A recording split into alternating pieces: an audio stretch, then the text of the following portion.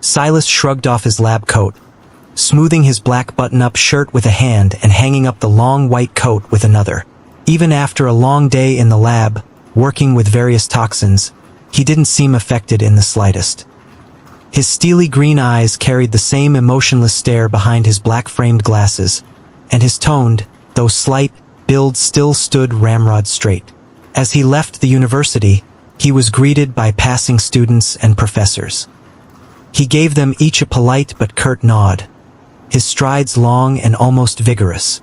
The fall air was a bit brisk, but refreshing to his nose. The university had quite an open-concept design, and after walking down from the top-floor labs, the first floor was nothing but large, arching pillars that held up the higher floors and let the rush of wind and nature in. It's getting dark. A bit early for that, he thought. Winter was coming and daylight saving time had already passed, but it was still around only 4 o'clock. The sun probably shouldn't have begun to set until 5. Silas found it a bit curious. It's all the global warming, I tell ya. It's already the first week of December. But have you seen a lick of snow? I'm telling you, those Browns, they're SC. Author's note. For the love of God and all that is holy, Browns is a family name, not a racial trait. For FCKS sake. Silas' long strides didn't slow as he passed by a hot dog cart. He caught some of the conversation, but he wasn't going to slow down to intrude.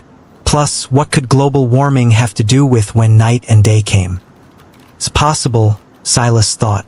If there's enough of a change at the North and South poles, the tilt of Earth could shift enough that daylight would. A string of thoughts came to Silas' mind, followed by an even longer string of equations and calculations. He didn't bother to stop these thoughts. It was a nice way to pass the time as he moved. The world was an interesting place. He doubted the hot dog merchant knew of all of this, and most might scoff at his claims. But there had been the possibility of a kernel of truth to it. Silas still didn't believe that it would happen. Half the world thought that global warming would be the end of all things.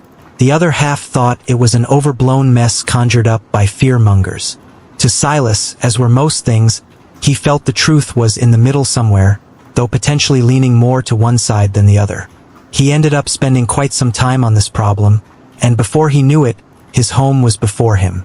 To have a house so close to the university, Silas, or rather his family, was quite well off.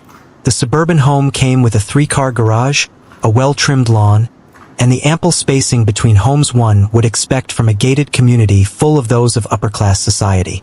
Silas opened the unlocked door and bent down to pull his dress shoes off.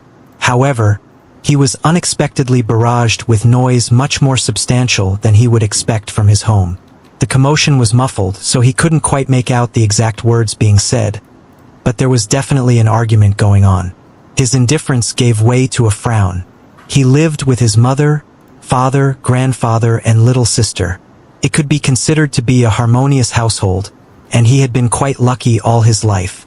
The most his parents would argue about is what to have for dinner. The sound of footsteps caught Silas' attention, and an elegant, middle-aged woman came into view from the living room. A little girl of about 13 years old clung to her, tears brimming in her large green eyes. The middle-aged woman wore quite a helpless expression. "Silas, you're home, that's good. You know, I've told you to just take one of the cars. Why do you insist on walking every day?" These were words Silas had heard many times before, but he could tell that his mother just wanted to take her mind off of the argument happening in the basement. Silas had deduced that, for it to be so muffled, it could only be taking place down there. The basement could be considered the man cave of the house. It was there the gym and various games were located. This wasn't to say that these things were important now, but rather that it was a place Silas' father and grandfather tended to go to relax. It was odd that an argument would break out between them down there. Unless someone else was involved? Silas doubted it. His parents were business professionals, but they had a strict no-work-from-home policy. So it couldn't be a colleague. But he couldn't think of any friends his parents would have that could trigger such a big argument, either. "It's not far, Mother." He walked forward, rubbing his sister's little head in an attempt to comfort her. "It's at least 5 kilometers. Just look. The skies are already dark. But your last lessons ended at 4. You know it's not safe out these days." Silas listened to his mother's nagging without complaint. If he cared so much about escaping his family, as a 26-year-old who had already secured tenure at his university, he could have moved out long ago. Life on the outside didn't have much attraction to him. He had quite a few friends, though no best friends. He had had girlfriends in the past, but most were infatuated by an ideal of who he was, instead of the person he actually was. He wasn't a fan of drinking, partying, or smoking. All the reasons he might be eager to escape his mother's hawk-like eyes simply didn't exist. "I'll go see what's going on," Silas finally managed to fit in a word. His mother hesitated, but ultimately nodded. She didn't want to get in between her husband and her father-in-law. It really was best if Silas went. Silas nodded and headed down the hall, opening the door to the basement and making his way down. The fury he was expecting didn't hit him. Instead, there were waves of exasperation. The less you heard of it, the worse it sounded. But it seemed that his father and grandfather didn't really need any mediation. "Cedric, I'm your father. When have I ever led you astray?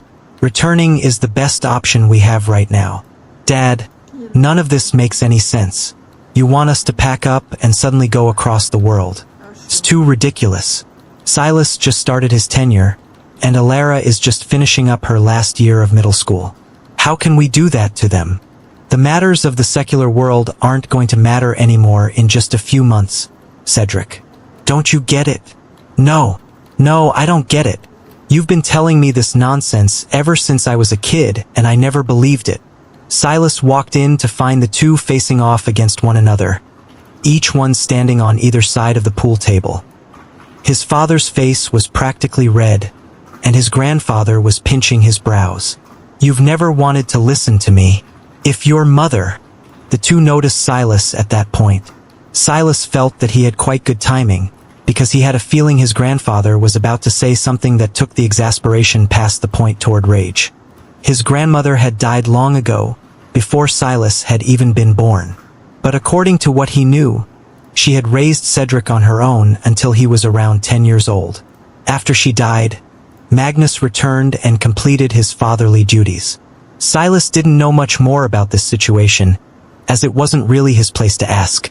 What child knew every detail of their parents' past? He also didn't like the idea of digging up his father's trauma. Even so, he knew enough to know that his grandfather bringing up his grandmother would be an easy one-way ticket to ruin. It was a Friday, and he didn't want his weekend to be ruined by this. "Silas," Cedric spoke, a hint embarrassed. Honestly, the moment Magnus mentioned his mother, he had already seen red. It wasn't just him, but even Magnus looked to sigh a breath of relief. "What's going on?" Silas asked. "It's just..." Magnus and Cedric looked at one another. "You're already 26 years old, Silas. There are some things you should know," Cedric finally said. Looking at his son's lackluster reaction to these words, Cedric chuckled. He was about to reveal some big news, but Silas was already in analysis mode. "Forget it. It's not a big deal. We can be considered family with the Browns." Silas raised an eyebrow. The Brown family was synonymous with elite. They were currently the richest family in the world, had raised 3 billionaires in this generation alone, and could probably collapse the GDP of a medium-sized country on a Tuesday if they felt their coffee was a bit too cold that morning. That hot dog merchant had tried to blame global warming on them, and Silas didn't really blame him. The largest industry the Brown family had gotten its start in was the paper milling industry. Though they had grown since then, they still had quite a large piece of that pie and had deforested their fair share of lush forests. That said, Silas' reaction was basically as Magnus and Cedric had expected. "So what?" Magnus sighed. "I will tell you what I've been telling your father all of these years. He does not believe me, but what else can I do in my old age?" Cedric crossed his arms. If this old man couldn't convince him, how was he going to convince his logic-brained son? Magnus seemed to realize this as well, but he simply gritted his teeth and continued. "The most powerful families in the world aren't just there for show. There will always be things they know that the common people will not. Do you agree with this, Silas?" "I do." Silas nodded seriously. It was naive to believe otherwise. He didn't believe in conspiracy theorists, nor did he believe government loyalists. Much like most things, he believed the answer was in the middle somewhere. Good. Magnus nodded, feeling a bit hopeful. I will get right to the point. The world will enter a state of complete upheaval soon. Our best chance to survive is to return to the Brown family estate. What sort of upheaval? War? Silas asked. Yes, Magnus said quickly, causing Cedric to roll his eyes. He's trying to whitewash it. The old man believes that a cataclysmic, apocalyptic-level event is coming. War might be just one of the many outcomes. Silas fell into silence. His grandfather had exhibited no signs of dementia. In fact, even now, he looked quite healthy. Magnus had ruddy bronzed skin, a bright head and beard of white, and he carried the same ramrod posture all men of their family had. Despite being in his early 70s, he had run a half marathon just 2 months ago. Dementia obviously didn't have outward signs, but Silas hadn't noticed anything out of the ordinary, and he interacted with his grandfather every day. That aside, his grandfather had never spoken of such ridiculous things before. It made him more inclined to believe him. Isn't there a simple way to check? Silas said after a moment. Cedric's triumphant smile became bitter, and Magnus' eyes lit up. Silas walked to the side and unplugged a laptop that was streaming a movie to the flat screen. It was stuck on a cartoon princess, so Silas assumed that his sister had been down here before the argument broke out. He walked back and placed the laptop down on the pool table in view of his father and grandfather. The most elite families in the world, I can think of quite a few, but just to check, we only really need to focus on 3. Let's go with the Browns, the Abadi family, and the Rouse family. All 3 of these families have high-profile members that have their flight histories tracked, and all 3 have publicly known estate addresses. Silas looked up at his grandfather. Is the address of the Browns the same as the publicly available one? He spun the laptop screen toward his grandfather. It displayed a location deep in the Appalachians. Yes, this is the location, Magnus nodded. Good. That means we can reasonably conclude that if there's an upswell of returnees, then many of these high-profile people will be returning home as well. Lucius Brown, Malachi Brown, Astrid Brown. These 3 were just the 3 billionaires that the Brown family had created in this generation. All of them were in their 40s and had forged a path in their own unique industries. Silas frowned. Cedric frowned. Magnus laughed. Silas opened up a new tab. Kale Abadi, Asher Abadi. Silas' frown deepened. Ragnar Rouse, Thorn Rouse, Draven Rouse. Each one, again and again without fail, all had flight histories tracking them right to their estates and none afterward. All within the last week. Silas' fingers sprang across the keyboard as though he were playing the keys of a piano. They seemed to blur as he moved faster. He forgot his grandfather and father were even present as he opened up tab after tab. He said that he would stop at 3 families, but he didn't. He pored over every powerful family he could think of, an entire dozen of them before he was satisfied. He even checked some of the more minor ones he didn't think were that special compared to the rest, and it hadn't changed a thing. Silas almost slammed the laptop shut. I do not know how true grandfather's words are, but we need to go. Worst case scenario, we return on Monday. Cedric's expression was solemn. He looked toward his father, but Magnus had stopped gloating, almost as though Silas had just convinced him as well. That night, Silas lay in silence, looking up at the bland ceiling of his room. Is this excitement? He couldn't remember the last time he had felt that. Even all the rare snakes he worked with, snakes that could kill an elephant with a bite, didn't get his heart rate racing like this. The world just felt boring to him. Sometimes he wished he was a religious person just so that he could feel assured that something bigger was waiting out there. This just might be that. Silas looked over as his room door creaked open. A little munchkin dressed in a pink nightgown that almost dragged across the floor peeked her head in. Silas smiled lightly. It seemed that the crying fit Alara had gotten into earlier today made her not want to sleep alone.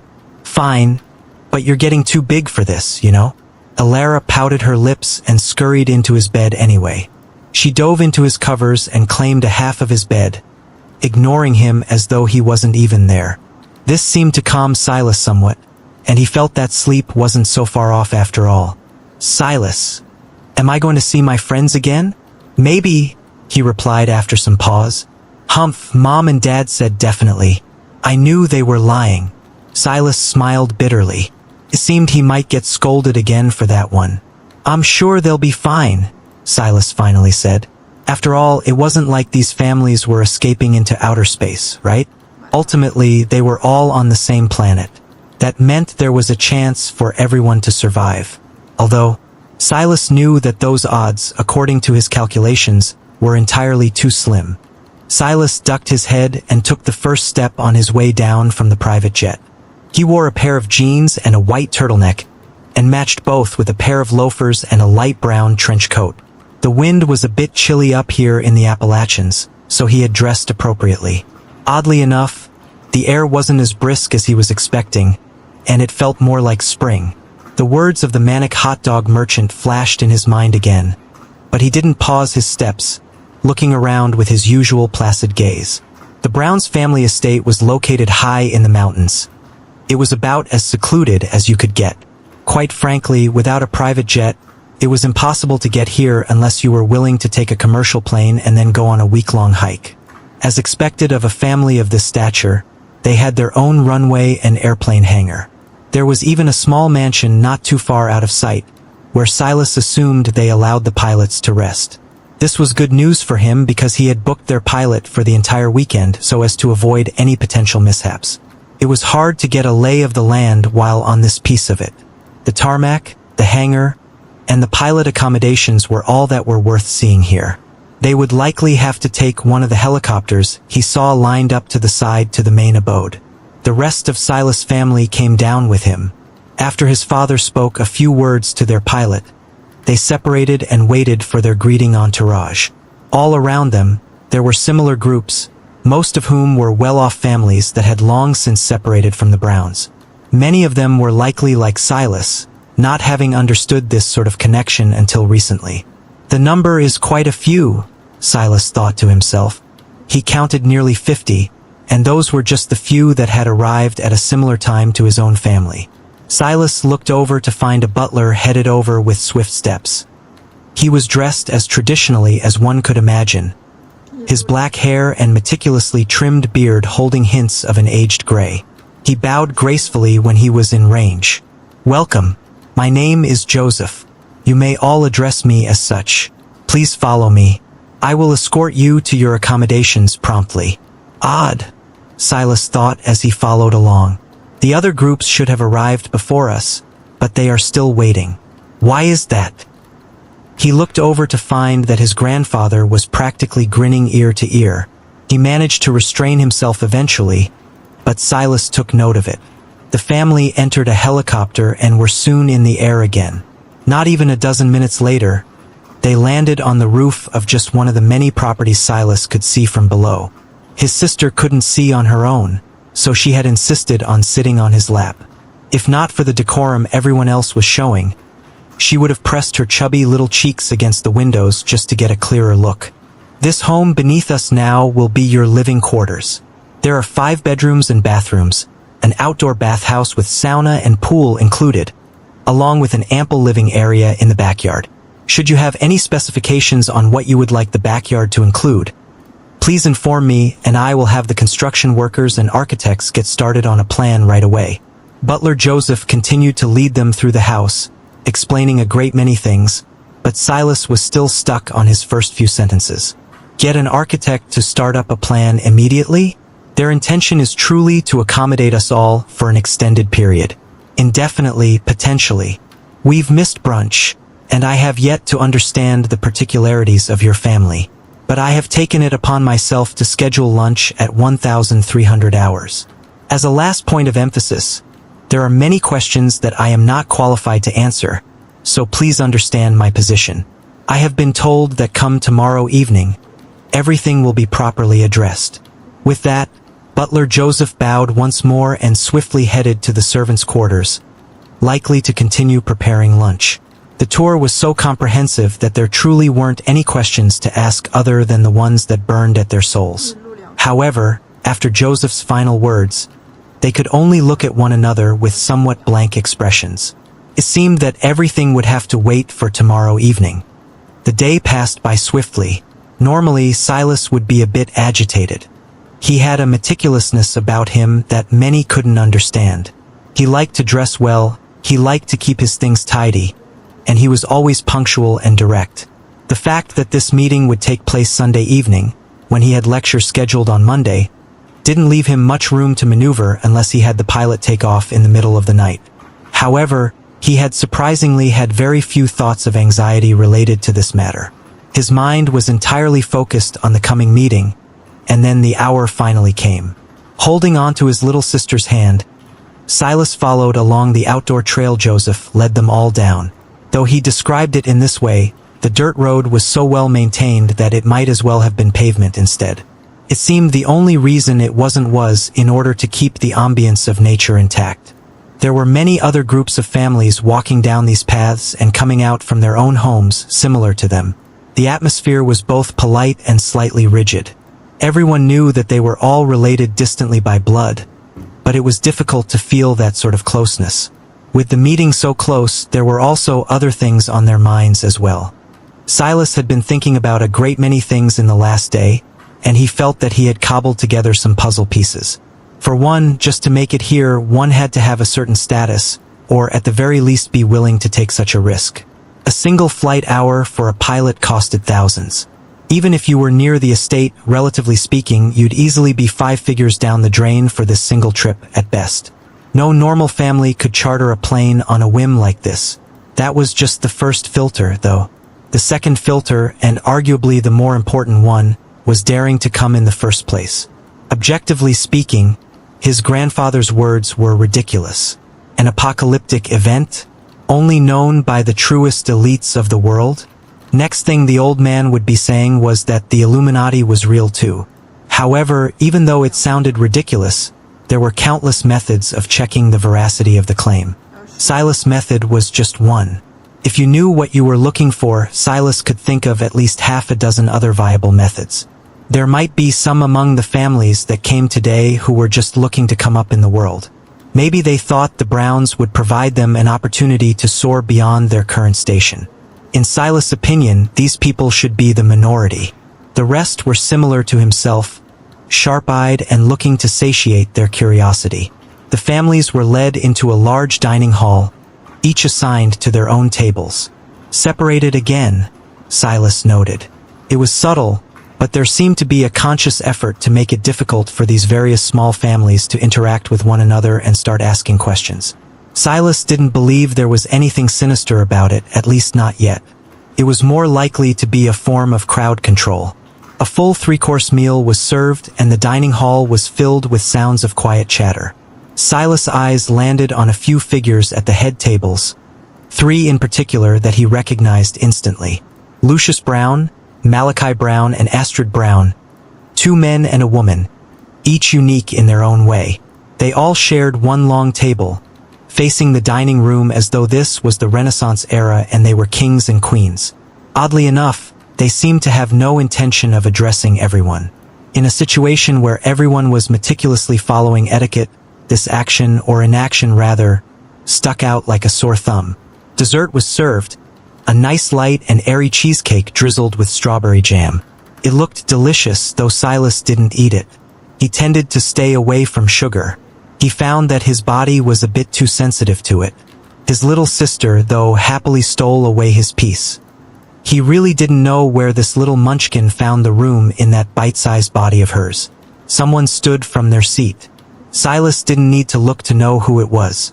He had been focused on these people for the entire night. The moment his ears twitched, he knew it had to be Astrid. Astrid was about the same age as Silas' mother, and their looks were so similar that they could easily pass as sisters. They were 2 women in their mid-40s that looked to be in their early 30s instead. Their style of dress was simple and elegant, and their choice in jewelry was muted and not very bombastic. Astrid wore a black gown that managed to not carry the gloominess one might expect. A pearl necklace graced her slender neck, and her hair carried quite a bit of volume, almost as though she had hosed it down with hairspray. and yet it didn't carry the expected stiffness as it loosely flowed to her shoulders. She was beautiful, but her brows carried an undisguised authority. There was a saying that most of the richest women in the world were widows or divorcees, but Astrid was neither, never having been married. She had every right to stand shoulder to shoulder with Lucius and Malachi. The two even seemed to defer to her somewhat. Not defer, Silas thought to himself. More like they are content to let her take the lead. They see one another as equals. What an interesting dynamic. What are they competing for that such a hierarchy is necessary? I know you all have many questions, so I will speak once for all of you. Though these words sound arrogant, the family needs you all to understand that the current ways of the world cannot continue as presently constructed. In the future, we will not all be equals. What you have must be earned, and only what you've earned can you use. Astrid's gaze swept through the dining hall. She was setting the tone, and her authority made it difficult for anyone to even think of refuting her. Earth has undergone 6 extinction-level events over the course of its history.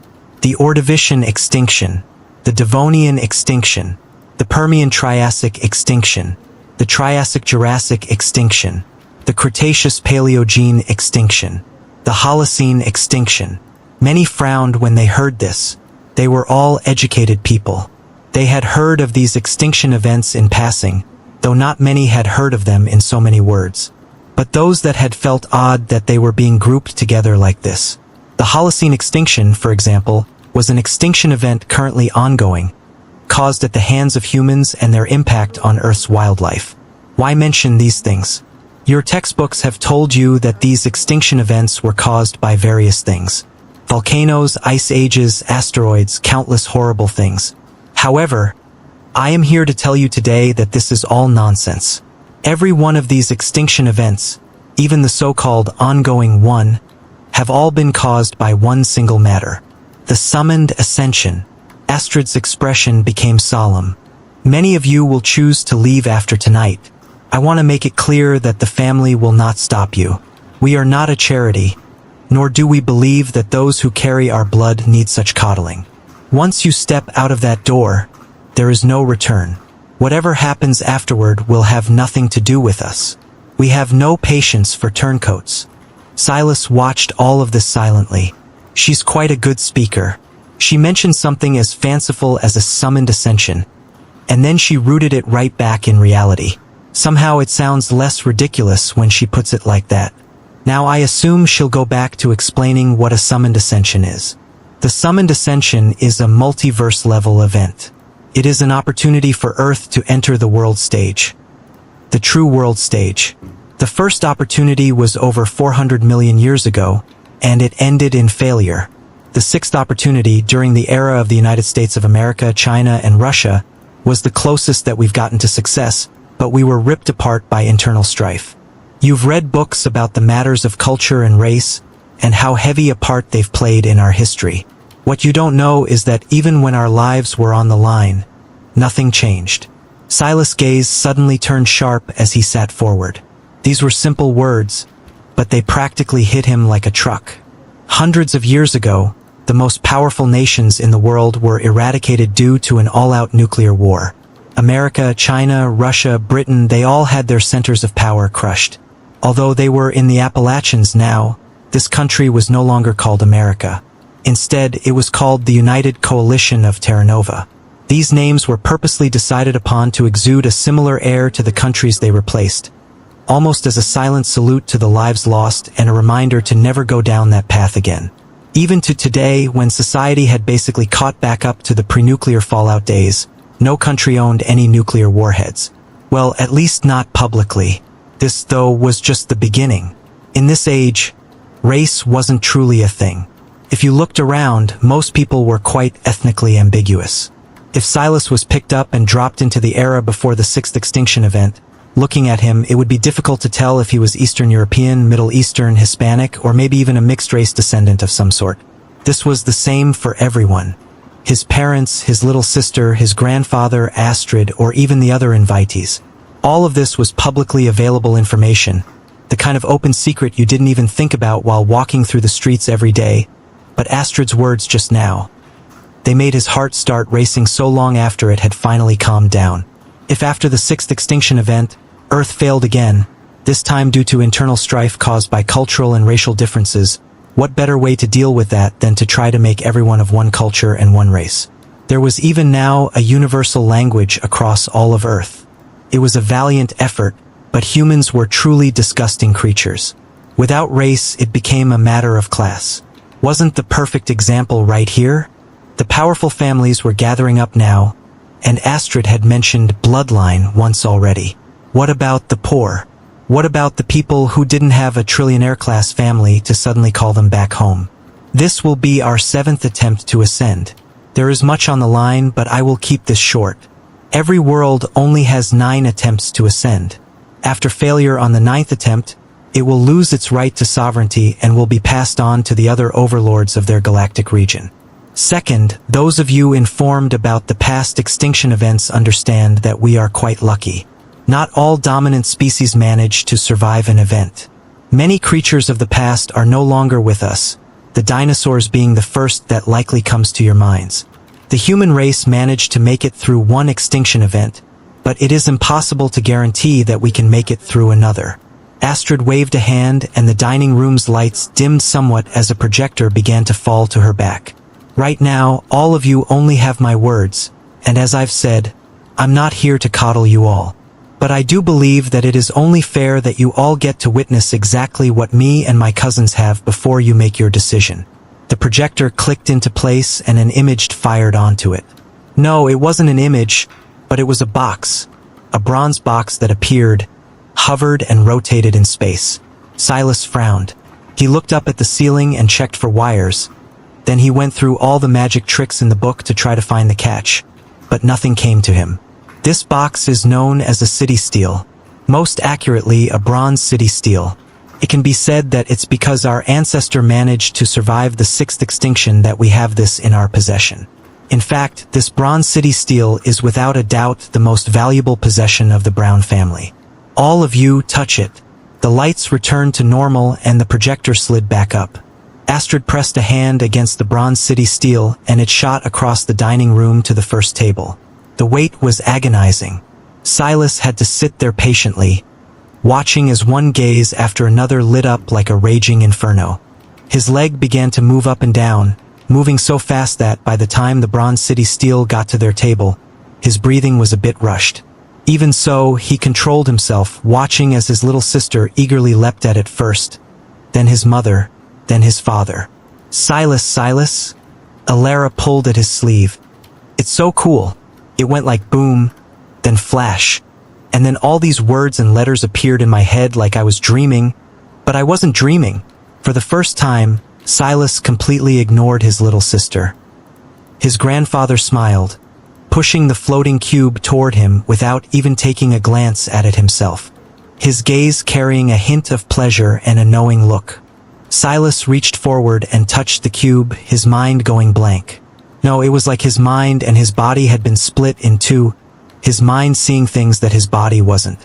Somehow, he was certain that whatever this was couldn't be seen by his eyes, but was rather his mind's eye instead. Like Alara said, it felt like he was dreaming.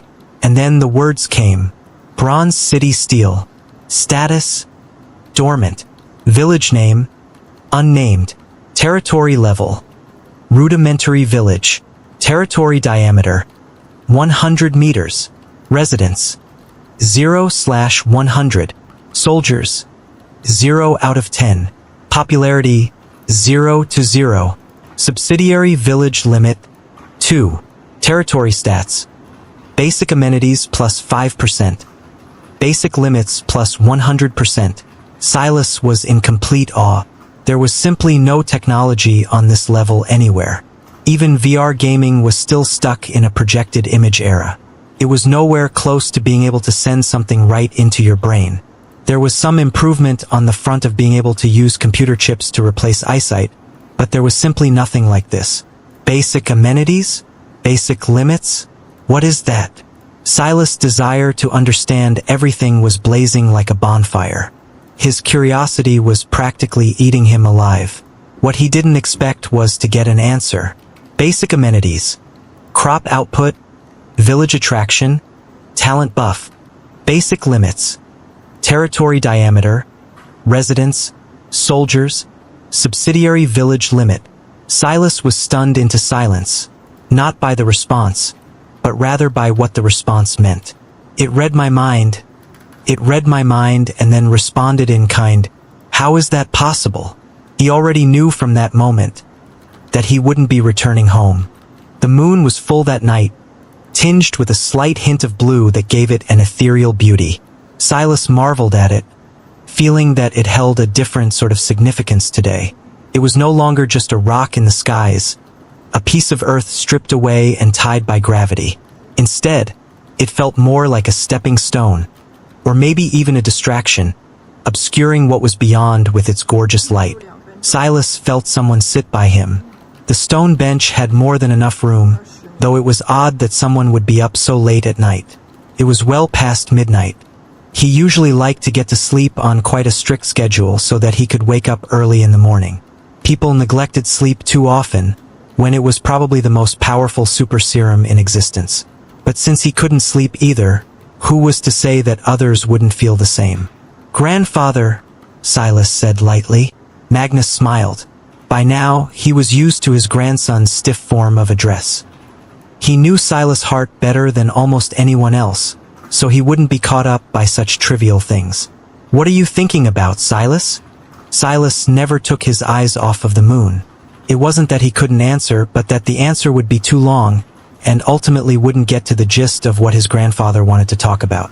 "You've known for a long time?" was what Silas eventually said. Magnus sighed. It sounded aged and weary, and it was probably the first time his grandfather had truly exuded the presence of his age.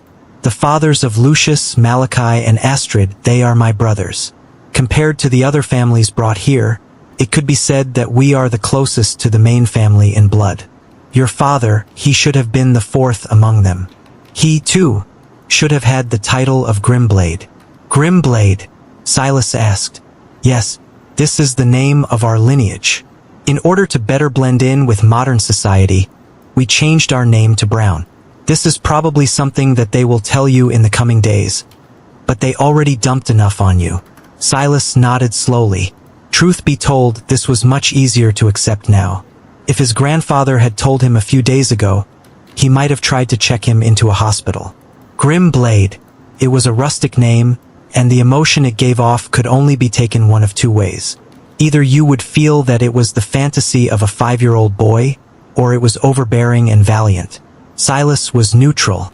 "All those years ago, it was my fault. I had a child with your grandmother, a woman that my father did not approve of. I withstood a great amount of pressure and slaved for the family to make up for this mistake." Magnus shook his head. "Ultimately, the result was me abandoning your father for 10 years, and not being there when your grandmother died." Silas looked toward his grandfather's side profile. He had never seen Magnus cry before. Even now, the latter's words were steady and even, but the tears continued to stream down his face in an uncontrollable flow. "To cancer. Imagine that, my woman, the love of my life, died to such a vile, detestable thing when her man came from the most powerful family in this world. When in just a few decades, such a disease could be cured with just a wave of the hand." Silas knew that his grandfather must be referring to this coming summoned ascension, they called it. Their world didn't have a cure for cancer, but this world seemed to. Magnus shook his head again. "When I got word of your grandmother's death, I abandoned the family and my birthright. My father forbade me from bringing Cedric back to the family, so we could only forge out on our own." "And you feel no resentment?" Silas asked. "Ha!" Magnus laughed, his chuckle carrying a hint of darkness. "Who would I resent? That man has long since died and I didn't even attend his funeral. Even if I did hold some resentment, this family deserves a chance to survive. Why would I let my own pettiness get in the way when the culprit is gone?" Silas didn't respond, carefully listening to his grandfather's words. These matters had been on his chest for a long time, but no one would believe him. Even his own son didn't believe him. If Silas looked at this from his father's perspective, It would seem like the Browns were obsessed with money and class to the point they carefully controlled the marriages of their descendants. But now that he had seen the bronze steel, it was a matter much deeper than that. This was truly a matter of life and death, with the fate of the entire human race on the line. Considering the name Grimblade, and the fact his grandfather called it a lineage, it might also mean that bloodline was incredibly important as well, and his grandfather's actions may have compromised that. With that perspective, everything was much more reasonable. Silas spent a lot of time with snakes. Carefully breeding them to select for beautiful patterns or more powerful venoms wasn't something only he dabbled in, but one that many other reptile enthusiasts and scientists alike took part in. If the matter of bloodline became so important in this new world as well, and on a much larger scale, he couldn't help but feel that the efforts their predecessors had gone through in eliminating race would all be for naught. But wasn't that the usual? The powerful making token gestures to the weak as they hoarded all the power for themselves. Anyway, this old man has already properly vented. Magnus patted Silas' shoulder. This isn't what I came here to talk to you about. Instead, I want to speak to you about the bronze steel. You are sharp. I'm sure you've already realized that there's only one? Silas finished. Magnus' smile widened, his teary eyes flashing with pride. He loved his family dearly, and this grandson of his never failed to impress him. Indeed, there is only one. There will only be one city lord, and the choice will only come from those three. Even if I hadn't made that mistake all those years ago, it would be your father, and not you, that would have an opportunity to compete for this chance. Silas nodded. He wasn't surprised. The president of the United Coalition of Terra Nova had a minimum cutoff age of 35 years old. According to the science, Silas' brain had only recently stopped growing, and he didn't have nearly enough life experience yet. Plus, while he was a tenured professor at such a tender age, what was that compared to 3 billionaires? If the Browns only had one city steel, and they were going to put their hopes in someone, even if it wasn't someone of the immediate family, it definitely wouldn't be someone as young as Silas. Magnus chuckled. He knew that his grandson had a great deal of self-pride. It was reflected in the way he was so strict with himself and in his discipline. But he was also logical to a fault. He wouldn't be mad about something like this even though Magnus knew Silas only had one thought in his mind right now. I'm definitely the best choice. I can tell you what the plans of the family are in advance and you can make the choice for yourself. If you go off on your own, though, I'm sure you can understand the consequences. This is a matter of life and death, so the punishment for dissension will be proportional. Silas nodded. Even if Silas proved himself to be a talent, the family would want him to consolidate under them and help. If he placed his efforts elsewhere, it would be as good as going against them. The city steel is the most valuable commodity in the Ascension realm. The most common of them are actually just titled common city steel. Over 99% of cities will be like this. Is that the reason for the buffers? Silas asked. Yes. The bronze city steel is an upgrade, so it receives more territory per level, more residents, etc. However, the trial to gain one is excessive and heavy. For the Grimblade lineage to gain one of the bronze grade, it required a sacrifice they weren't willing to make until it was already clear that we would fail our 6th attempt. Silas' brows rose slightly at these words, and his grandfather nodded in response. We lost thousands of warriors and the lineage was almost completely wiped out. But it was only worth it because the extinction event was coming. Anyway, it was either we took the risk or we would be buried. From these words, and for this level of sacrifice, it was obvious that the Browns or the Grimblades, rather, could never give the city steel to a relative outsider like Silas. They had given up too much. Soon, the summoned ascension will begin, and this will be a period the family uses to evaluate which of the three will be most suited to becoming city lord. This period is also important because the location of your city is as important as anything else. The world changes?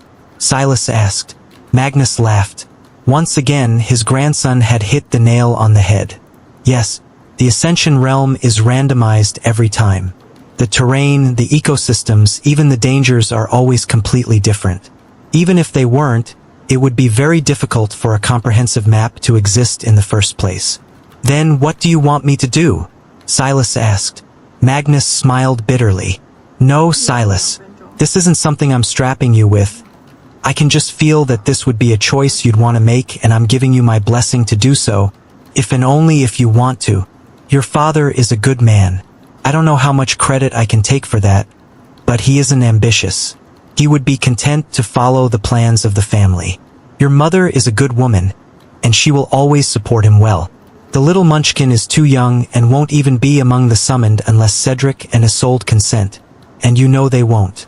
It's not that father isn't ambitious, Silas said lightly. It's rather that he has no reason to be. He is easily content, and that's a good trait to have. Magnus agreed, but in this world, there really was no difference. If Cedric needed a trigger to become ambitious, by that point, it would already be too late. Either way, what I'm trying to say, Silas, is that I am too old, and your parents don't have the necessary character. Although age will become far less of a factor very soon, by that point, much of the outcome will be decided, and it will no longer be my turn to decide things. You need to take this upcoming buffer period to figure out what you want to do. Silas listened intently, and he and his grandfather spoke deep into the night. The days passed swiftly. Every day, a new meeting would take place, and the members of the family were briefed and prepared. However, it wasn't until the very last day that everyone learned of the weight of what they were about to do. This matter wasn't a joke, nor was it a game. It was one of the final opportunities they had to save planet Earth, and the risk was proportional. In these days, the family didn't train them. It was useless. What progress could someone with no fighting experience make in a mere week or so? Even Silas knew that this was a great weakness of his. He was at best an amateur boxer, and that was if he was generous with himself. All he had in his favor was his athletic build and decent stamina. Silas wondered why they wouldn't have just called them over sooner, but then he realized that they already had.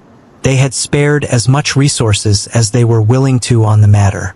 They, the members of the Grimblade's branch families, were mostly ill-prepared. But was the same true of Lucius, Malachi, and Astrid? What of their direct subordinates? This was a clear dividing line. Calling them back was for nothing more than bolstering their administration with those intelligent enough to know to return. Tonight, Lucius Grimblade began, you will be given two choices. The first choice will be to enter the ether plane, and the second will be to remain here. If you pick the first, you will be thrown into a trial world. One where you're ill-prepared and have a better than 90% chance of dying. If you choose the second, you will be giving up on this chance and will have another option down the line to subordinate yourselves to a city lord. The Grimblade family will not make this choice for you. Regardless of what choice you make, we will be of one family and of one mind. These are the last matters we need to explain to you. As for the rest, once the ascension begins, everything else will fall into place. You are dismissed. Lucius' words were much more forceful than Astrid's, and he often spoke like a strict sergeant. His words were already laced enough with his intentions that he didn't need to make anything else clear. It was obvious the Grimblade family wanted them to choose the second option. Silas lay in bed, staring up at the ceiling. He subconsciously looked at his phone, checking the string of missed calls and unopened emails that would have usually filled him to the brim with anxiety. But right now he was calm. Even though he had lied to his parents, to his little sister, even if he knew that death likely waited for him on the other side, he was calm. For the first time in his life, he was going to make the stupid, illogical decision. He had no combat experience, no hidden ace, nothing but the fragile brain squishing about in his skull. For some reason, his grandfather had known that he would make this choice, and he was probably the only one. His father and mother were so confident he would choose logic over the brashness of youth that they hadn't even bothered to have more than a casual conversation with him about it. Amusingly enough, his little sister was closer to his grandfather in this regard, and he had to assure her many times that he definitely wouldn't go. But he would go. He had to. He didn't have some savior complex, nor did he abhor the idea of being ruled by someone else so badly. After years in academia, he had gotten used to following rules, even when they were ridiculous. He had the discipline of a soldier. No, the real reason he was going was simply because he wanted to, because the idea filled him with excitement and pumped his cool blood with the heat a young man his age should have. Tick, tick, The clock on the wall seemed to slow before a blinding blue light rushed over the whole of Earth. If one observed the change from the moon, it would look as though a laser beam had suddenly collided with them, enveloping their entire world. And then the words appeared in his mind once again. Experiencing it for the second time, it felt so surreal. It was definitely only in his head, and yet with his eyes open, it felt like it had been inlaid into reality. Summon Ascension initiating. Summoned. Silas Grimblade. Enter Trial Ascension? Yes. No. Silas' lip curled. They made it sound so nice. Usually, a trial was supposed to be the easier version, the one where the training wheels would be on. But this was the exact opposite. In the Trial Ascension, the world would be stripped of all basic amenities, akin to Earth long before modern day. After this Trial Ascension was concluded, many helpful things would be added, such as system cities, where things could be conveniently bought and traded. These were all differences drilled into his head by the Grimblades, likely to ensure that he wouldn't make the choice he was about to make. Silas smiled. Even if I die, I'm sure I'll see something interesting first. Yes. Silas vanished, but Earth remained frozen in time, a state it would remain in until the Trial Ascension was complete. Silas appeared in a world of white. He didn't panic, as he knew exactly what this space was. Although the Training Ascension had no training wheels, it didn't throw you out like bait to the sharks either. He knew his choice was stupid, but he also wasn't kicked in the head. If this chance didn't exist, regardless of how excited he was by the prospect, he wouldn't have come. A screen flashed before him. Name: Silas Grimblade. Species: Human. F. Affiliation: Grimblade lineage. Class: Empty. Level 0. Titles: Physical: 7. Strength: 5. Constitution: 5. Dexterity: 10. Speed: 8. Mental: 6. Intelligence: 5. Wisdom: 10. Charisma: 2. Will: 10. Luck: 1. Skills: Comprehensions. Gene state: Rigid, fragmented genes. Grimblade lineage: F. Common genes. Bronze genes. Silver genes. Gold genes. Legendary genes. Gene talents: Blade aura, mutated weakened.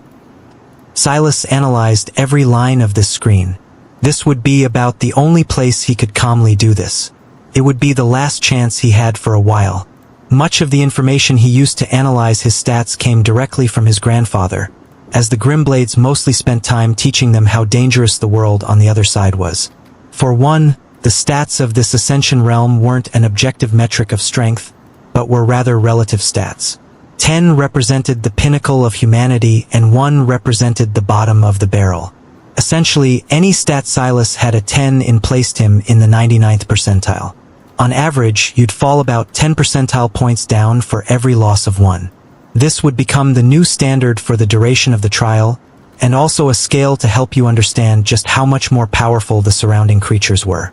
However, there were some exceptions, with intelligence, charisma, will, and luck being the main culprits.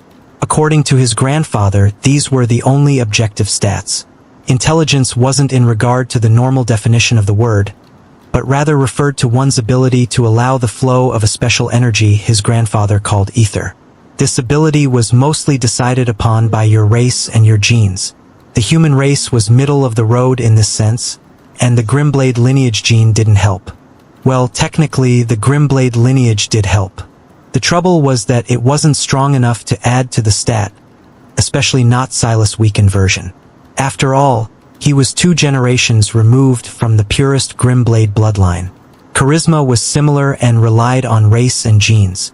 It wasn't a matter of looks or sweet-talking, but rather how well one could impose their will onto another party.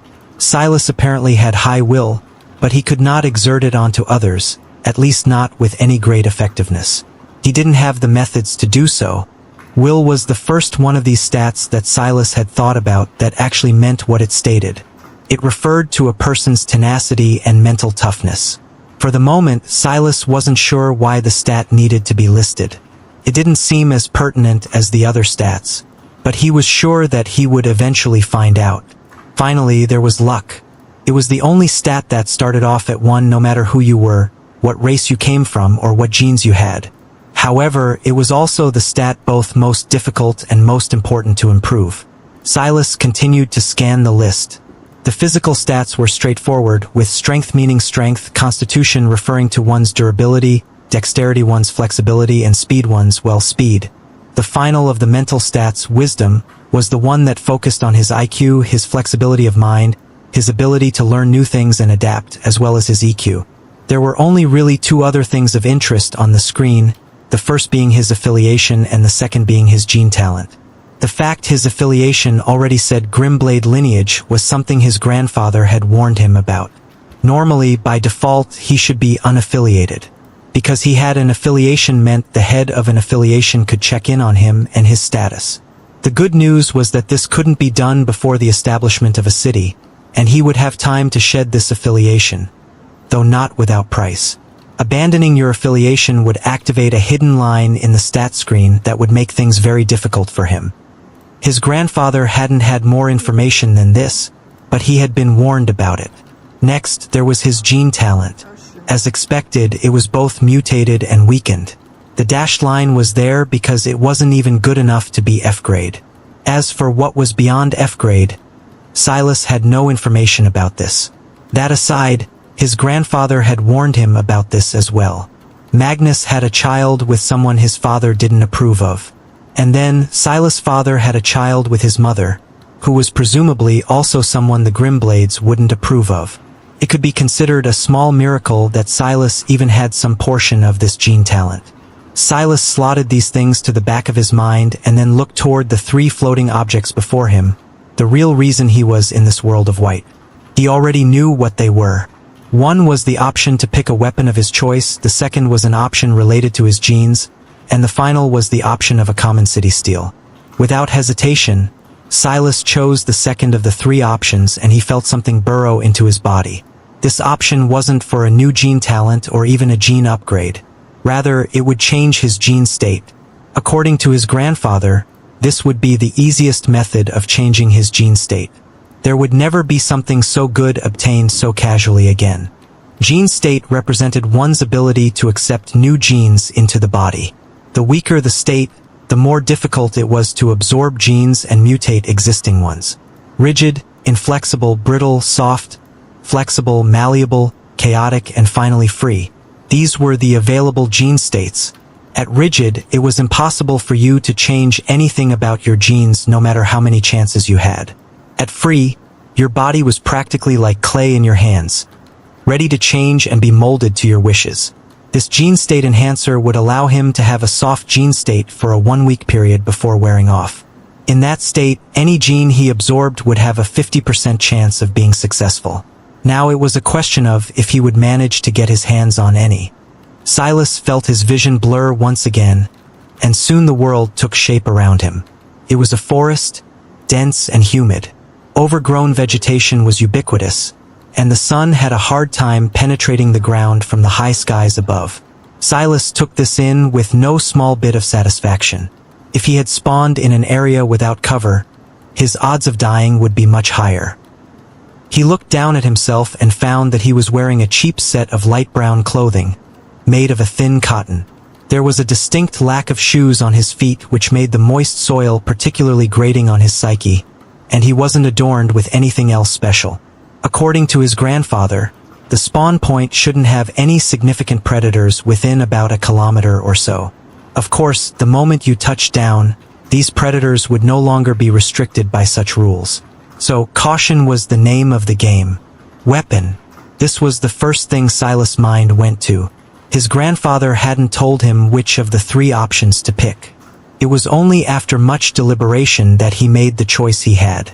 It was the riskiest, but it was also the one with the greatest growth potential. If he had chosen the city steal, he would have been given free warriors to fight on his behalf. The benefit of a weapon was obvious as well. It could be said that this was the only option that didn't really give him any method of protecting himself. Silas began to move, getting a lay of the land. He had to take advantage of this buffer to try to see if he could find any usable landmarks. Water, shelter, a natural fort potentially, all of these were things on his mind as he continued to move. In addition, though, he was also paying attention to potential markers that denoted territory. Claw marks, footprints, dung, anything he could take note of. On the way, Silas picked up 2 stones. He flexed his arms and bashed them together with his greatest strength, ignoring the aching in his wrist until they broke into pieces. He let them drop to the floor and picked out the one that both fit nicely in his palm and had a decent edge to it. He was lucky that there were no beasts around, and this rainforest was an excellent muffler of noise, or else he would likely not dare to do this. Running water. Silas' ears picked it up, and he looked in that direction. He crouched down and leaned over a thick bush to take a look at the clearing. He had traveled about 200 or so meters. There were no creatures in sight, at least not immediately. A few seconds later, Silas felt his heartbeat slow as a large elk came into view. That elk, it's at least 2 meters tall. It should be an extinct species. Mental surpasses target. Analysis successful. Irish elk, F. Level 0. Physical, 14. Mental, 0. Will, 3. Silas was a biochemist with a doctorate, but he wasn't well informed on every extinct species to ever live. What he did know was that elk didn't come with bodies that large and antlers so expansive. Even so, this was something he had expected.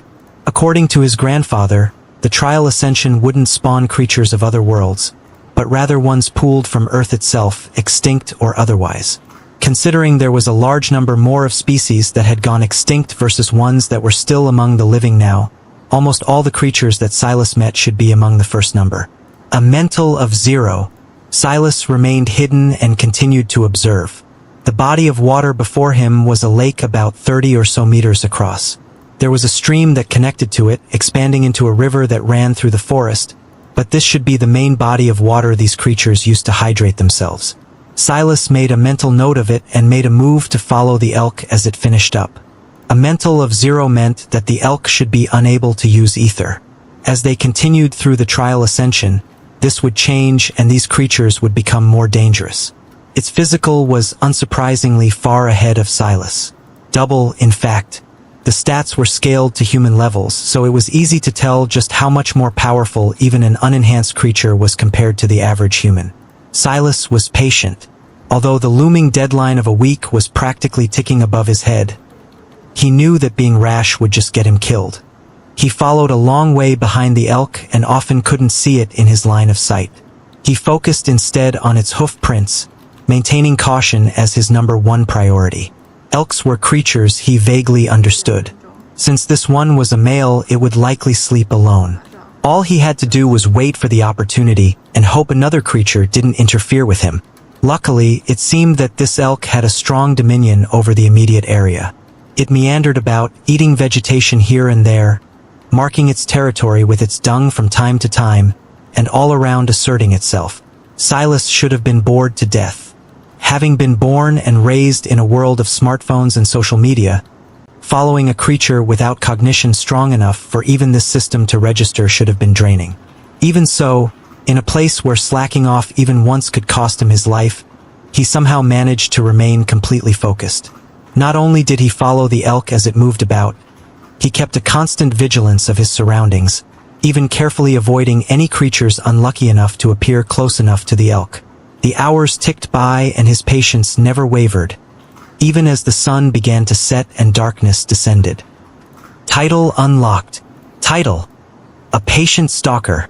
You have displayed astonishing will and tenacity. +1 will, +1 dexterity, +10% success in absorbing related genes. Name: Silas Grimblade. Species: Human, F. Physical: 7. Strength: 5. Constitution: 5. Dexterity: 11. Speed: 8. Mental: 6. Intelligence: 5. Wisdom: 10. Charisma: 2. Will: 11. Luck: 1. Silas' eyes narrowed when he saw the notification alerting his mind. He felt that it would be a bit dangerous if this happened in a situation where he needed hyper-concentration, but he could only make do for now. The title system was something else his grandfather had told him about. In general, a title's rareness could be decided by the kind of boosts it gave. The fact that this one could even increase the odds of absorbing genes, even if it was only genes of a specific type, meant that it was on the rarer side. Interestingly enough, titles that gave boosts to hidden stats like dexterity rather than overall stats like physical or mental were on the more common side of things. The fact that this title checked both boxes told Silas that he would have to weigh several things in the future. He found it odd that titles didn't come with grades like much everything else seemed to, but he took it in stride. After all, he had other things to focus on right now. Night fell, but by dusk, the elk had already found a region to sleep. This is odd, Silas thought to himself. The sleeping pattern was too human. Most animals didn't fall into a normal human-like sleep pattern. Silas wasn't sure of the exact sleep pattern of elks, but he felt that the fact it was going to rest at this time was peculiar. Even after the elk had fallen asleep, Silas continued to wait. After about a quarter hour, he noticed something interesting. An energy fell down from the skies and matched the steady breathing rhythm of the elk. Ether, Silas concluded as he put two and two together. He wasn't being schemed against by this elk. Its intelligence was that of a normal animal. It was impossible for it to lure him into a trap. Rather, it seemed that this system might have forced these beasts into uncharacteristic routines so that they could be evolved over time while they slept. This way, every day they would grow stronger. Now or never. Silas never hesitated when he made a decision, especially not one with such high stakes. The elk had done all the heavy lifting for him. This region was about as secluded as you could get in this dense forest.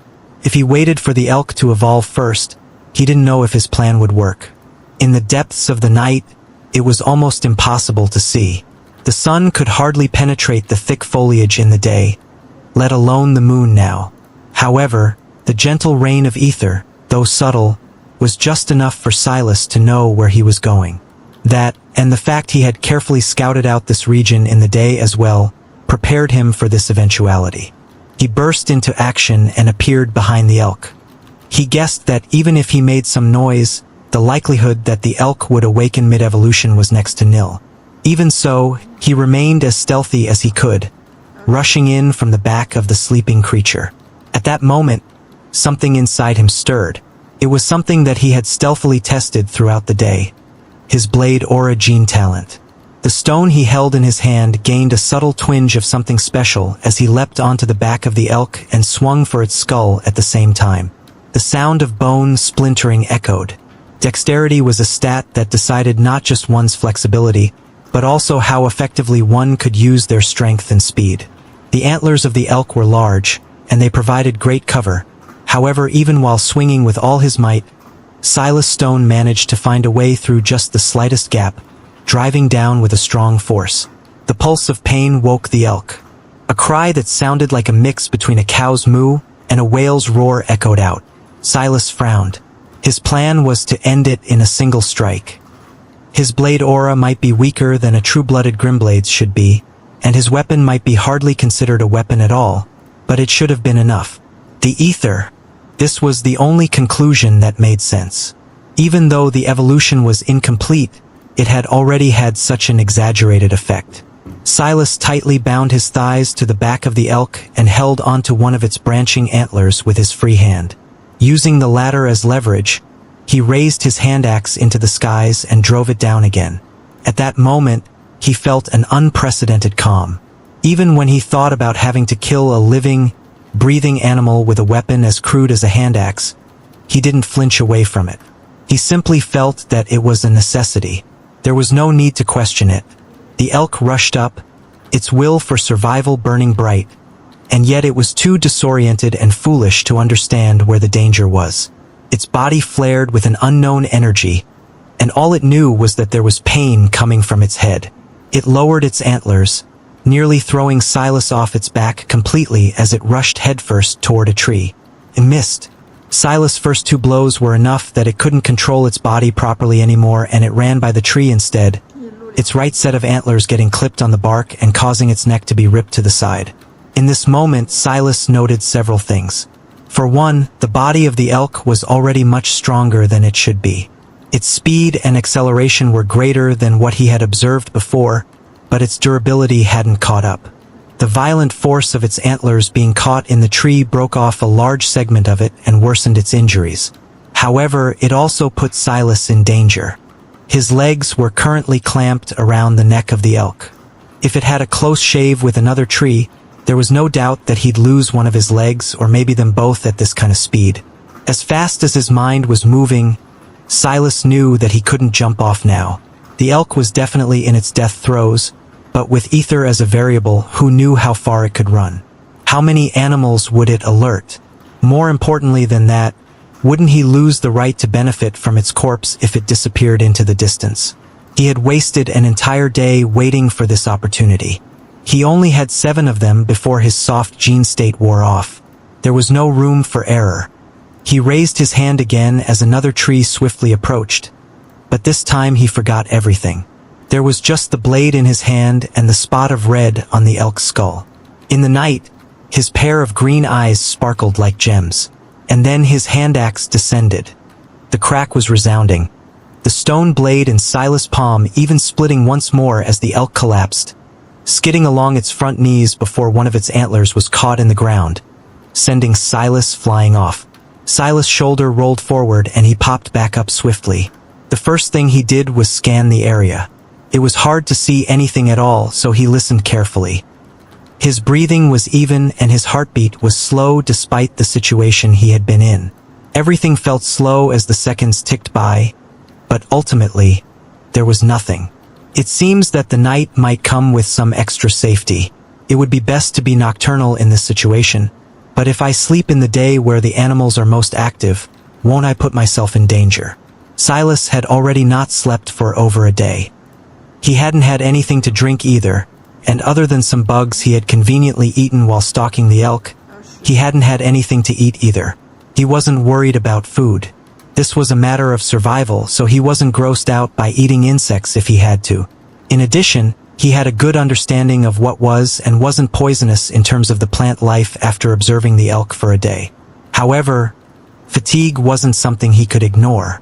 Silas shrugged this off for now and walked to the elk, putting a hand on it. Irish elk. Gene detected. Fragmented gene. Speed. F. Attempt assimilation? Yes. No. Title genes like the Grimblade family's Grimblade lineage were on the rarer side. Most genes were like this one, bolstering a certain aspect of one's physical stats. Between title genes and physical genes like this one, there were attribute genes which were a little rarer and could give one control over a certain type of ether or other mysterious abilities. The rarest genes of them all, though, were genes that could grant gene talents. His grandfather had been very vague about any more specifics than this, but he had said that the world of genes and how one could learn to use and manipulate them were endless. It was a topic that there was the least amount of information on, and yet one should strive to learn the most about. Regardless, physical genes had their usefulness as well, that being that they were the easiest kind of genes to stack. So long as they shared the same name, they could be fused. In addition, they were repeatable. In this forest, it was doubtful that there'd only be a single elk. In that case, it should be true that so long as he kept killing elks, he would continue to get the speed gene. Yes, Silas held his breath. For the first time, he actually felt some of his nerves getting to him. He hadn't felt nervous jumping into this death trap. He hadn't felt nervous stalking an animal that could kill him with a few kicks. He hadn't even felt nervous when he moved to strike it dead. But this 50-50 chance he was staring down right now had a lot riding on it. He had wasted an entire day on this elk, just for this chance right here. That was already one of his 7 days. If he let the 7-day timer run out, he would be back to a rigid gene state and have a 0% chance of absorbing any genes. Well, aside from that unexplained 10% boost his title gave him. To make matters worse, after seeing how powerful the elk got after just an incomplete evolution, just how much worse would his situation be tomorrow when he was surrounded by an entire forest worth of animals that had actually completed theirs? Gene assimilation starting. Gene assimilation failed. Silas stared at the screen for a long time before slowly closing his eyes. He took a deep breath. When he opened them again, his calm was just the same and he moved on. A 50-50 chance was good odds, but ultimately, by definition, they were good odds of failing as well. His tidal boost hadn't kicked in, something he could subconsciously tell, so the elk wouldn't be the best bang for his buck either. He needed to shift his attention. If he wallowed in his own misery, he would just be waiting for death. The first thing he did was look toward the elk's corpse. It would be good food, but it was impossible for him to make use of it. The greatest benefit of this dead elk right now is that he should be able to make use of its territory to get some sleep of his own in. He looked at the broken antlers before walking forward and picking up some of the pieces. An elk's antlers were incredibly sturdy. They were the naturally forged weapons of the creature. The fact they broke like this was one part coincidence, and another part due to the elk's evolution. Considering the fact it gave me a speed gene, that meant its evolution tended toward that aspect. It should mean that its speed stat overwhelmed its constitution stat, which is why running into the tree like that caused its antlers to break. Another secondary point was the sturdiness of the trees themselves. Their leaves didn't even rustle after the impact. This is good. Silas found what he was looking for. An antler with a particularly sharp point. Blade aura could only be applied to a weapon. His hand didn't seem capable of withstanding the gene talent without a great amount of pain. It had felt like he stuck his hand in a microwave when he tried. In addition, blade aura seemed to only be as good as the medium through which it was used. The hand axe was too inferior, and it took several solid blows before Silas could kill the elk. Part of that was due to it being in a half-evolved state, but as Silas had already concluded, constitution wasn't the elk's strong point. This sharp antler, however, was a far better conduit. Even so, it wasn't Silas' goal. Bending down, Silas channeled blade aura again before using the sharp end to begin carefully carving around the elk's leg. His target was the elk equivalent of the human femur. The femur was the strongest bone in the body, and though Silas wasn't an expert on elks, he assumed that there was some decent crossover here too. If this bone wasn't the strongest one in the elk's body, it wouldn't be far from it. Silas suddenly felt a wave of fatigue, but he had already expected this. It would be foolish to assume that he could just use blade aura indefinitely without any consequences. Even so, he had already succeeded. Using his high dexterity, he targeted the soft flesh around the hind hip bones of the elk and took one of its legs. Then he hauled it over his shoulder and rushed back to the elk's original territory. As he moved, he thought about another problem he was facing: blood. During the day, he hadn't come across any carnivorous creatures, but that didn't mean there weren't any. The death of the elk could attract them, and the leg he had just taken was not only heavy, it could also bring him burdens in other ways as well. He would have to be fast. Silas returned to the core of the elk's territory. Even in the midst of that adrenaline-filled situation, he hadn't lost his head, and he made careful note of exactly where the elk was running. During the day he spent stalking the elk, he had learned a lot about blade aura. The rundown was simple. He could only use it a minute at a time before needing 10 minutes of rest. He couldn't apply it directly to his flesh without being assaulted by a strong burning sensation. While he didn't push himself to see if this would lead to permanent structural damage, when he did test it on a leaf, it shriveled and basically burnt to a crisp. That led him to conclude that there was a certain level of agitation going on that organic material couldn't handle, and this was especially so for organic material with high water content. Beyond that, blade aura running out felt similar to how he felt at the end of a half marathon. He was out of breath, his body ached, and he felt like taking a long rest. However, unlike the end of a half marathon, he recovered much faster. Silas' stat screen didn't have a stamina stat, but his assumption was that stamina was baked into constitution. He felt that he was a decent long-distance athlete, but this system didn't seem to approve of that analysis. Though it was hard to tell without understanding how well others fared. Silas patiently waited for the 10 minutes to be up before he went at it again. It took him over an hour to undergo this repetitive cycle again and again before he finally succeeded in cutting out the elk's femur. A much more complicated process than just cutting off the leg. Silas frowned. I miscalculated. Judging by the weight of the bone, it exceeded 10 pounds. That was heavier than a long sword and was precisely the kind of burden that Silas couldn't afford to lug around. In a dangerous situation, this would be the first thing he abandoned, and that was not the hallmark of a good weapon. It seemed that this situation was getting to him, after all. He wouldn't normally overlook something like this. Now, he was filthy, covered in blood that was probably its own ticking time bomb, and didn't have anything decent to show for it. No, this is still salvageable. There wasn't much night left, and Silas had to give himself at least 4 hours of sleep. That was his minimum requirement. He had to pivot and find a new path forward. He pulled out the tendons of the leg and placed them high on a nearby tree branch to dry. He just hoped the humidity wouldn't ruin that chance completely. Then he brought the femur over to a stone. Trying to grind a bone down when it had yet to be purged of its water content was a nightmare. Silas didn't have to be a wilderness junkie to know this. However, the quirk of his blade aura just might become useful here. Silas bet that if he used blade aura on bone, he could speedrun the evaporation of its moisture content and likewise get rid of the marrow within, not much unlike the leaf he had burnt to ash earlier in the day. The bone was thick. If it was dry, he could probably split it in two and sharpen it with greater ease. On top of that, if it lost its moisture content, there was a good chance that it wouldn't be so heavy anymore. Unfortunately, he couldn't use this to speed up the drying process of the tendons. The tendons were just like his hand, being formed entirely of flesh. These deductions flowed through Silas' mind like a river. He felt more at peace and his worries rushed away. Another hour ticked by and Silas breathed out heavy breaths. He had succeeded.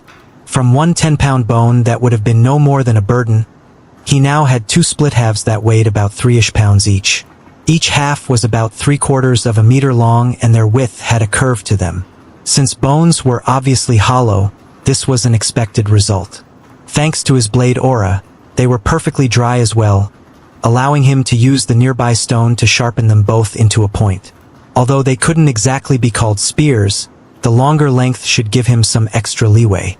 After some thought, Silas stored one in a safe place and rushed out into the forest again, his eyes sharp. There was still time. He gave himself an extra hour and his goal was clear. Find another sleeping beast to target. Silas had been thinking about this matter for a long while, and he felt that it was impossible that he could just continue to benefit from this loophole. If you could just hide during the day and target sleeping animals at night, he didn't believe his grandfather would describe this as such a dangerous endeavor. He realized, then, that this night might be a one-off chance. How many would stalk a single elk for an entire day and even wait until it fell asleep like he had? In most cases, humans would be taking this opportunity to sleep themselves, having spent much of the first day acclimating themselves and finding shelter.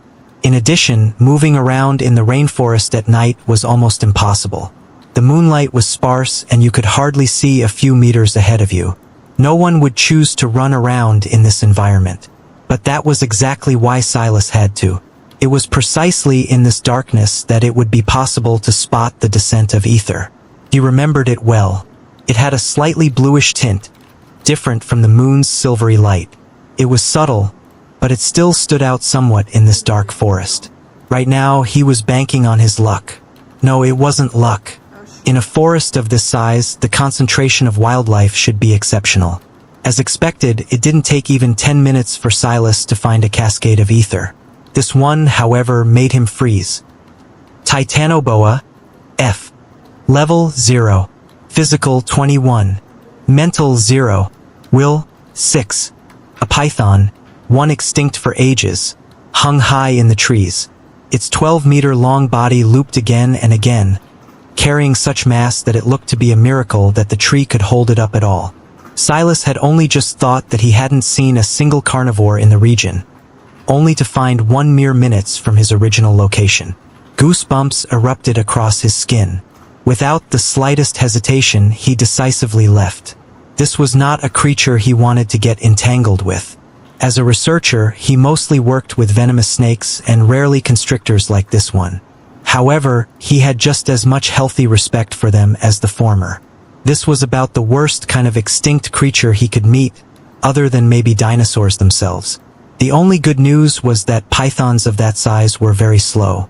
But the fact it's physical was that high despite what was likely low speed and dexterity meant that its strength and constitution must be off the charts. This was in part due to the ether, Silas was sure. But its evolution wasn't even over yet. Silas made a note to himself that his scouting abilities weren't perfect. He was human and he could only use his eyes. He wasn't the only creature that could blend into the environment, and he was definitely the worst suited to doing so on top of that. Soon, Silas found another cascading waterfall of ether. Red Fox F. Level 0. Physical 17. Mental 0. Will 1. Red foxes should be mostly nocturnal, but it's asleep. This is a plus for my theory about the ether. The high physical stat threw Silas off, but at this point he had pretty much confirmed that this was the benefit of ether. As the night went on, these creatures would only get stronger. By tomorrow, he would be surrounded by superhuman-level beasts, and his odds of surviving would only plummet. He moved slowly, making sure to carefully check around the region to ensure that there were no other lurking dangers like the titanoboa. Then he exploded into action. He raised the femur spear up, activating blade aura and preparing to stab down. But then his heart skipped a beat. Time seemed to slow. The first thing he noticed were the twitching ears of the red fox. As Silas' steely green eyes rushed through the night, they picked up on every detail, each one more of a flashbang to his senses than the last. First it was its ears, then its tail swayed, and by the time Silas loomed over it, it had hopped to its feet, spinning around with a sharp glint in its eyes. Another mistake. Silas was being hard on himself, but that was how he always was. Even so, he didn't slow down or hesitate as he pierced downward. The fox's body blurred, moving so fast that Silas' eyes almost couldn't keep up in the darkness. But he still felt something connect. A yelp came from the fox as a deep gash was torn into its front left shoulder. Silas felt its intention to run away immediately. Remembering its will stat, Silas put 2 and 2 together, realizing that this might be a method of telling the tendencies of these creatures as well. This timidity only benefited Silas. The red fox turned in an attempt to run, but its injured front leg threw its balance off and it stumbled. Precisely what Silas was waiting for. He raised up the femur spear again and drove it down, this time right through the spine of the red fox. Another yelp echoed, but it was pinned to the ground and its strength was quickly leaving its body. Silas retreated. With its spine damaged, the fox couldn't run away, but that didn't mean it couldn't try to harm him in some way. It was better safe than sorry. He watched as the red fox breathed its last, his green irises floating in the darkness like eerie orbs of death. Walking forward, he placed a hand on the red fox. Red fox. Gene detected. Fragmented gene. Dexterity. F. Attempt assimilation? Yes. No. Silas accepted the assimilation. He wondered if, since this was a dexterity gene, it would also mean that his title would activate. Dexterity had been quite useful to him until now, and it appeared in subtle ways. The more he thought about these stats, the more he felt that they had multiple layers to them. For example, just now, he used all his strength but still managed to drive the femur spear exactly where he wanted it to go. Someone else's accuracy might have been lacking in that rushed moment. As expected, Silas did feel his title take effect, and he got a 10% boost to his success. Gene assimilation starting. Gene assimilation triggered. Silas felt his body seize up for a moment before relaxing. Gene assimilation successful. No wonder there's a choice. If I seize up like that at a bad time, I could die. It's likely that the more intrusive the gene, the worse the experience will be. Silas exhaled a breath. He might have been successful, but he didn't forget about the fox waking up as soon as he approached. He didn't think that was a coincidence. It shouldn't be that the fox had a special ability, though that was a small possibility. Silas was more inclined to believe that it had been startled awake, maybe even by the ether itself. Maybe it wouldn't be as easy as he thought to take advantage of this loophole. There's only one way to find out. Silas went back on the hunt, but this time he was looking for another creature similar to the red fox, preferably small and weak, with abilities that skewed more toward speed or dexterity. Red Fox F. Level 0. Physical 18. Mental 0. Will 2. Silas hid behind a tree and the first thing he did was throw a rock. It soared just over the ears of the red fox. It didn't react. Silas prepared another rock. This time he threw it similarly, allowing it to soar just over the head of the red fox. However, he took a lot of power off of it. The rock fell just a meter or two away from the red fox, landing in the soft grass. It still didn't react, as though it was too lost in its dreams. Is it really because of me? The noise of that rock wasn't significantly softer than his footsteps had been. After some more thought, Silas picked up a larger rock, about 2 inches in width. He threw it again, but this time at a tree on the opposite side of the clearing the red fox was sleeping in. Once again it didn't react. I see. There was no way to tell for certain unless he moved forward himself, but it was as he feared. The animal was shaken awake by his appearance specifically. It must be the case that the Irish elk didn't react to me because it had only just started its evolution? He wasn't sure. He had managed to land a hit on the elk before it woke up. But these foxes, a gamble. Once again, the moment he made the choice, he acted. He burst through the clearing. Adrenaline pumped through his body as he raised the femur short spear. The moment he got within 3 meters, he sensed it all again. The twitch of the ears, the sway of the tail. But this time, it was all just a little bit faster. Even so, while the stats of this red fox were better, Silas was far more prepared. He threw a rock as hard as he could with his offhand. For as long as he could remember, he had been able to use his left and right hands interchangeably, and at this moment it came in handy. This rock was easily 4 inches in diameter and it had a great heft to it. It slammed down on the head of the red fox just as it tried to get up. The fox's spin was delayed by just a half measure, allowing Silas the time he needed to thrust down with the femur short spear. It was all so perfectly laid out. Unfortunately, Silas was quickly learning that not everything in this world was under his control. The fox's hair suddenly stood on end and its body shivered. In that split moment, it looked almost as though it had caught a bout of cold fever. Silas' short spear stabbed down and hit nothing but air. The red fox seemed to phase through it, appearing just a meter to the side. For Silas, who had based his whole life on logical deduction, he felt as though his senses had short-circuited. What just happened? An almost cat-like growl echoed as the fox bared its teeth toward Silas. With quick movement, Silas pulled the short spear out of the soft grass.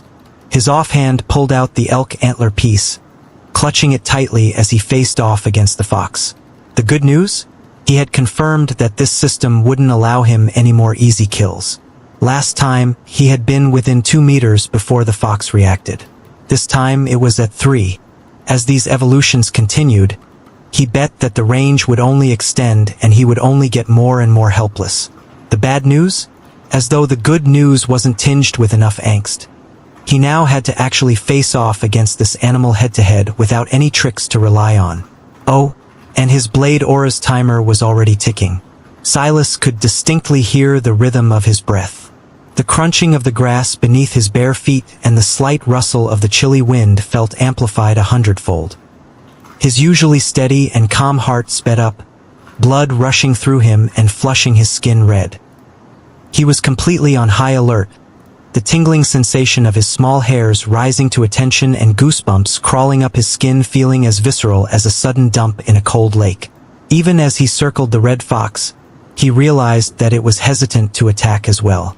Its body continuously shivered, as though it was hesitating between running away and charging forward to rip Silas' throat out. At that moment, Silas keenly remembered the cowardice of the first fox he had come across. It hadn't even tried to fight back. This one had a will that was slightly stronger, but it seemed that that cowardice was ingrained into its very bones. The moment Silas made this deduction, he realized he needed to take the initiative. He spread his arms out wide, revealing the most vital parts of him to attack as he swept toward the red fox. The small creature froze for a moment, distinctly feeling just how much larger Silas was than it. The fox wasn't even half a meter from its paws to its shoulders, its overall body length not even reaching an entire meter. Compared to Silas, who was well over 6 feet, it was truly small. Silas' approach could only be said to be crude beyond compare. He distracted the red fox with his arms, flailing them out and flashing his pair of bone weapons. Then, in that final moment of approach, his leg flashed. The red fox's eyes were darting between the bone weapons and didn't even seem to notice as a foot hit it flush in the jaw. Silas' jaw set into a flexed position. He had a working understanding of the common martial arts, but kicking against something with his bare feet like that wasn't something that he was used to by any stretch of the imagination. The red fox released a yelp. First a stone had hit the back of its skull, and now a strong kick from an existence over 20 times heavier than it had sent it flying.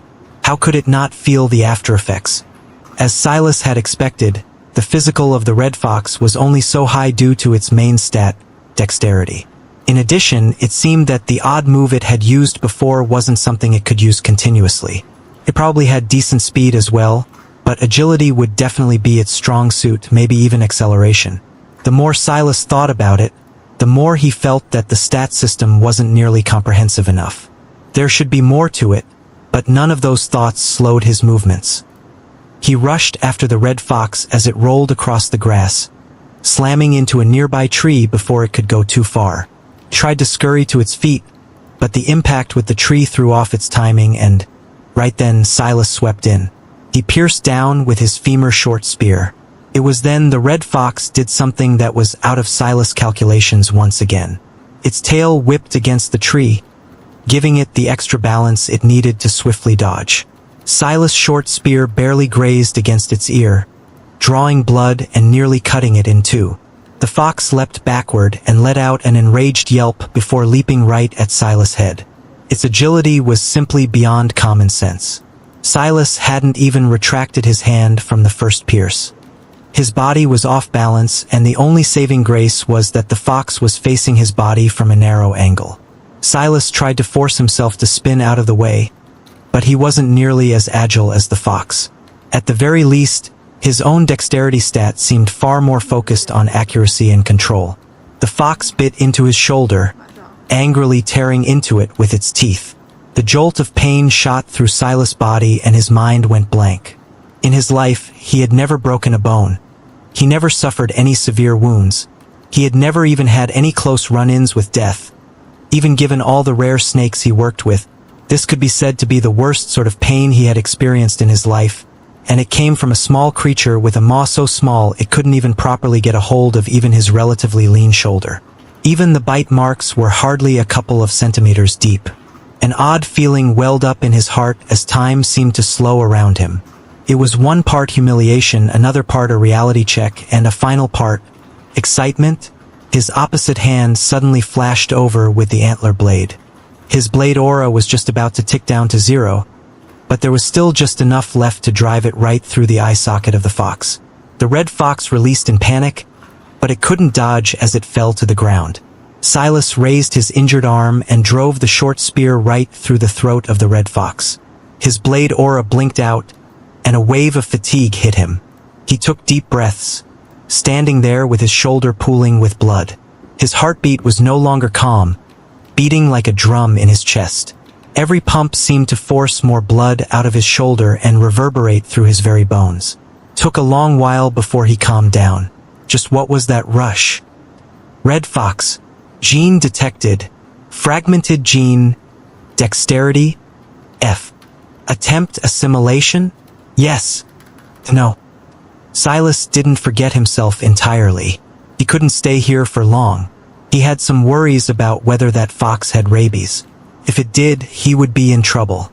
But he felt that he should be safe unless this system spawned viruses as well.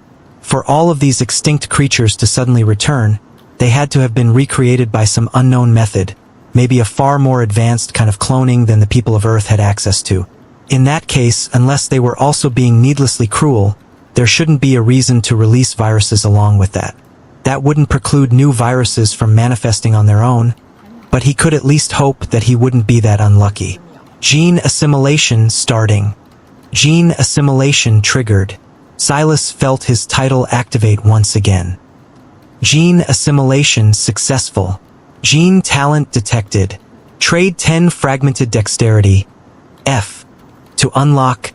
Sudden burst. Yes. No. Silas' brows raised. He hadn't expected to run into such a thing so quickly. But he could only choose no. He didn't have 10 gene fragments in total, let alone 10 of this particular kind. It would also be a hard pill to swallow, even if he had the opportunity. After all, losing 10 gene fragments would also mean losing all the stat boosts that came with it. Name: Silas Grimblade. Species: Human, F. Affiliation: Grimblade lineage. Level 0. Titles: A patient stalker. Physical: 8. Strength: 5. Constitution: 5. Dexterity: 13. Speed: 8. Mental: 6. Intelligence: 5. Wisdom: 10. Charisma: 2. Will: 11. Luck: 1. Gene state: soft. Fragmented genes: Grimblade lineage, F. 2. Dexterity, F. Gene talents: Blade aura, mutated weakened. Sudden burst, dormant, F. Each fragmented dexterity gene had given him a +1 to his dexterity stat. If he wanted to awaken sudden burst, he would need to give all of that up. He had been lucky getting 2 successes in a row. But the failure of the elk was still looming over his head. There probably wouldn't be such a good chance to kill an elk that easily again, either. Unlike the red foxes, the elks outmassed him. If he got caught by an elk like he had the red fox just now, instead of a few shallow wounds, it would have been broken bones at best. In this environment, he couldn't afford such devastating injuries. The good news was that, according to his grandfather, just the existence of ether within him allowed wounds to heal much more quickly. An injury that would usually take weeks to heal might only take a few days now. Even so, those few days were too valuable to him right now. His soft gene state would end soon.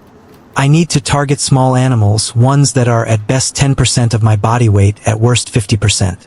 Until I have the strength to go up against much more dangerous creatures, I will have to stick with what I can comfortably deal with even if I have no ether or extra genes. Silas laid down his pride and realized he couldn't be some big game hunter if he wanted to survive. If he could just eat bugs on his way to gaining genes, he would do so. But he had killed a few while stalking the elk just for a meal, and there was never anything to gain. He assumed that the system had some sort of minimum size requirement, or he was targeting the wrong kind of bugs. There was some good news aside from the blow to his ego. For one, the corpses of the 2 red foxes he had killed were much more manageable than the elk. If he used his blade aura to target a small part of it, he could even cook them without starting a fire. Grandfather said I should look for a dungeon soon as well.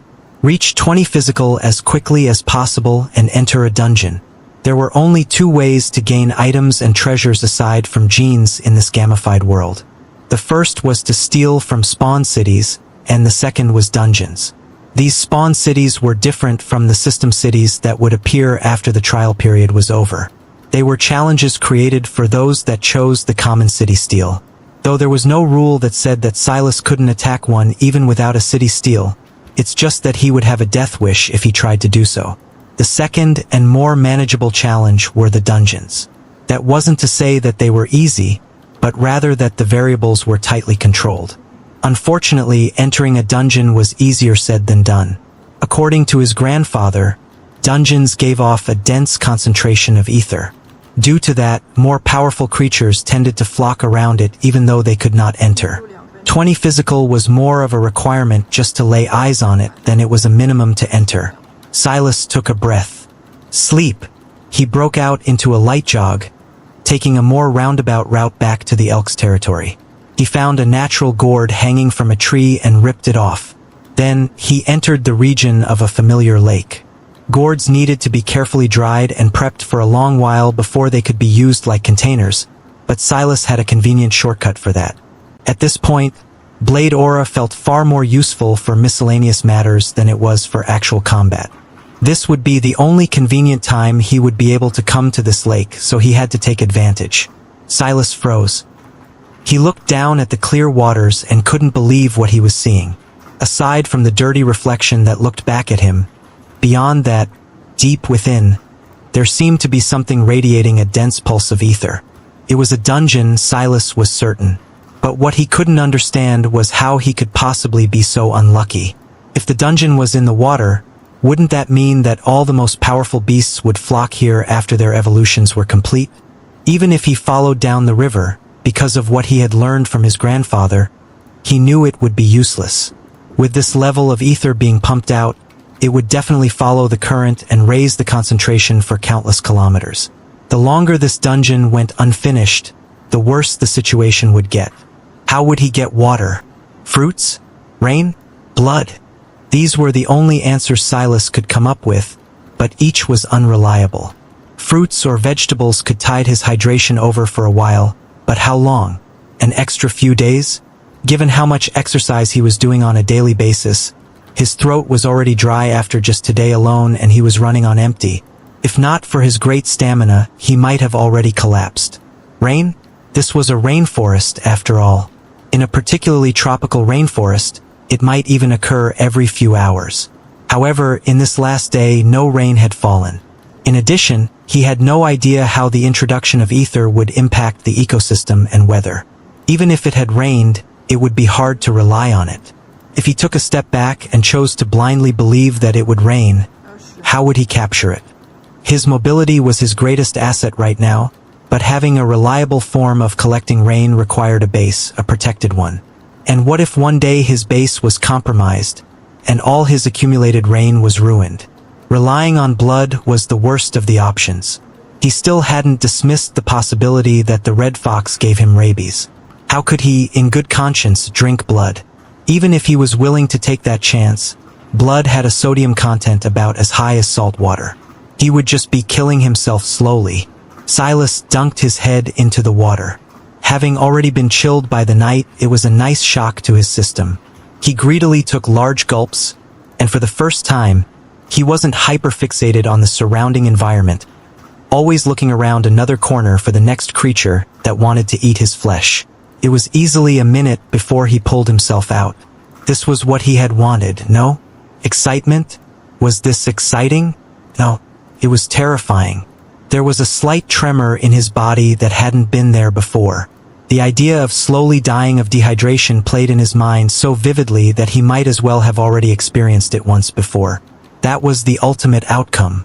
No matter how many ideas he thought of, that was the end of it. He couldn't escape it. If he left here today, it would be a race between his body tapping out and his physical reaching 20, but even if the latter managed to win out, what state would his body be in at that point? Could he even fight his way back here? He had followed that elk for so long, moving across dozens of kilometers, and yet didn't see a single ounce of water elsewhere. He didn't like that feeling of helplessness. It was why he had made the stupid decision of coming here in the first place. Silas stood at his feet. He pulled his blood-matted shirt and pants off before he began to clean his body.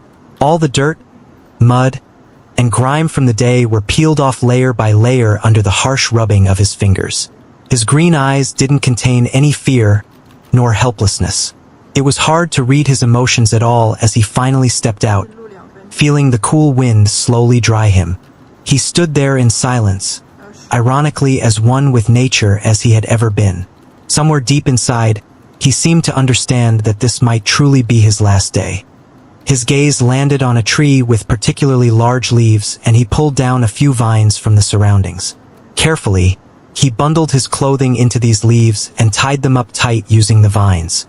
Then he dove into the waters, holding his short spear and antler blade in one hand, while dragging his bundle of clothes in the other. He would rather die in that dungeon than slowly cannibalize his own body out here. That was the choice of Silas Brown. Silas' feet kicked at the water.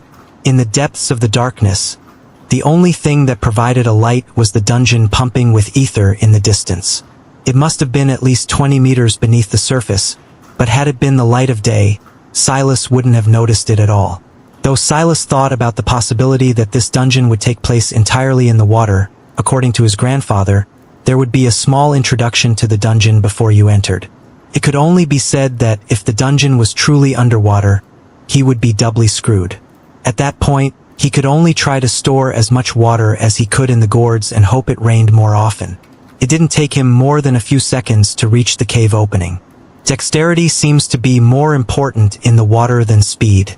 Silas gave some breath to a fleeting thought before a flash appeared in his mind. Slithering Madness, F. Level maximum, 0. Recommended, 50 physical. Description: lurking in the depths, high in the trees and on the forest floors, they are natural predators, unfettered and unbothered. So scorned by the skies, they've been restricted to a life of crawling on their bellies. But their day to rise again is not far off. Silas would have sucked in a cold breath if he wasn't submerged in water right now. According to his grandfather, 20 physical was recommended, but Silas knew his grandfather well. Ever since Silas was young, his grandfather had been trying to manipulate him using information, not out of maliciousness, but rather kind intentions. Silas seemed to very easily see both sides of a situation and could rationally pick a middle ground that fit well with what was in line with reality. This was a trait not taught to him by his parents, but rather his grandfather. Ever since he was about 16, he could see through his grandfather's intentions and somewhat knew that Magnus was trying to pull him toward a certain direction. But despite his demeanor, Silas loved his family and felt no need to expose his grandfather for something so trivial. Magnus had learned very early on that Silas couldn't be pushed and pulled with appeals to emotion and fallacies. The facts were what one had to manipulate or obstruct to get at him. This was all to say that when his grandfather said he would need 20 physical, it was almost certainly less than that. Silas had guessed that most dungeons probably had a recommended entry of around 15 physical, maybe even less. But 50? Why would this dungeon's recommended stats be so high? That was more than double that of the most dangerous creature he had seen until now, the Titanoboa. That aside, what about the explanation? How could it be considered a description at all? It only barely confirmed to him by the comments about trees and the ground that it at least wouldn't be underwater. And yet there was no other choice. Will you enter? Yes. No. The words practically taunted him. But he never hesitated when he made decisions. The world blurred around him. Silas' eyes focused, and what appeared before him was an odd world. The first thing he felt was the cobbled stone beneath his feet. As he continued to look around, he pulled out his bundle of clothing and slipped on the mud and blood-caked cheap pair of pants and shirt the system had given him. The world was dark in an odd sense, because the skies were pitch black without stars or a moon in sight, and yet he could see just fine, almost as though the ground and the objects on it gave off their own weird light. It was hard to see anything that deviated away from the cobbled stone path, though, so his eyes could only focus on the forked road ahead. Down one path, the cobbled road curved and seemed to lead toward more stone. Down the other, foliage began to appear, grass grew from the cracks of the stone, and the faint outline of trees could be seen in the distance. A choice! Silas didn't rush. He had expected to be thrown into danger immediately, or even die a sudden death before he could get a lay of the land, but this was unexpectedly peaceful. If he didn't take the opportunity to take a breath now, he might never get another chance. The description should clearly be about snakes, but in that case, why would there be a path that seemed to lead toward a civilization of some sort? Unless the snakes the description referred to are one of those alien races grandfather mentioned. In the end, Silas walked toward the path of dense foliage. Ultimately, only one thing mattered to him, and that was maximizing his chances at survival. Civilization sounded nice and cozy, but it would also plummet his odds of living to zero. There would be no terrain to take advantage of, no place to hide, and everything would be up to his raw ability. On the side of the wilderness, he at least had a small chance. The only silver lining in all of this was the fact that the animal he was the most confident in dealing with was the snake. Not that it would matter if they all had 50 physical. However, Silas had his own opinions on that. The recommended physical should be proportional to the best challenge this dungeon had to offer. In that case, it should mean that the boss of this dungeon would take 50 physical for one to have a shot at defeating it, but that didn't necessarily mean all the challenges would be at that level. If he could pick and choose his targets like he had with the red fox, he had a chance. The last red fox he had dealt with already had 18 physical. There was a ray of hope, even though it was small. The cobbled stone path slowly disappeared and Silas watched as the skies above his head began to gain color as the previous path vanished. Did I make the right choice? Silas never hesitated when he made a decision, but that didn't mean he wouldn't reflect. The fact he felt like he had entered a new world now meant that he had given something up, but he wasn't even sure what the other choice was about. That feeling of not knowing grated on him, but he didn't have the time to linger on it. His steps slowed, and he began to scan each and every leaf he came across as though it might be the next one to suddenly pop out with a vicious snake. Dungeons came in all shapes and sizes. His grandfather had said they likely hadn't documented them all, and unfortunately, this seemed to be among the undocumented ones. As Silas continued to walk, his sense of focus riding an edge of adrenaline, his anticipation only grew with every second an enemy didn't appear. While the cobbled stone path had vanished, the forest itself had still carved out a small, unkept path. It was hard to spot amidst all the foliage, and Silas guessed that if he had been in the forest itself, he could have easily missed it. But because he had started off on the path, it was easy to continue following it. Should I? After moving about 50 meters or so, Silas made the decision to deviate from the path. Not far, but rather 3 to 5 meters, offset to the right. He wanted to see where the path was leading to, but he didn't want to dive headfirst into what was coming either. Every decision he made felt like he had done so blindly. There just didn't seem to be anything better to do. He might very well be trading in one danger for another. The path might be leading him to danger, but who knew if there were venomous snakes ready to bite at his ankles in all this high grass? If he had the skill to, he would have used the trees as a path instead, but other than some light experience with recreational rock climbing, he wasn't exactly a spry monkey. He continued to follow the path and eventually he reached it. There's just no way. Little Madness, F. Level 0. Physical, 31. Mental 3. Will, 6. Up ahead, there was a small clearing, the only obvious path leading to it that didn't require leaping over shrubbery or trees, being the very path Silas was offset from. In that clearing, a python with scales of orange and black lay in the grass. Though it was curled up, it must have been at least 5 meters long, while its jaw was lined with countless little spikes. 31 physical is one thing, but 3 mental. Assuming its wisdom was 0 and its charisma was likewise low, that would mean that its intelligence is double mine. Wisdom was a measure of one's reasoning ability, knowledge, and other matters related of the sort. These creatures were likely not intelligent in that way just yet. However, intelligence was a measure of ether control and abundance. If Silas' assumption was correct, he was outclassed by an impossibly large margin.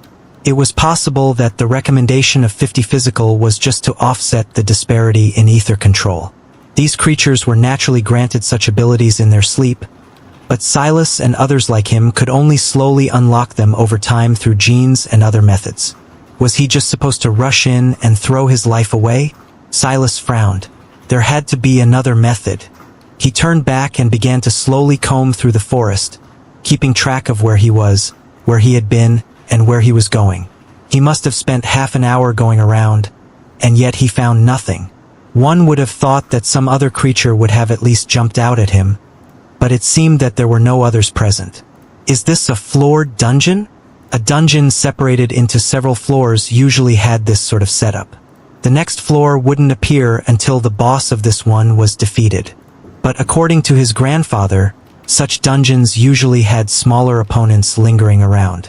This slithering madness dungeon, though, had none of that. Silas wasn't sure whether to be relieved or devastated. Without smaller enemies to face, he had no way of increasing his strength. Silas winced as his toes hit against something. Luckily, he had been walking quite slowly and observing every little thing around him, or he would have face-planted right into the barrier. He had walked so far that he returned to his original starting area, the very area where the cobblestone path had originally been and disappeared. About what I expected. If the choice was an important aspect of the dungeon, it wouldn't just let him reverse it without reason. What's that? Silas touched the barrier again, this time more than ready to process the ripples. All across it, appearing and disappearing in a flash, Snakes of all shapes and sizes performed all kinds of movements. Some seemed to be in battle, some seemed to be intertwined in an odd mating ritual, and some simply rose high, baring their fangs and roaring at Silas. It only appeared for a moment, but Silas felt his heart skip a beat. He kept touching the barrier again and again, just to see those ripples once more. His eyes went red, but he didn't have a reflection of himself to see it. It was instead the rushing of his blood and the pain in his eyes that made him pull back, his features pulling into a tight frown. Your will has been influenced. -1 will, temporary. Silas was surprised by the sudden notification. Just looking at the barrier had done that to him? And what did temporary mean? Would it be a few seconds? Hours? Days? Will was his strongest stat aside from dexterity, but he couldn't say that he cared very much that he lost a point. When he had gained one, he didn't feel much different to begin with. And like he had said previously, he felt the fact there was a will stat was peculiar. How could you even measure that? Although Silas was a bit stubborn about it, he wasn't a fool, either. He chose to pull back from the barrier for now and take note of how long it would take to recover. Since the system listed will, and just now he had entered a bit of a trance, it was obviously more important than he had given it credit for.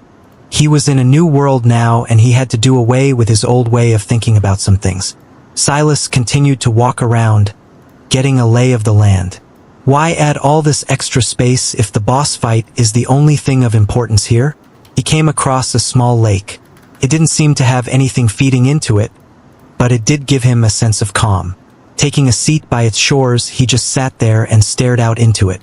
There's nothing stopping me from staying here forever, unless there's some hidden timer I'm not aware of. I'm not sure if it's possible to alert that python, but at this point, it would be better to fight it in all this than in that opening. At least I'd have a chance to run out here. Thinking to this point, Silas began to build a fire. Once it was complete, he took out one of the 2 red fox carcasses, using the antler blade and the small lake to clean it up. He didn't have any seasonings to pair it with, but it was still the best meal he had ever had. He ate the entire fox, leaving nothing wasted but its inner organs and bones. It's gone now. Will 11. His will had gone back to 11, but it didn't take the entirety of the hour or so he had just wasted. Took just under 20 minutes or so. It was just a rough guess he had. It wasn't as though he had a clock. He just felt he was quite good at roughly estimating that sort of thing. Though who knew, his sense of time might have already been distorted. I feel energetic. Silas hadn't slept in over a day now, so he had already begun to feel some lingering fatigue. But after eating the red fox, it felt like he had just gotten a full night's rest. He had wanted to take the opportunity to get some sleep in as well, but it seemed that was no longer necessary.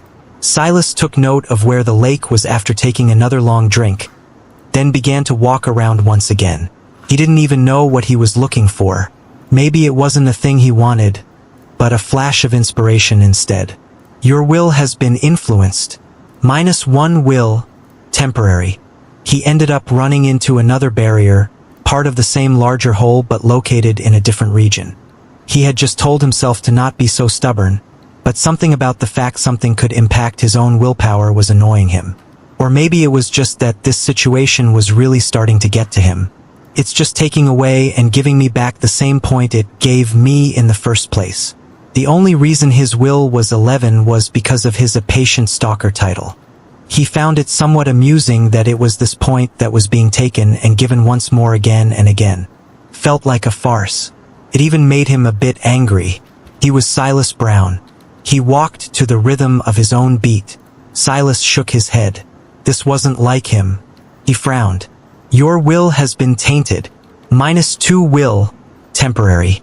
The moment the debuff hit him, Silas felt a wave of nausea. Came so suddenly and unexpectedly that he heaved. A burning in his throat overwhelmed his senses, and he felt that he was just moments away from throwing up the meal he just had. No, I can't. This thought consumed him. He only had 1 fox carcass remaining. The only other food in the vicinity seemed to be that boss python. If he threw up here, the loss would be tremendous. Pull yourself together. Silas couldn't remember being so agitated in a long time. Ever since he had left his formative years, He was used to being calm and in control. Maybe his greatest fear was losing that control. He maintained strict discipline. He didn't drink, he didn't do drugs, he didn't even eat sugar because he didn't like the influence it had on him. But now some mysterious force was pulling at him from all sides, playing with his mind, and he absolutely hated it. Enough! Silas' red eyes returned, but this time it wasn't due to him staring at the barrier. It was rather something inside of them that spun wildly out of control. This something wasn't natural. It was a product of the debuff that was pressing down on him. It retaliated against Silas' will, pressing it down even further. Your will has been tainted. -1 will, temporary. Your will has been tainted. -1 will, temporary. The first time it appeared, it had said, influenced. The debuff of -2 will, though, had come with a tainted tag. Every time Silas tried to fight back against it, it would lash out again, ripping out another piece of his will. Silas knew that, logically, he should stop. He should stop moving, remove as much sensory information as he could, and hunker down. This was the smart thing to do, the logical thing to do. The moment his will fell beneath 10, the barrier seemed to have placed a suppressive effect on him, an effect he hadn't noticed earlier because his will was too high. Silas hadn't even realized that the moment he chose a path, the challenge had begun. The reason there was no timer was because no one could stay here indefinitely, not without losing their mind and going to challenge the python in a fit of rage. But Silas had accidentally stumbled onto this hidden challenge all on his own. Silas' will was blinking and flashing, and suddenly it hit a critical low. Will 1. Silas' expression turned savage and wild. He bared his teeth as though he were a wild beast, veins pumping across his body as though individual pythons were squirming beneath his skin. He looked in the direction of the boss monster. It was as though he could sense it all so clearly, but when he exploded forward, his body was jerked backward. A light of madness glowed in his eyes as he looked at his arm. His fingers dug into the bark of a tree just adjacent to him. He held on to it with everything he had, blood pooling from his nails and particularly nasty streaks of veins pumping along his forearm. His body wanted to go in one direction, but this arm alone seemed to have a mind of its own. He pulled hard and a few of his nails chipped as he ripped himself free. He rushed forward with his greatest speed, only for his arm to latch onto another tree. This time he fell back hard, a stinging pain coming from his shoulder. From an outside observer, it looked as though he had just tried to tackle a tree. The fact he got away with only a stinging pain was a miracle to begin with. I said enough. The roar came out of just one side of Silas' mouth, one half of his lips quirking in an attempt to speak, and the other wanting to continue growling and baring his fangs. He felt as though he was trapped inside of his own mind, just the smallest hint of sanity keeping him together. If he allowed himself to run to that python, the only path for him remaining would be death. This wasn't the ending he wanted. He was in control of nothing if not his own mind, his own thoughts. There was true fury stirring within him, but it was only making the situation worse. The debuff, the curse, or whatever this influence was, latched onto it and stirred it up, pulling out parts hidden so deep that even Silas didn't know they existed. And yet, he was forced to face them. Why had he come here? Why did he put his life at risk? Why did he look his loving mother and father in the eye, his adorable little sister, and lie to them? It wasn't just for some excitement, that was too small a part of it. It wasn't because he was dissatisfied with his life. That was too small a part of it. It wasn't even because he cherished his own last name so much and refused to be a Grimblade, and that was despite the fact he still called himself Silas Brown to this day, regardless of what this damn system said. It was because he couldn't stand the idea of being under someone else's heel. It was because he didn't want to be just a cog in the wheel.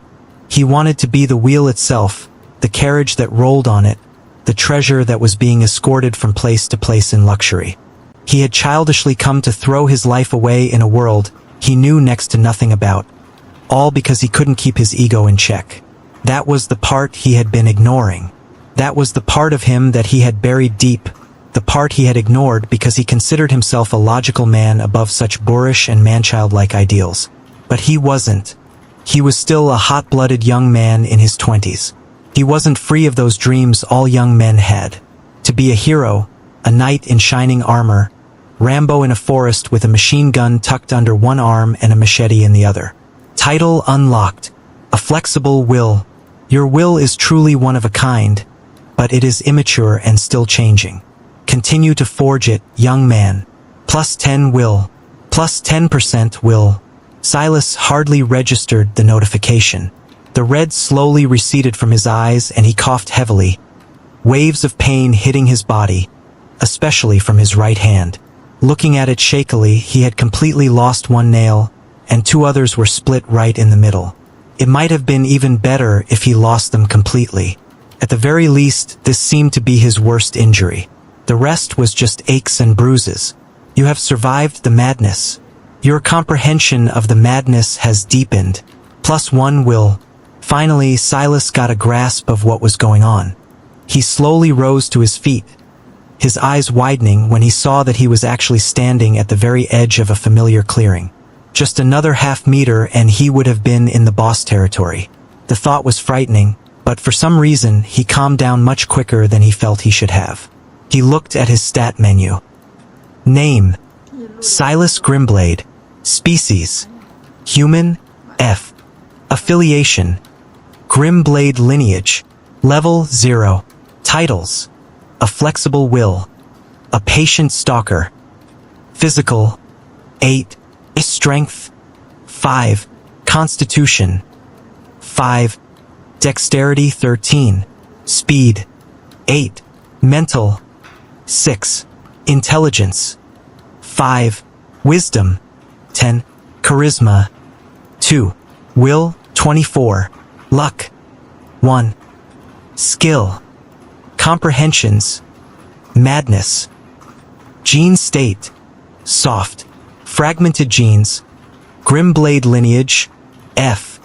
2. Dexterity, F. Gene talents: Blade aura, mutated weakened.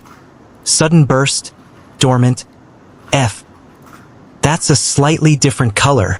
It was very subtle and only by a shade or two, but Silas felt that a flexible will had a deeper color than a patient stalker. His grandfather had said that titles with percentage boosts were rarer, so maybe that was part of it. But he once again found it peculiar that he didn't have grades associated with titles. Was the slight color change supposed to be the replacement? He wasn't sure. Silas' attention was drawn to the comprehension portion. He hadn't seen anything but a dashed line there before, but now there was madness. In addition, it had a familiar line through the grade tag, much like his Blade aura gene talent did. Silas took that to mean that his comprehension was too lacking for it to be properly ranked. What was more surprising than that was that he had actually come across a comprehension at all. According to his grandfather, comprehensions were about the only thing that could compete with gene talents in terms of usefulness. Skills could fall into that category as well, but there were a wide range of skills, many of which could be entirely useless. Gene talents and comprehensions, however, almost never were. This was his grandfather's understanding, anyway. Silas frowned. Madness. Do I need to lose my mind to use it? I don't like that. Though Silas thought about this, he didn't dismiss it outright for two reasons. First, he didn't unlock this comprehension until he broke free from the madness. So, there was a chance that losing his mind wasn't a requirement, and it was actually the exact opposite. Second, what choice did he have? He had finally found a reasonable method of making it out of here. If he could use the barrier to enter the state of madness, and then break free continuously, wouldn't he unlock his comprehension fully? Maybe this madness comprehension could help him to beat the python. With this thought, Silas didn't waste time. The situation was a bit helpless. He had only gotten 2 genes out of his soft gene state and time was ticking away. Now that he had some hope again, he couldn't waste any more time than he needed to.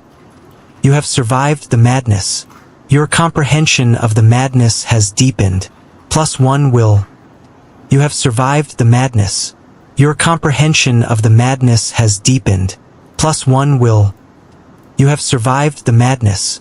Your comprehension of the madness has deepened. Plus 1 will. You have survived the madness. Your comprehension of the madness has deepened. +1 will. It was easier than Silas could have ever imagined. The first time, he almost threw himself toward his death. But now, he didn't even suffer a debuff, and he broke free after just a few seconds. The worst he experienced was the tensing of his body, that feeling of his blood rushing through him, and then it all went away. He began to truly study the images. They flashed for just a short time, but for some reason, they began to linger in his mind for longer and longer. It wasn't just a wild array of snakes any longer, but it became a dance of sorts, a ritual painted in its own sort of beauty. One of an animal bound to the earth, hoping to one day soar once again, of a creature marred by its own madness.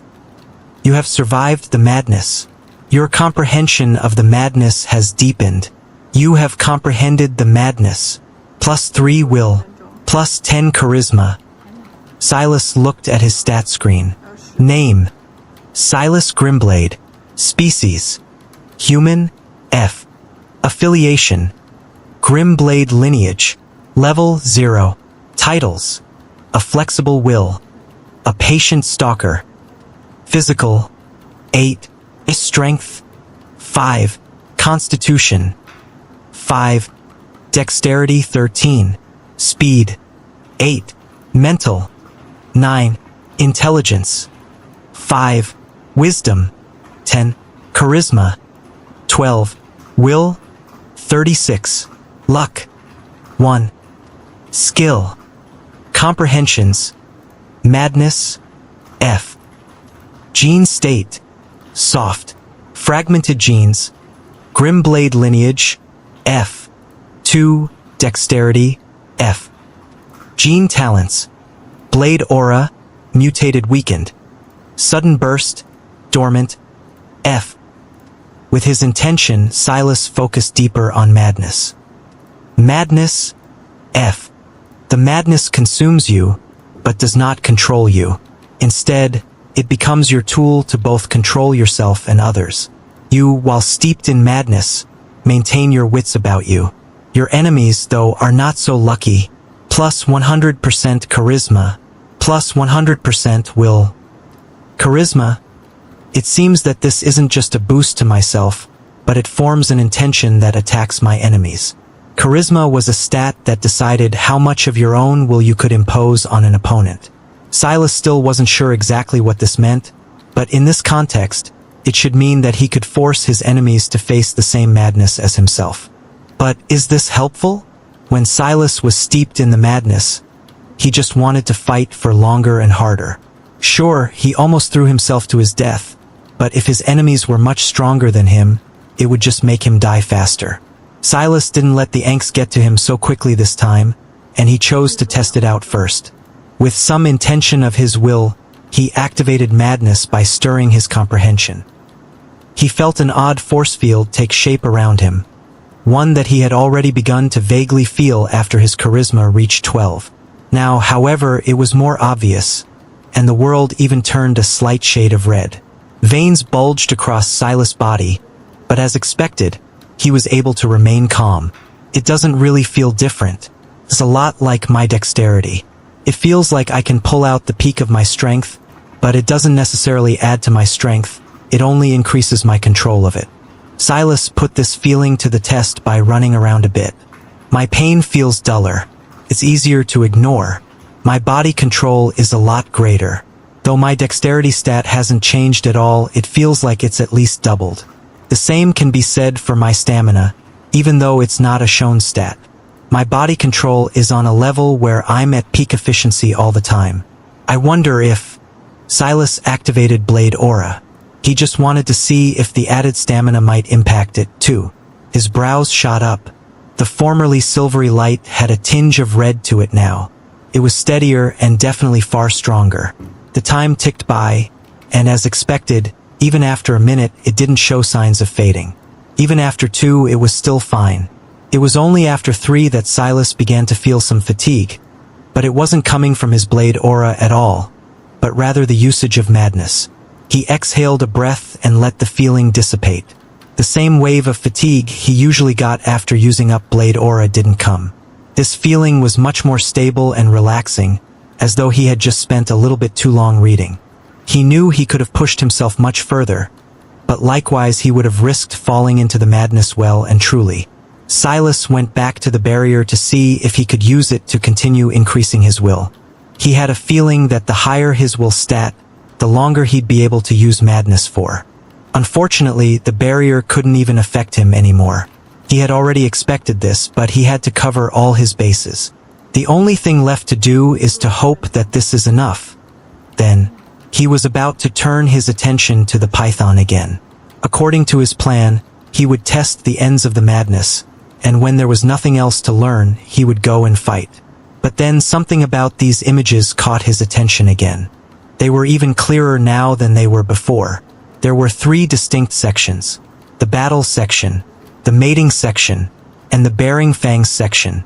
Each one exuded its own peculiarity.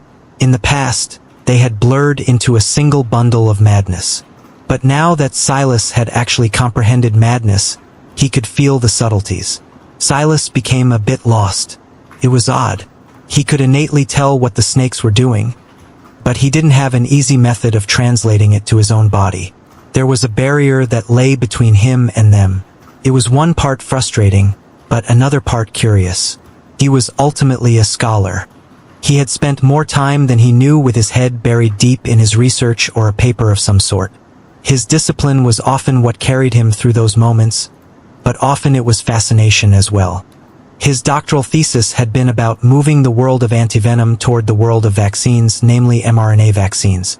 It was quite useless, honestly. A large part of why venom used antivenom as a counter, a more short-term solution, was because venomous creatures were rare and only a small segment of the population met them. No one would feel the need to immunize a large population of people against a snake they only had a 1 in a billion chance of coming across. Even so, he had been fascinated by the topic because of the mongoose. It was a small, almost adorable creature, and yet it was well known as the bane of venomous snakes due to its natural defenses against venom.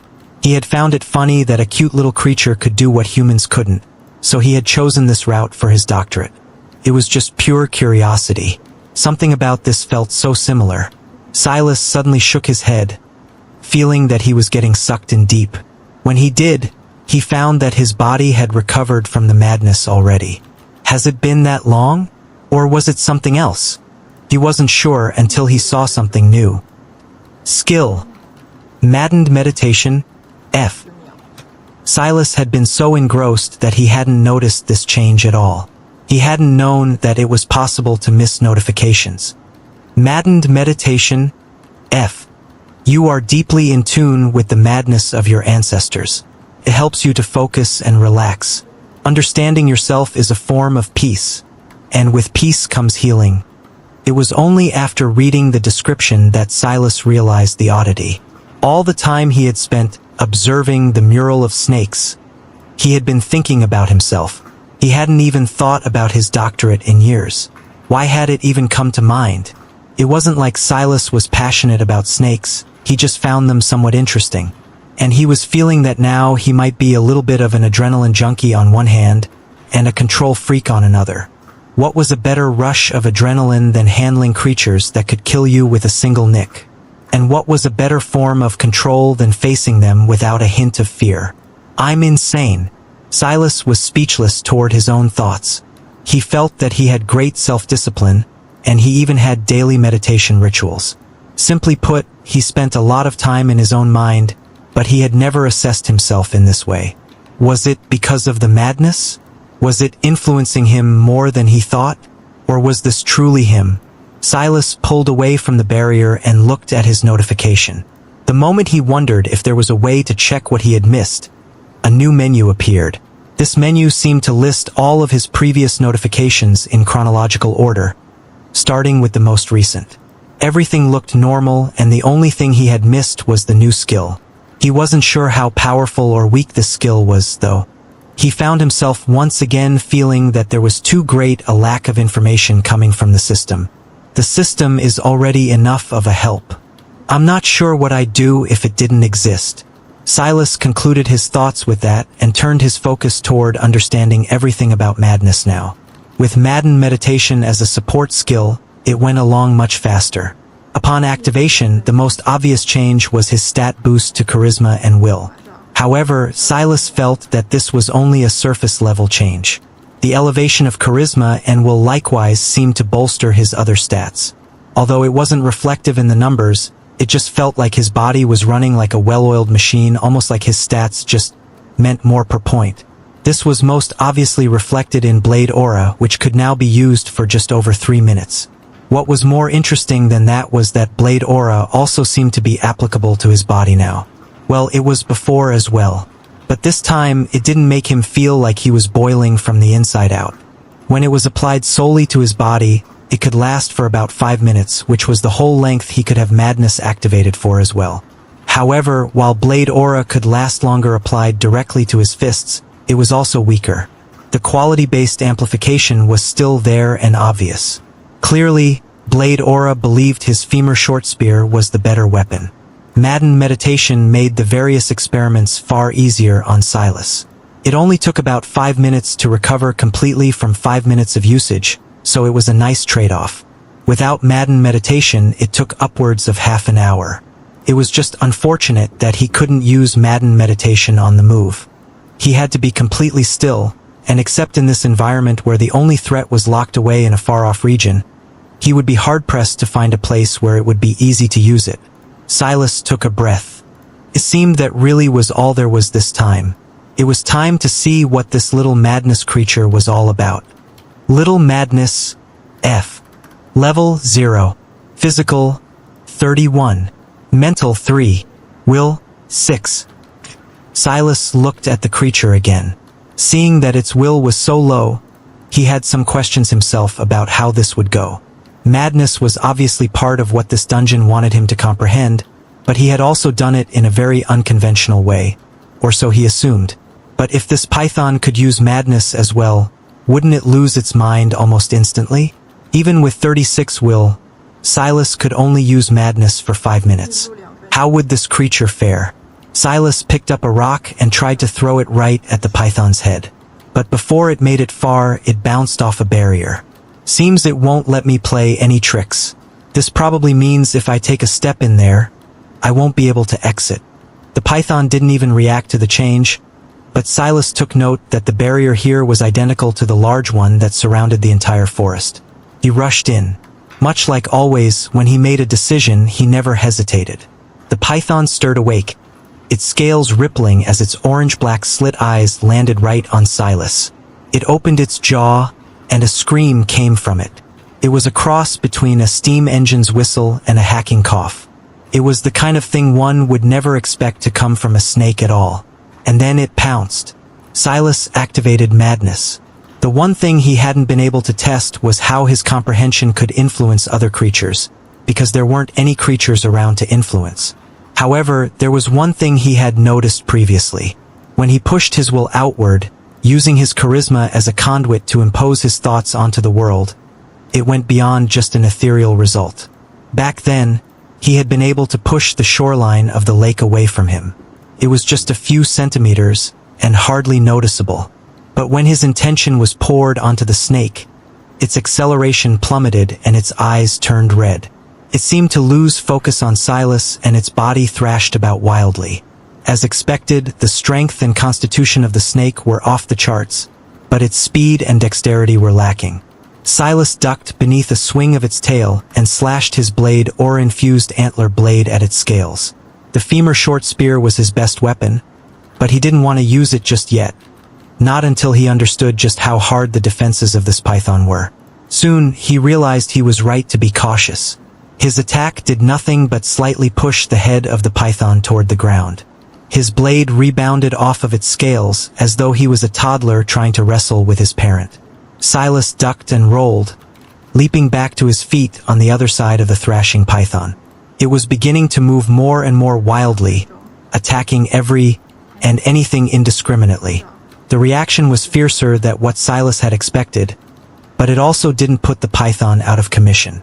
Considering the disparity in will and likely charisma, Silas would have hoped to do more than just make this powerful creature rampage about like this, but he considered himself lucky to even be in this position to begin with. Maybe I can tire it out, Silas thought. He didn't want to gamble on it. He could only last for 5 minutes, and the constitution of this snake was so high. Who was to say that it would run out of energy to give before him? Attacking its eyes is the best chance. I can only hope that ether doesn't help these creatures to be invulnerable to even such a sensitive location. Silas' gaze sharpened as he circled around Little Madness. He didn't dare to release Madness for fear that the snake would regain control of itself soon after. He had no choice but to end this within 5 minutes. He suddenly accelerated forward. Silas only had 5 strength.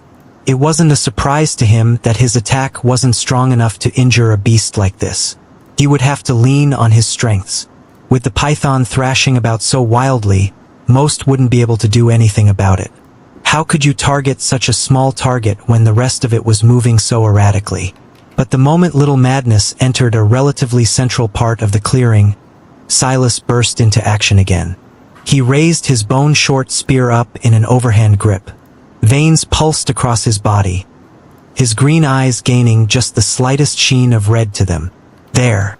He struck down, piercing right into the python's eye. However, he miscalculated. It wasn't his strike itself. What he didn't realize in this state of absolute madness was that Little Madness couldn't even feel pain. It didn't change its actions in the slightest, still madly lashing out at everything there was. It was a common misconception that animals didn't feel pain the way humans did. It was evolutionarily beneficial to them to hide their pain so that they could survive in the wild, but they felt pain much the same way humans did, if not more so. In fact, many of the most predatory beasts in existence were maybe even more cowardly than humans as well. Unfortunately, in a state of madness, the python didn't care for any of that. Silas dodged backward, forced to let go of his bone spear. The python continued to madly thrash about, so much so that it headbutted the barrier, shattering Silas' femur short spear and driving it further into its skull. Finally, Little Madness shuddered. Even in its last moment, it probably didn't notice that it had done this to itself. But Silas couldn't even feel happy. His jaw clenched. He had lost his best weapon just like that. He truly regretted not going back to get the second short spear he had created. But he didn't think he had the time to do so. With the night already waning, if he tried to do a round trip, he might get caught up in battles as the creatures began to wake up. What he had feared the most weren't the land animals, though, but rather the creatures he had spotted sleeping in the lake. He was already hardly a match on land. If he had to fight in the water, he would be finished. Silas took a breath and exhaled. Nothing had gone right this whole time, but hadn't he made it here? You have slain Little Madness. Floor 1 of Slithering Madness cleared. Rewards: Little Madness. Skill: Inflexible Gene Elixir. Consumable: Little Madness Slayer. Title: Silas frowned. Pushing forward with his intention, he clicked each one for more information. Little Madness. Skill: A little bit of madness never hurt anyone. Exchange your sanity for a power boost. Wasn't this just a far weaker version of his madness comprehension? Plus, this seemed to come with side effects his madness comprehension didn't have at all. Inflexible Gene Stat Elixir. Consumable: A medicine for the soul and not for the taste. Drink this and maintain an inflexible gene state for 3 days. This wasn't entirely useless. Although he had a soft gene state right now which was 2 levels above this, it wouldn't last forever. Still, it was a bit shabby. His soft gene state gave him a 50% success rate of claiming new genes, but this would only give him a 10% chance of success. It was unfortunate. Little Madness Slayer. Title: You have taken down an apprentice of the madness. Keep going and one day you just might step onto the path of true madness. +1 will. +1 charisma. Silas shook his head, especially when he saw what happened to his stat menu afterward. Name: Silas Grimblade. Species: Human. F. Affiliation: Grimblade lineage. Level 0. Titles: A Flexible Will. A Patient Stalker. Little Madness Slayer. Dormant. Physical: 8. Strength: 5. Constitution: 5. Dexterity: 13. Speed. 8. Mental. 9. Intelligence. 5. Wisdom. 10. Charisma. 12. Will. 36. Luck. 1. Skill. Madden meditation. F. Little madness. F. Comprehensions. Madness. F. Gene state. Soft. Fragmented genes. Grimblade lineage. F. 2. Dexterity. F. Gene talents. Blade aura. Mutated weakened. Sudden burst. Dormant. F. For some reason, the Little Madness Slayer title was dormant, and he didn't even get the stat boosts from them. He didn't really need more will or charisma, but it wouldn't exactly hurt either. In summary, though, he had gotten very little out of this victory aside from the right to go and risk his life again on the second floor. He had a skill that was useless, a title that was dormant, and an elixir he would probably only drink if he really had no other options. Even then, he had to figure out a convenient way to carry this elixir around with him because he didn't have a bag. I could try to make one out of the fox skins. Silas decided he would do this before looking toward his final hope. Little Madness corpse. He walked over and put a hand on its head. Little Madness. Genes detected. Fragmented gene. 7. Constitution. F. Attempt assimilation? Yes. No. Silas' brows raised. His grandfather hadn't told him this was possible, but this made sense. Maybe it was a case of if a creature assimilated enough fragmented genes, they would form a common gene, so on and so forth. This would make his 50% chance worth far more, assuming that it did so one by one and wasn't an all-or-nothing sort of situation. Gene assimilation starting. Gene assimilation triggered. Gene assimilation successful. Gene assimilation successful. Gene assimilation failed. Gene assimilation successful. Gene assimilation failed. Gene assimilation failed. Gene assimilation successful. Constitution. 9. Silas exhaled a breath when he saw this, for if 7 was a good outcome, he was happy that it wasn't an all-or-nothing situation. Although it would have been amazing to get all 7, just in a risk assessment sort of situation like this one, this was for the best. Floor 2. He quietly thought to himself. He put a hand on Little Madness, hoping it would allow him to take it.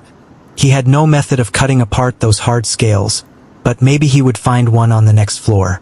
Silas' vision blurred, and when he appeared again, he was standing on a familiar cobblestone road.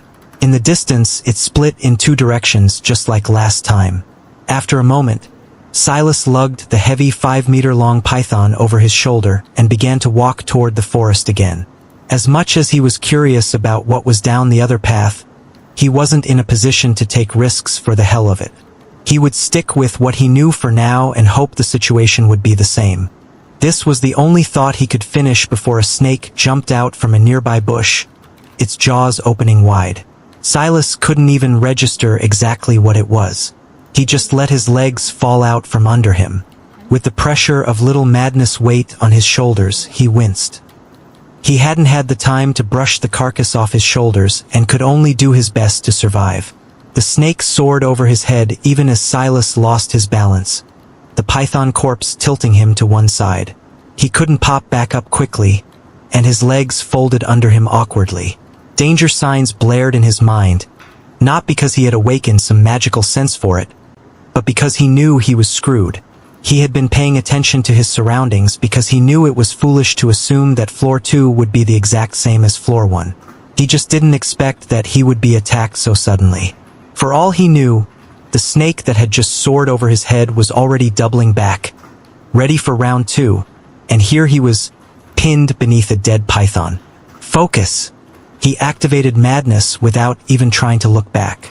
He knew that if he wasted too much time, he would be finished. He still hadn't recovered from his battle with Little Madness, so he only had a minute or so left. The regret of not finding a place to use Madden meditation first hit him. This was a new world. He always had to be near 100% so long as he could spare the time. What was he rushing to enter a new floor for? With a grunt, he pushed the corpse off of him. Ignoring the dull pain in his right leg, he popped back up to his feet, whipping around toward where the sneak-attacking snake had gone. But he saw nothing but a line of trees. He didn't see anything, but that didn't mean he didn't hear anything. There was a wild thrashing in the grass, and when Silas approached it, he found a snake of a little under 3 feet long. Its tail suddenly moved wildly and slapped against a tree trunk, blowing a chunk of the bark off of it. So strong! Silas had a lot of experience corralling snakes, but he gave up on any idea of that when he saw that tail whip. Madness Minion F. Level 0. Physical 27. Mental 2. Will 4. I'm running out of time, Silas thought, watching the snake wildly whip its body around without a care for its life. His head spun back to the python's corpse. He was ashamed of the idea he had just had, but he really couldn't think of anything else. The experience with Little Madness had taught him that there was truly no chance for him to deal a death blow to these monstrous creatures. He needed something that could. He picked up the head of the dead python, pulling it toward the thrashing Madness minion. By now, the much smaller snake had made it into the small path of grass leading to the boss of floor 2, making it much easier on Silas. The Madness minion didn't understand anything that was going on around it. It just wanted to attack something. Anything. And yet, it didn't have the wherewithal to realize there was prey right in front of it. Silas opened the jaws of Little Madness wide, baring its teeth for it. His green eyes never left the wildly moving snake. He knelt to a knee, his arm arching from holding up just the head of this monstrous boss creature. He wouldn't have more than one chance. The time he had left could be counted in the few seconds. When it fell below 10, he could already feel the weight of fatigue pushing at his mind. He knew what would happen if he pushed past his limit. He would truly fall into the madness, and he would be no different from the snake before him. The difference was that there would be no escaping from him. He pushed everything he had to the forefront, pulling deep as the snake got close. Now! The moment he moved, he knew he missed. The weapon was too awkward. How could he use the jaws of a creature that weighed hundreds of pounds to deal with a creature that was a fraction of the size and far faster?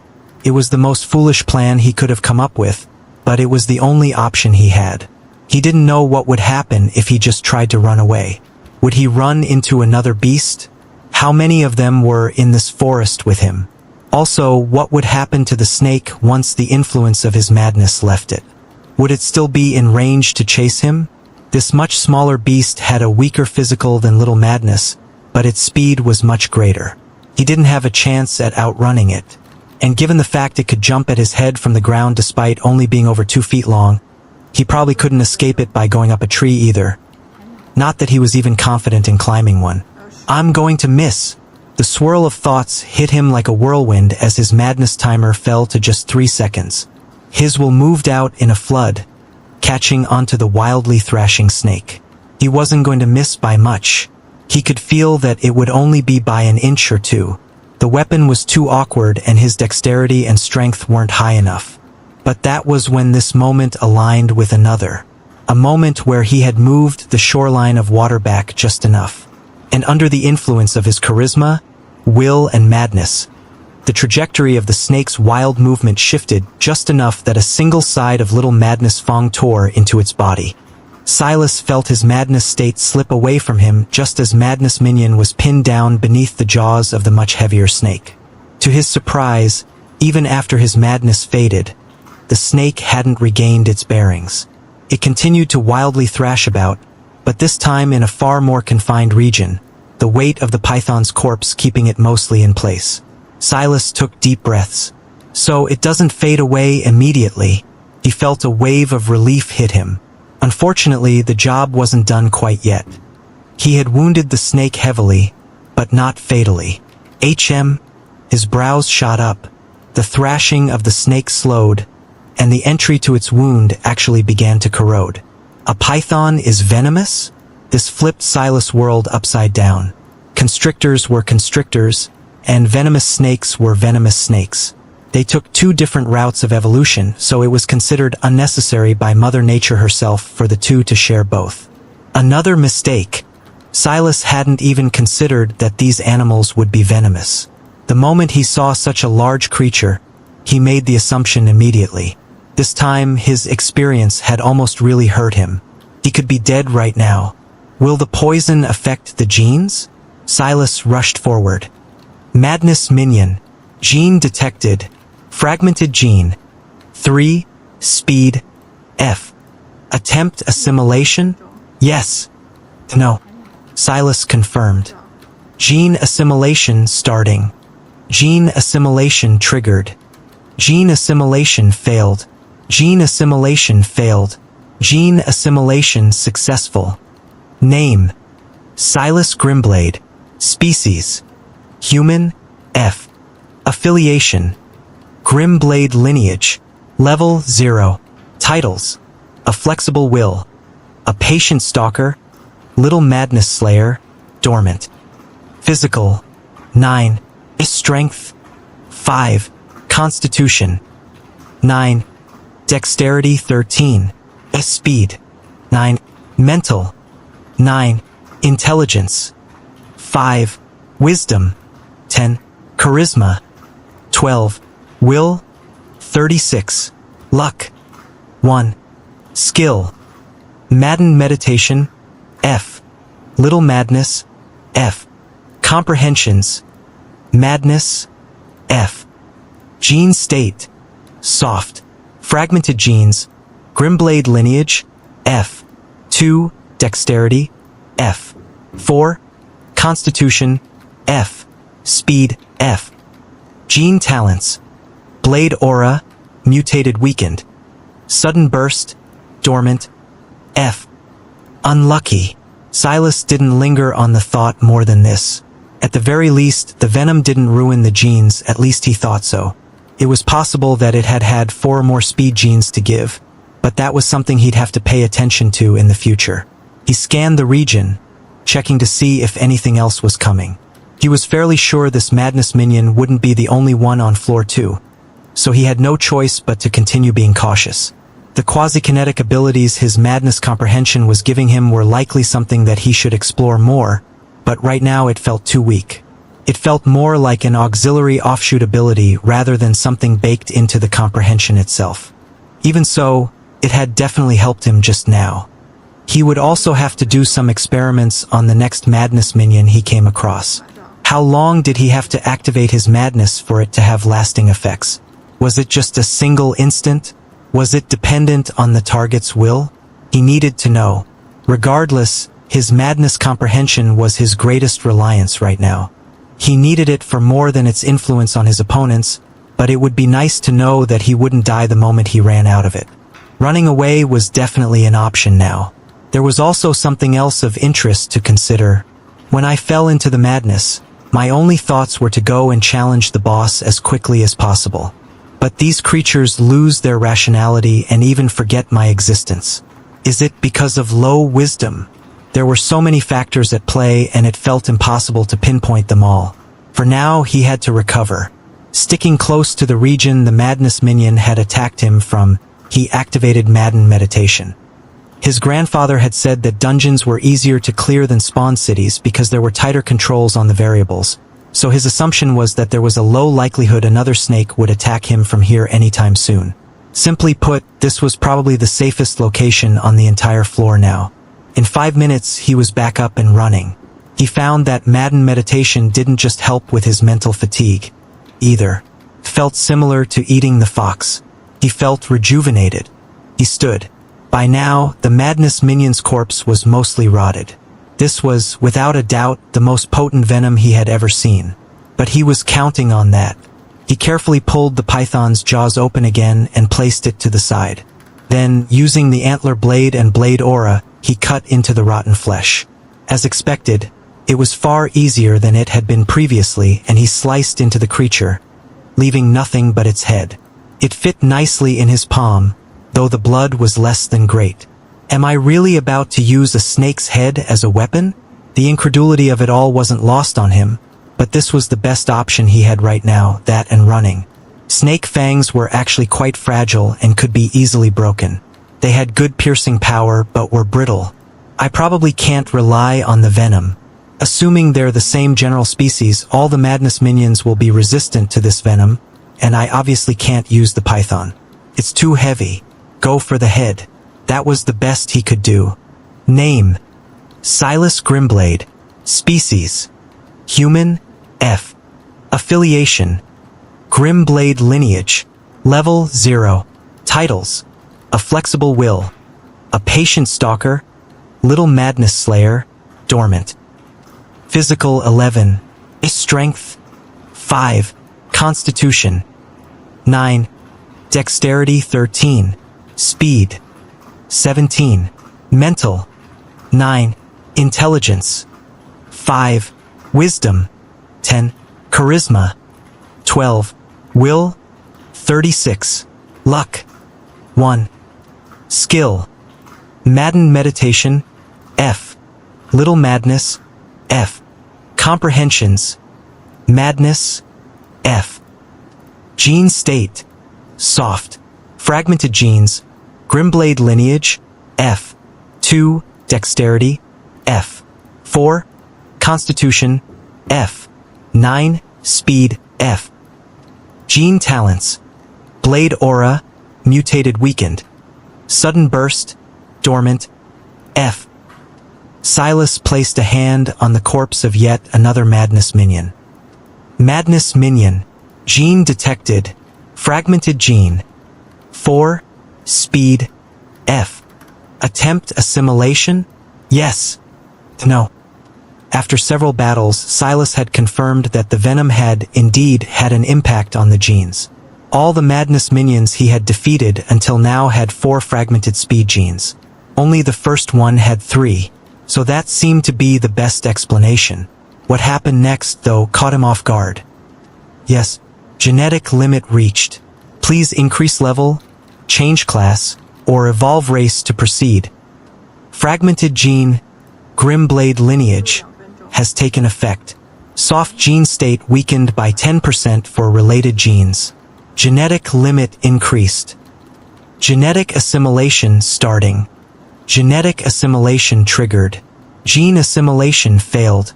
Gene assimilation failed. Gene assimilation failed. Gene assimilation successful. Genetic limit. Increase level. Change class. Evolve race. This will be a problem. Silas hadn't thought about there being a genetic limit to consider, and even if there was one, he didn't expect that his own would be as low as 9. Didn't that mean that if he didn't have the Grimblade lineage, he wouldn't even be able to unlock Sudden Burst in the future?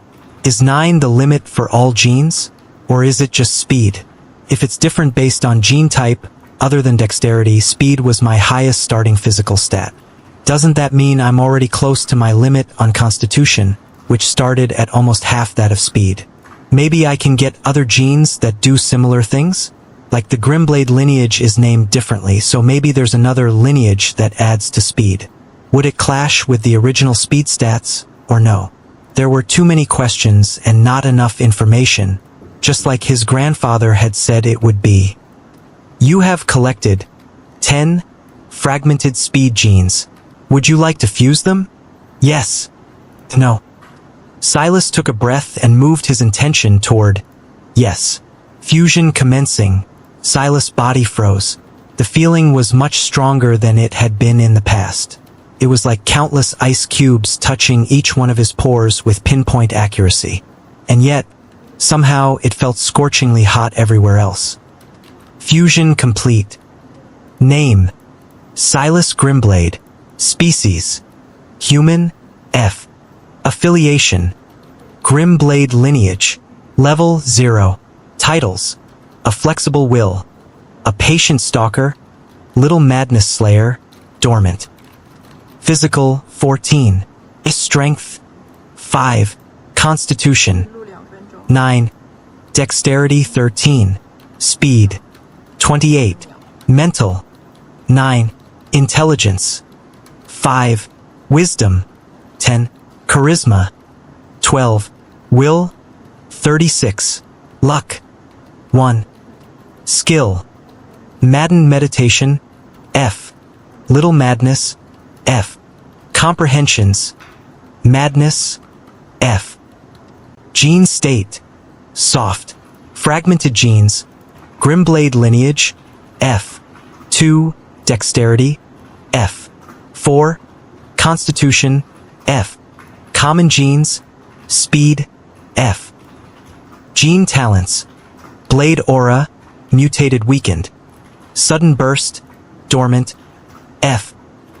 It's worth 20 now, Silas thought. One common gene was worth 20 stats. That was a huge leap. Although there were all these fancy numbers, and they were jumping across his screen now, Silas remained quite calm because he remembered something quite important. These were all relative stats.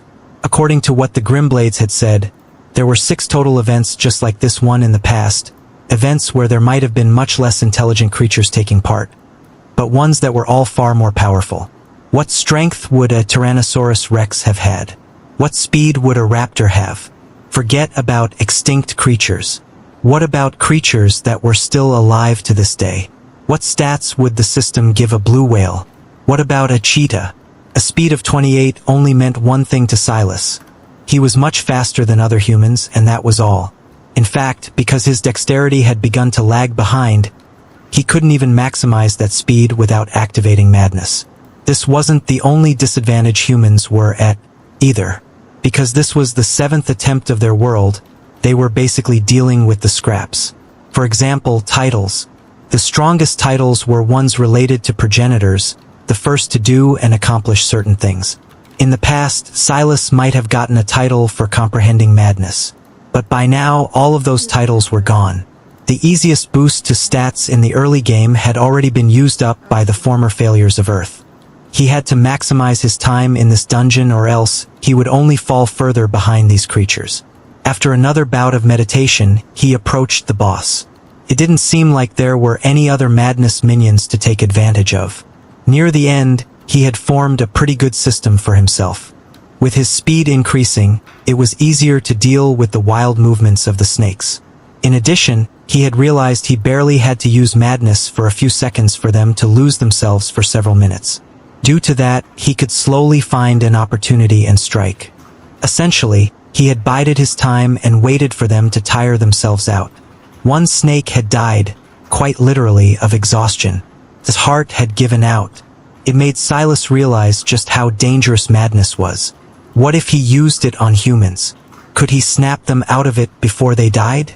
He had tested that out and water seemed to work quite well, but only if he had activated madness for a short enough time. If he held it for as long as he had against Little Madness, even driving a spear through their brains wouldn't wake someone up. His eyes landed on the snake. It was much smaller than Little Madness had been, ironically. It was a sleek black color with sporadic violet scales that popped with color from time to time. It was about 4 feet long or just over a meter. This told Silas all he needed to know. It was likely another speed type. Middle Madness. Level 0. Physical, 42. Mental, 7. Will, 11.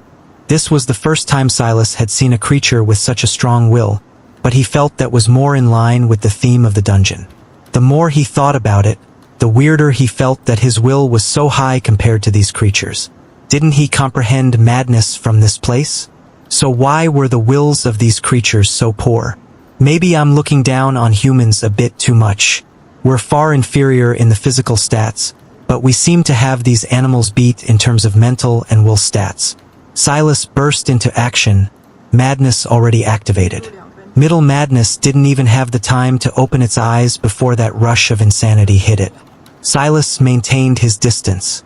This was the strongest will any target of his had ever had, so he wasn't sure how resistant it would be. Luckily, it didn't seem to matter.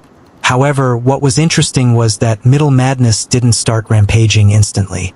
It seemed to try to resist, but it only lasted a few seconds before it lost control. Silas' eyes widened. Middle Madness was like a bolt of lightning. It shot out so quickly and in so many directions that Silas heard the clashes before he saw the streaks. Familiar flashing patterns of fighting, mating, and roaring snakes appeared, but they were much more vibrant and livelier than they had been on the first floor. In fact, because Middle Madness was slamming against the barrier so frequently, it stayed lit for much longer than Silas was used to. Silas almost entered another daze before a whistling wind by his ear snapped him right out of it. What was he thinking? He was in the middle of battle, but middle madness was simply too fast. His eyes couldn't track much more than a blur of black and slight violet. Middle madness physical was 42, but it was clear that its speed was a heavy factor. If it hit him, everything suddenly came to a stop. A crumpled mess of flesh and blood fell to the ground. It squirmed about, trying to move more, but it seemed to truly be on its last legs. When Silas used the system, he confirmed that it was indeed middle madness. Silas had truly not expected things to end so easily. Little madness had gone wild for a long while, but when he thought about it, the fragmented genes he got from little madness were all constitution-based. Obviously, middle madness constitution wasn't high enough to counter the speed it was running into the barrier with. I really was not meant to comprehend madness like I did. It finally sunk in for Silas. He had managed to grasp this comprehension by touching a barrier he wasn't supposed to be around in the first place. It was there to keep him from running, not for him to study. When he thought about how little madness, the skill, was just an inferior version of his madness comprehension, it sunk in even further.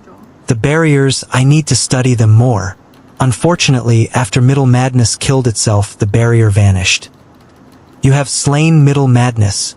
Floor 2 of slithering madness cleared. Rewards: middle madness, skill. Brittle gene elixir, consumable. Middle madness slayer, title. The brittle gene elixir was a far better reward than his previous inflexible one. A brittle gene state had a 30% chance to absorb genes. As for middle madness, the skill. Middle madness, skill. A little bit of madness never hurt anyone. Exchange your sanity for a speed boost. This description made Silas pause for a moment. The description of little madness was near identical. The only exception was that it swapped speed with power. The realization that he wasn't meant to comprehend madness made Silas wonder. Could he use these skills without the side effects, maybe? It was foolish of me to not even try. The will of little madness was only 6, while the will of middle madness was only 11. I assume they were able to use these skills without killing themselves like middle madness just did, so why can't I? Silas made the choice to try it out, starting out with little madness skill first. Using a skill felt odd. It was like something inside you was wiggling about on its own. That something should be his ether moving along paths he didn't quite comprehend. But the system did for him. And then it happened. Your understanding of little madness has deepened. Little madness has reached common mastery. Your understanding of little madness has deepened. Little madness has reached bronze mastery. Your understanding of little madness has deepened. Little madness has reached silver mastery. Your understanding of little madness has deepened. Little madness has reached gold mastery. Your understanding of little madness has deepened. Little madness has reached legendary mastery. Title unlocked. Title: Skill Savant. You have displayed great familiarity with a skill. This skill has reached legendary status and has truly become your own. Plus 100% intelligence. Plus 50% success in absorbing related fragmented genes. Little madness, skill. A little bit of madness never hurt anyone. However, it is nothing to you. Use the madness to increase your power. Plus 200% constitution. Plus 100% strength. Silas' eyes narrowed. After a moment, he took the plunge and repeated for middle madness. This time, he didn't receive another title. However, the boost was just as appealing otherwise. Your understanding of middle madness has deepened. Middle madness has reached legendary mastery. Middle madness, skill. A little bit of madness never hurt anyone. However, it is nothing to you. Use the madness to increase your speed. Plus 200% speed. Plus 100% dexterity. I can't make these sorts of oversights again, Silas thought to himself. Caution is fine. An overabundance of it will stifle me.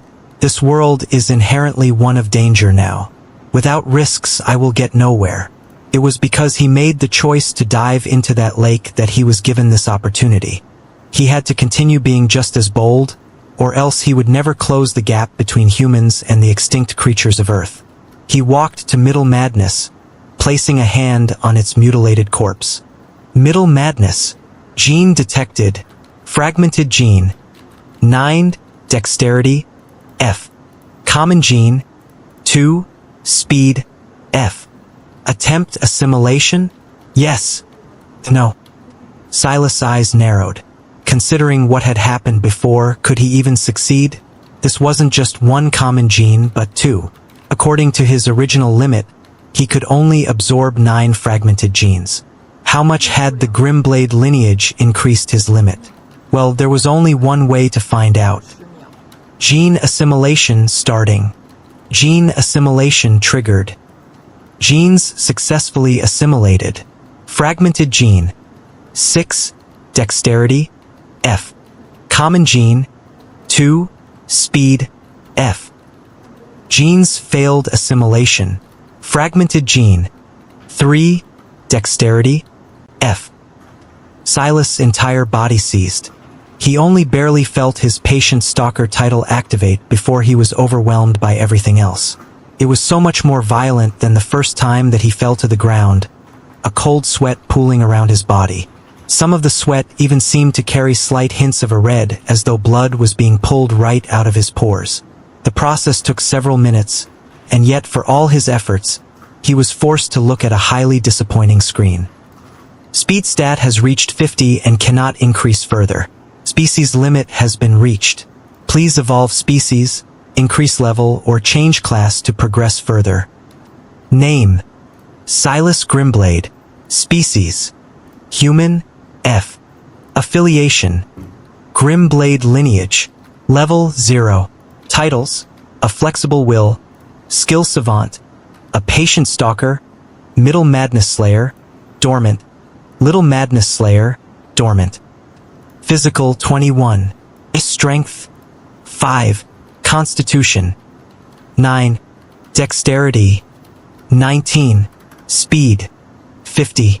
Mental 11. Intelligence 10. Wisdom 10. Charisma 12.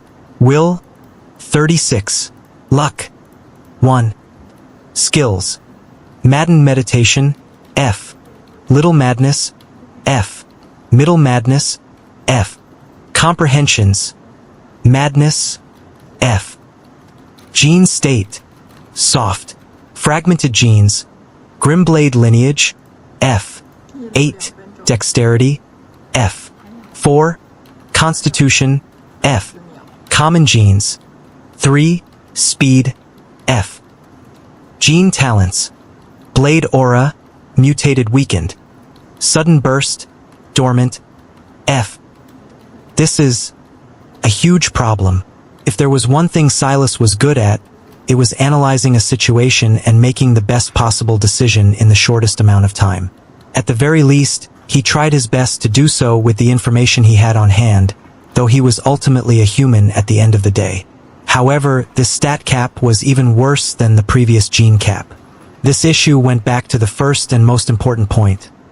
His stats were adjusted based on the dominant species of Earth. Because humans were the rulers of Earth, all stats in the 7th attempt would be adjusted to them.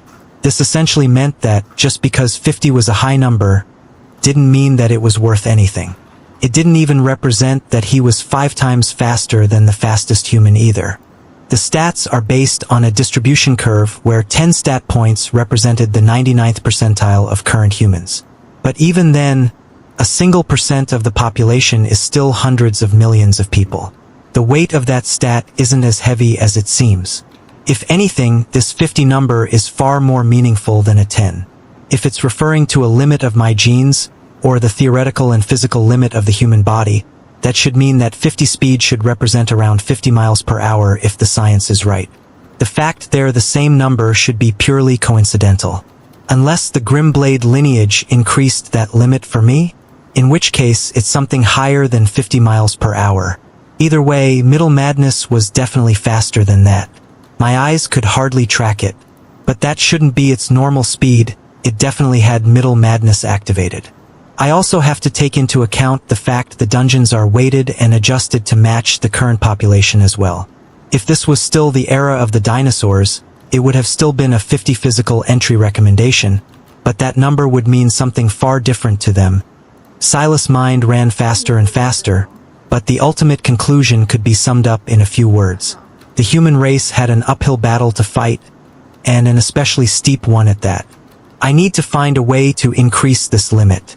It says leveling is a solution, but I should disregard that for as long as possible. Leveling should provide linear growth, but if my starting place is too low, each one of my levels will mean less and less. That leaves finding a class, changing my species, or there seemed to be another option that the system didn't mention. But when Silas thought about it, it seemed to fall in line with evolving his species. The Grimblade lineage. It had helped increase his gene capacity. Wouldn't another gene of a similar kind also increase his stat limit? Comprehensions as well. That wasn't the only option available to Silas. Comprehensions seemed to be a great equalizer, skills as well. His stats said 50 was his limit, but middle madness could still increase that by 200% when it was activated. Clearly, ether was a huge factor in one's strength, and it could be maximized with the use of skills and comprehensions. If there was one advantage humans had over the creatures of old, it was their intelligence, not the stat but rather in the traditional sense. However, it wasn't enough. In the end, those monstrous beasts, some standing at almost 20 meters tall, still lost in the end. If we want a chance to survive, some of us will need to go further than what these limits portray. Silas took a breath and calmed himself. With his high will, and his usual self-discipline, the ease with which he did so was only becoming greater. Next floor. Silas appeared on a split road once again. The air here was particularly heavy.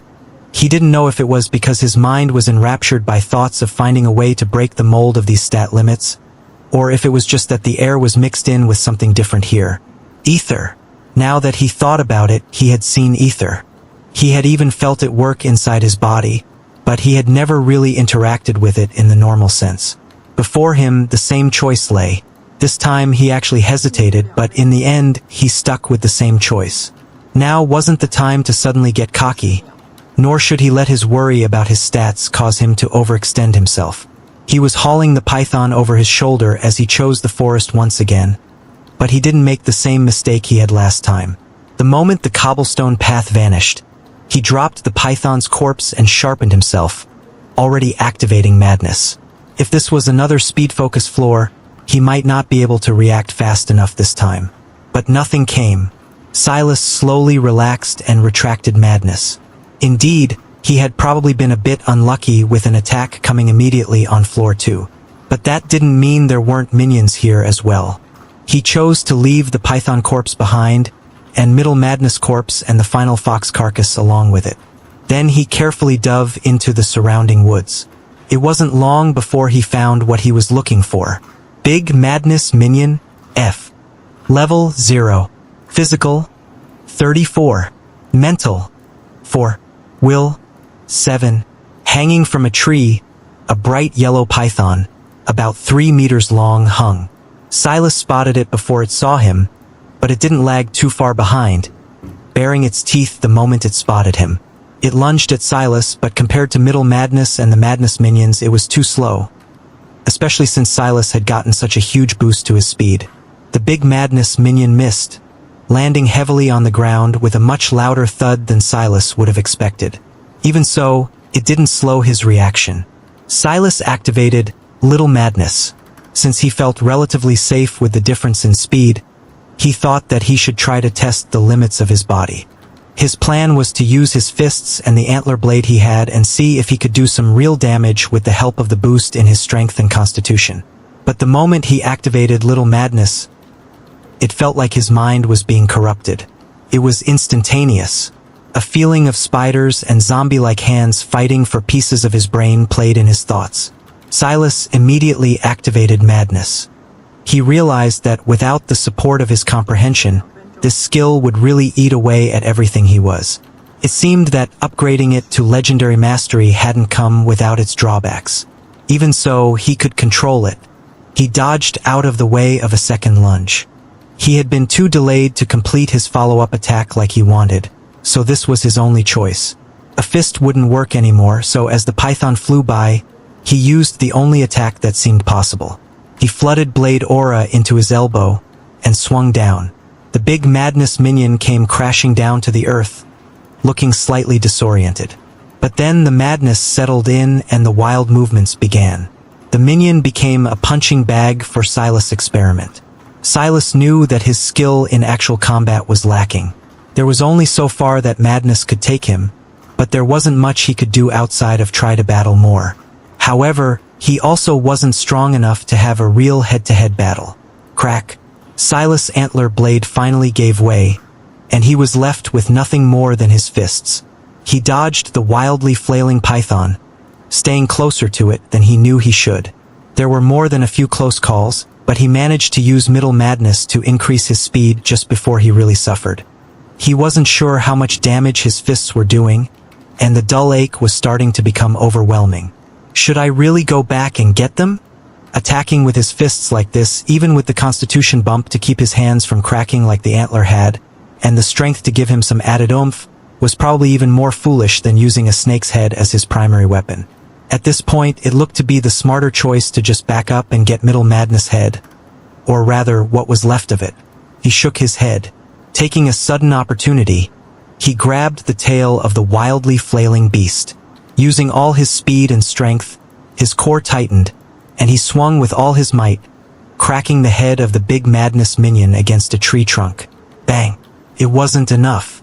In fact, the big madness minion continued to writhe as though nothing had happened. So he did it again, and then again. On the fifth iteration, the big madness minion finally twitched its last, leaving Silas gasping for breath. With both little madness and middle madness activated, the length of time he could sustain madness for seemed to have plummeted. Before, it was just over 5 minutes. But now, at around 2 minutes, he had already reached his limits. He sat down and activated maddened meditation. 5 minutes later, he got up and touched the dead python. Big madness minion, F. Gene detected. Fragmented gene. 5, strength, F. Attempt assimilation? Yes. No. Silas accepted and his body seized up. Gene assimilation starting. Gene assimilation triggered. Genes successfully assimilated. Fragmented gene. 3, strength, F. Genes failed assimilation. Fragmented gene. 2, strength, F. This was good. Every strength stat that he received would count for double just purely because of little madness, and its 100% boost once activated. Maybe his fists could finally start doing some real damage. If my strength exceeds my constitution by too much, I could end up breaking my bones just attacking. I'll need to protect myself. Silas looked down at his bloody shirt. It seemed there really wasn't much of a choice. He was just wearing it out of habit now. Considering how raggedy it was, it could hardly be considered a shirt at all. Silas methodically hunted down the big madness minions.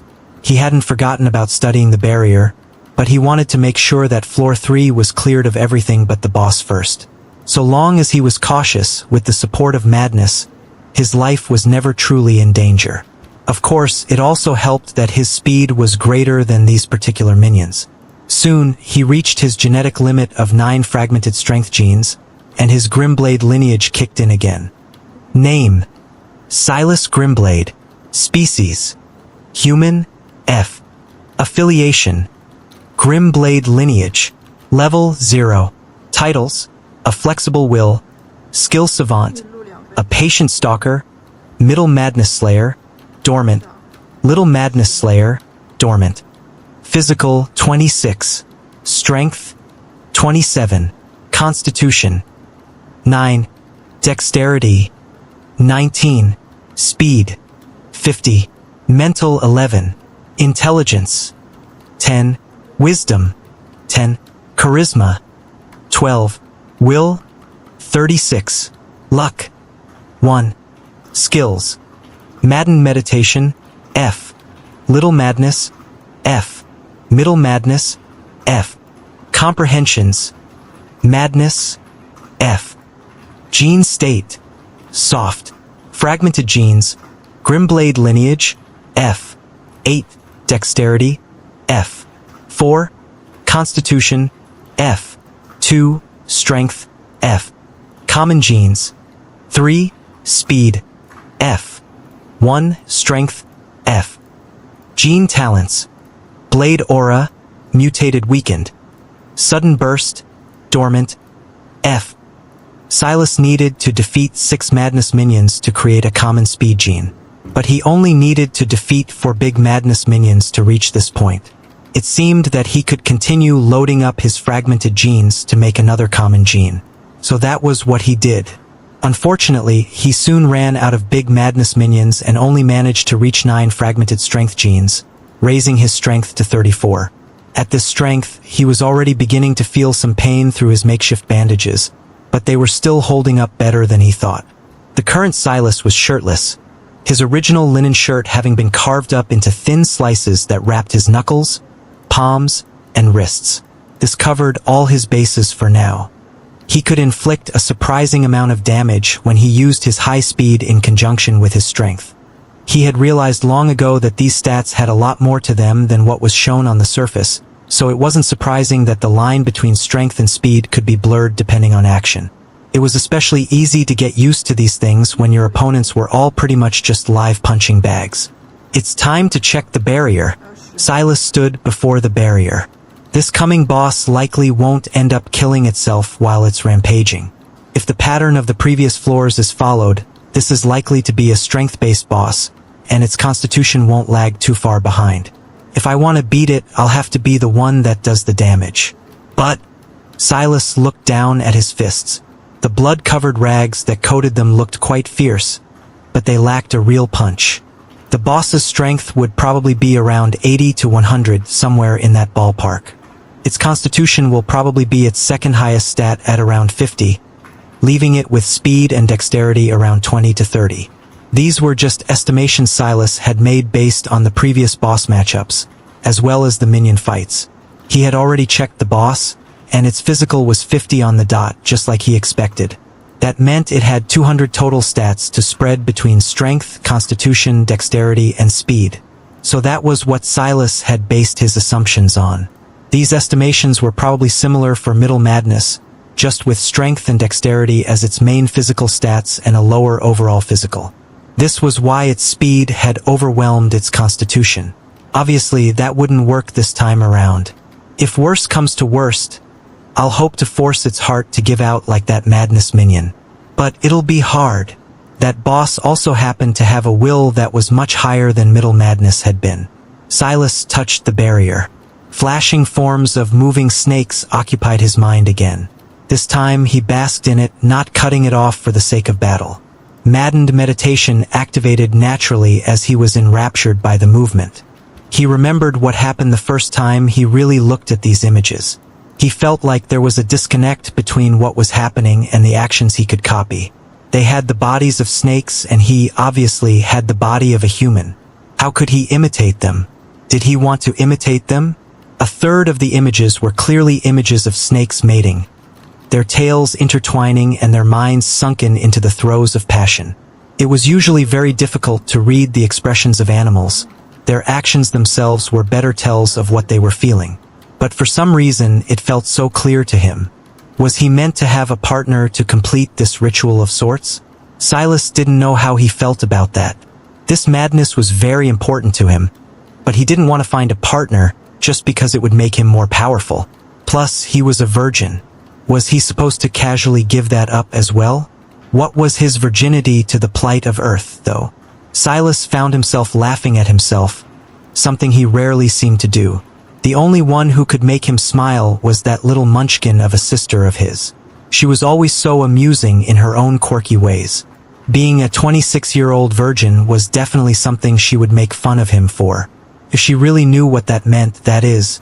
Well, she's 13 years old already. Who knows what those snotty-nosed kids are corrupting my little sister with? Silas shook his head in lament. Kids these days. It wasn't as though he needed help in that department. Anyway, he was a decently attractive man, successful, tall. Then again, he did still live at home by choice. That wasn't exactly a nice opener. He also liked to walk everywhere and didn't have his own car. He also focused on work. A lot. You'd think it was Kasari reprimanding me again. Silas actually chuckled again. There was indeed someone else that used to make him smile, though he never really laughed around her. He wasn't as comfortable with her as he was with his little sister, which was funny considering he had known her for longer than Alara had been alive. Kasari was an ex of his. Well, can she really be considered that? Kasari was more like a childhood friend than an ex. They had dated for 2 months when they were 17 years old. Hadn't ended on bad terms. He thought anyway. But after that, they went from close friends to never talking. It had already been almost a decade since then, and he hadn't even thought to contact her about this summoned ascension matter. Would she even believe me? Hey Kasari. It's Silas, your high school boyfriend of 2 months. The world is ending soon, so you should probably prep for that. Silas laughed at his own joke. That was already 3 times in just a few minutes. Felt weird. He hadn't laughed like this in a while. It was a shame, though. The girlfriends he had after Kasari all pretty much ended the same. Fizzled out with no real drama. Though it was hard to tell if that was because he was always so stoic about things or not. Well, women probably prefer funnier men. If I was gonna sell my body for power, maybe I should go for a more stoic woman like me. Silas shook his head again. Almost immediately. He had tried that before with a certain Clarice. Who knew maybe he had a thing for women with CS in their names. That breakup could be considered to be his most dramatic, meaning not really at all. She was the kind of woman to make lists about everything, but he could respect that. Which was funny, again, because he had critiqued her list of reasons to break up with him. It wasn't as a ploy to keep her by his side or anything. He was a prideful man, and if a woman didn't want him, he wouldn't chase after her needlessly. You couldn't make a person change their mind if they didn't want to.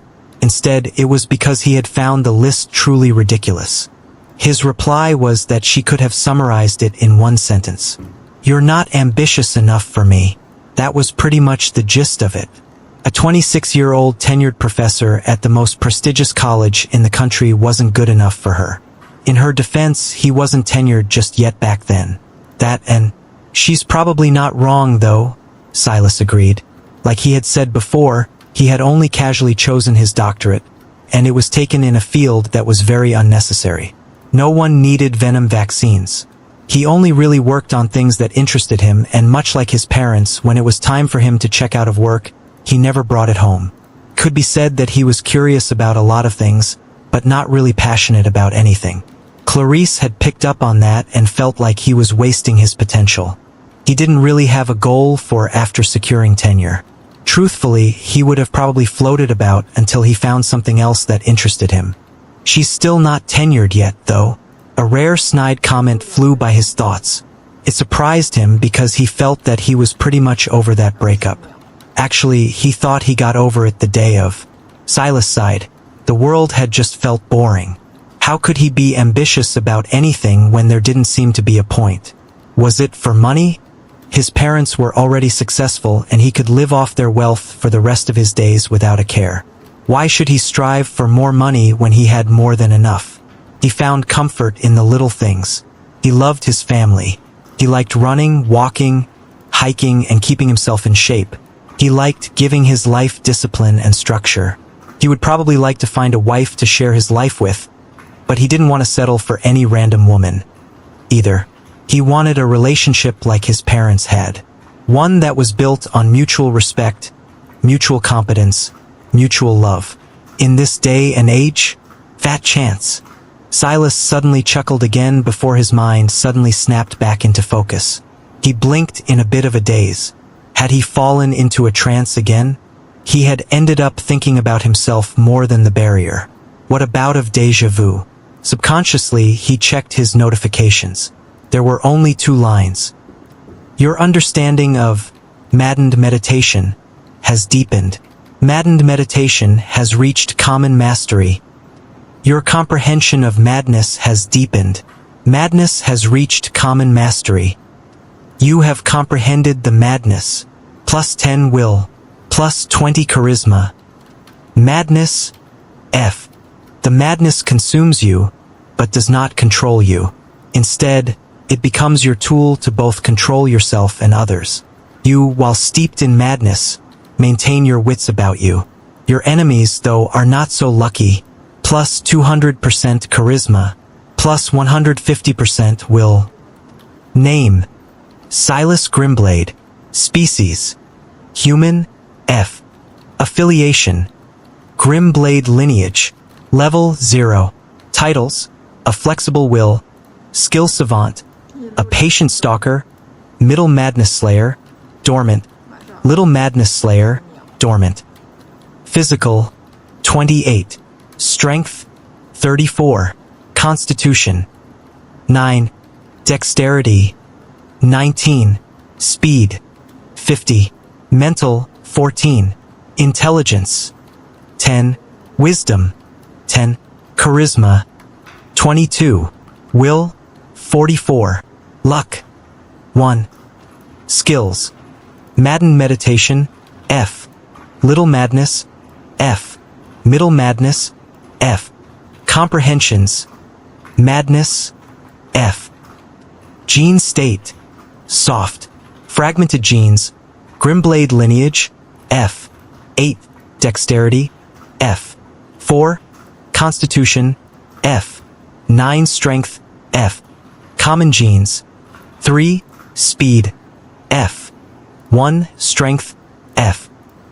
Gene Talents: Blade Aura, Mutated Weakened. Sudden Burst, Dormant, F. It seems that the additions to my will and charisma aren't on top of the previous additions, but rather updates. My will only increased by 7, and my charisma only by 10. There seems to be a purposeful imbalance between charisma and will. If not for my A Flexible Will title, charisma would have already long surpassed it. But if it continues at this pace, it's inevitable. Silas appeared by the side of a tree, looking deeply at the boss that lay in the clearing across from him. It was a gargantuan creature, with a body at least 10 meters long and covered in fierce red scales. It slumbered much like the others had before it, and yet its slow breaths seemed to make the ground unsteady. Big Madness, F. Level 0. Physical: 50. Mental: 8. Will: 22. Silas walked in, gripping one empty fist and a sack weaved of leaves and vines. Madness. Big Madness stirred awake just as Silas' domain of sorts descended. However, unlike the others, it really looked at him. As its yellow slit eyes slowly became redder, it truly looked as though it wanted to burn Silas' image into its mind. It opened its maw and unleashed a roar. Silas had never met the dinosaurs, but he assumed that if a raptor wanted to unleash a call to nature, it would sound exactly like this. It was a grating sound, one that made goosebumps jump across his skin and his bones grow cold. Then it lunged at him in a maddened charge. Silas had no idea what threshold Big Madness had managed to reach, but unlike the others that thrashed about wildly, it seemed to be able to focus its irrational tirade on him. Without a choice, Silas could only quickly dodge out of the way, using his own speed while he maintained his focus. He had yet to activate Little Madness, and he didn't need to. However, he was quickly becoming aware of just how large Big Madness was and how small the clearing was in return. There was only about 30 meters of diameter, and they were surrounded by a ring of trees and the barrier. But Big Madness was already over 10 meters long. Even though it was slow, the space it covered was so vast that Silas was never truly out of danger for any longer than a few seconds. This isn't good. A useless thought flew through his mind. In the sack in his hand, he had gathered as many minion fangs as he could. It sounded like a good plan, but with this enraged beast looming over him, it truly felt inadequate. Still, Silas reached into the sack, but the action slowed him down, almost allowing Big Madness' tail to smash his head to pieces. If nearly 100 strength, matched with that weight, collided with his head, wait, No, strength should be a function of their weight. It shouldn't count more or the adjusted stats would be meaningless. Which means that the attack speed of this creature will be highly limited. A roar interrupted his thoughts. Silas forgot about picking out the fangs one by one. With a pull, he unsealed the bag and everything came spilling out. 2 potions and a collection of fangs pooled onto the ground. It seemed that he had made a mistake, but he didn't panic at all as Big Madness spun around and charged at him, leaving deep gashes in the grass as it slithered forward. Silas pulled with his intention and a fang was magically pulled off the ground, suddenly zipping through the air and right into Big Madness' right eye. Big Madness whipped its head wildly from side to side, the sudden spike of pain pulling it out of its maddened pursuit. For a moment, it seemed to have almost entirely lost its mind, much like the previous bosses. It can actually feel the pain. Silas realized that it wasn't entirely bad that the python was conscious. He ducked and rolled to the side, diving over a whipping tail and barely dodging it on its way back with another leap. His intention pulled at the ground again just as Big Madness managed to regain control over itself. Unfortunately for it, slowing down was the last thing it should have done, as its remaining good eye was ripped through by yet another fang. Silas thanked his lucky stars that these dungeon creatures had deviated from the path of normal pythons, or else it was impossible for them to be so effective. Well, that and his charisma increasing to the point he could impose so much more of his will on the world. Unable to see, the agitation of Big Madness grew to the point it couldn't control itself anymore. It slowly sunk into the madness as Silas quickly dodged out of its way. I can't just use this opportunity to attack it. I'll break my hand. What do I do?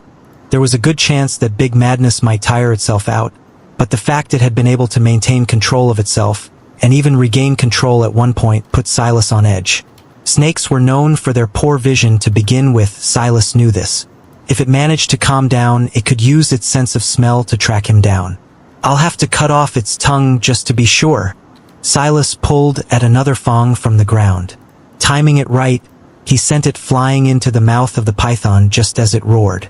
This time, he moved 3 at one time, lodging them in one after another. Fangs have good piercing power, but cutting. Silas burst into action, Middle Madness activating. His speed tripled and his dexterity doubled. In his own act of madness, he suddenly gripped the flickering tongue of Big Madness just as it whipped its head to the side. He held on strong, activating Little Madness, and pulling with his doubled strength. At that moment, his raw power was truly great. A howl of pain was preceded by a spurt of blood. Silas already had his escape plan prepared, ducking and rolling again to get out of the way. He tossed the bloodied tongue to the side, his green irises exuding a chilly light. It wasn't killing intent, but rather sheer focus. He slowly dismantled the boss creature, cutting at its weaknesses one by one until it was just a shell of itself. It was completely disoriented, unable to make its way in the world any longer. Silas controlled 2 more fangs, driving them right up Big Madness' flaring nostrils. Like this, the python not only lost the ability to see or smell, but had also lost the ability to breathe with any sort of ease. That was when Silas sent in a second pair of fangs into its nostrils, and then a third pair. He would have sent another, but he ran out. Even so, it didn't seem to matter. Lacking sensory perception, and now having lost the ability to breathe normally, Big Madness began to keep its mouth open. Mouth breathing was the only option it had left to it, but the pooling blood that came from its torn-off tongue was making it a nightmare. It was too busy rampaging to slow down, and the accumulation of lost breath from its nose, and the fact blood was pooling into its lungs now with every haggard breath, was slowing it down further and further. Silas whittled the creature down step by step. It was an almost methodical slaughter. Compared to how he had been when he first entered the dungeon, this was on another level. This was the Silas Brown he preferred to be. In the madness, he felt he understood himself better. You have slayed Big Madness. Floor 3 of Slithering Madness cleared. You have cleared Slithering Madness Dungeon. F. Rewards. A. Big Madness. Skill. Soft Gene Elixir. Consumable. Big Madness Slayer. Title. Madness Key. 1/2. Treasure. Madness key. Silas had basically expected the other things, but this caught him off guard. Especially the fact that it only seemed to be one of a set of two. An elixir bottle and a key fell into his hands. The latter was shaped like a very ancient key, one forged of heavy metal and had quite some thickness to it. However, it was flat on one side, while its head was formed of a maze of peaks and valleys that likewise only looked half complete. If there was another half, it would slide into the maze quite perfectly, Silas could imagine. Was the other key in the other paths? But it said the dungeon was complete. Do I have to find the other key elsewhere? Or can the dungeon be completed more than once? Maybe. Silas looked toward the other rewards. Big madness, skill. A little bit of madness never hurt anyone. Exchange your sanity for a strength boost. Silas nodded to himself. That seemed to be why Little Madness used the word power. It focused more on constitution, though there was a great strength boost as well. He activated Big Madness, and a familiar pattern repeated itself. Your understanding of Big Madness has deepened. Big Madness has reached legendary mastery. Big Madness skill. A little bit of madness never hurt anyone. However, it is nothing to you. Use the madness to increase your strength. Plus 300% strength. That much strength? That's a 4 times multiplier. But what if Little Madness and Big Madness were activated at the same time? Would the plus 300% be added to the base number, or the already plus 100% of Little Madness? Silas soon got his answer, and it was quite disappointing. When he activated both skills at once, or rather tried to, he was forced to immediately stop. It wasn't because something had stopped him, but rather because he felt that the paths the ether in his body were trying to take were about to clash. If he continued, he might have even ended up killing himself. He didn't know what it would mean for ether to explode inside of you, but it didn't take a genius to know it wouldn't be good. Maybe if his constitution was higher, he could take the risk. But for now, activating both would be a death sentence. But would it even be possible for my body to withstand a 4 times multiplier to my strength stat without the support of higher constitution? Until now, the skills hadn't really made Silas feel uncomfortable. It was probably because the power came from ether, rather than increasing what his body itself was capable of. But even if that was the case, if he tried to use this added strength to make contact with something, he could really hurt himself. He looked down at his hands. He really needed a weapon. Or, his gaze landed on Big Madness corpse. He closed the distance with a few steps and placed a hand on it. Big Madness. Gene detected. Common gene. 4. Strength. F. 3. Constitution. F. Attempt assimilation? Yes. No. Silas braced himself, remembering the horrid pain it took to assimilate common genes. He found something to bite onto and then moved his intention toward yes. Gene assimilation starting. Gene assimilation triggered. Genes successfully assimilated. Common gene. 1. Strength. F. 2. Constitution. F. Genes failed assimilation. Common gene. 3. Strength. F. 1. Constitution. F. A deep grunt left Silas' lips, his fingers digging into the ground. The nails he had lost on his right hand still hadn't recovered, and yet he didn't even seem to notice as he dug deeper and deeper, biting down on the piece of his pants hard. It took several minutes before he finally collapsed in what felt like a pool of his sweat. He barely registered a familiar disappointing message. Strength stat has reached 50 and cannot increase further. Species limit has been reached. Please evolve species, increase level, or change class to progress further. Name: Silas Grimblade. Species: Human. F. Affiliation: Grimblade lineage. Level 0. Titles: A Flexible Will, Skill Savant, A Patient Stalker, Big Madness Slayer, Dormant, Middle Madness Slayer, Dormant, Little Madness Slayer, Dormant. Physical: 42. Strength: 50. Constitution: 49. Dexterity 19. Speed 50. Mental 14. Intelligence 10. Wisdom 10. Charisma 22. Will 44. Luck 1. Skills: Madden Meditation F. Little Madness F. Middle Madness F. Big Madness F. Comprehensions: Madness F. Gene State: Soft. Fragmented Genes: Grimblade Lineage F. 8. Dexterity F. 4.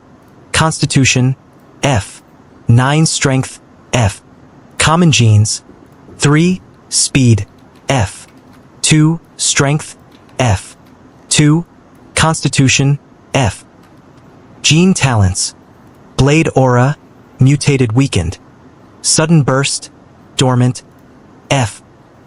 Although he knew he couldn't put too much stock in these numbers, Silas still felt a childish sort of satisfaction watching them go up. The fact he had to suffer so much through the assimilation of those genes only made it more satisfying. However, these stats were just a means to an end. Hadn't he defeated all of these bosses despite the fact his stats were lacking compared to theirs? Granted, that was because of his madness comprehension, but a part of him still believed there were many factors this system couldn't take into account. Even so, I need to find a way to break these limiters. What if my will caps at 50 as well? Wouldn't that make madness useless against more powerful targets? He still hadn't forgotten that Big Madness managed to shrug off his influence somewhat, and that was after his madness had reached common mastery. When madness was activated now, his will was over 100 thanks to the 150% boost. But a creature with a will of just 22 managed to maintain some clarity. There was obviously a bottleneck somewhere here that he wasn't aware of. Or maybe I've misunderstood madness? Every time he deepened his comprehension of madness, at least the 2 times he had, it seemed to require a lot of self-reflection. If the point of madness was to drive others crazy, wouldn't his comprehension path have to be more general? Now that he thought about it, activating madness also gave him a keen sense of self that was arguably stronger than the influence he had on other creatures. His stats didn't increase, but they seemed to mean more in a weird way, as though he could maximize every inch of them. Then there were those telekinetic abilities he had gained. That was also a process of his own will taking form rather than his just playing with the mind of an enemy. If that's the case, it makes sense. My ability to influence the minds of others isn't scaling because that isn't the point of the comprehension at all. At least, it's not the main point. Silas wasn't sure if this was right, but his gut was telling him that he was onto something. Taking a breath, he exhaled slowly. He would have to explore this more. Without the barriers to study, he had lost his shortcut, though, so he would have to find another way or just take it one step at a time. Unless, he looked around.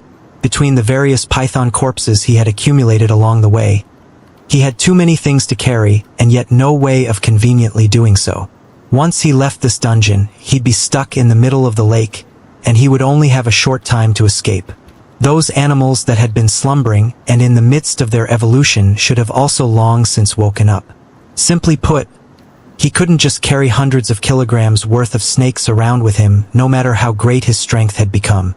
Without a choice, he kept only Middle Madness' mutilated corpse with him and was ready to leave when the screen appeared, sensing his intention. You have cleared Slithering Madness Dungeon F. Leave now. Yes. No. Silas paused. After some thought, his intention moved toward no just to see what would happen. Your madness is commendable.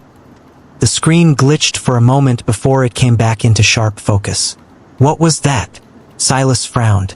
The so-called screen was just a projection of his mind, so how could it glitch? A hint of worry sprouted in his chest. This dungeon had messed with his mind a lot.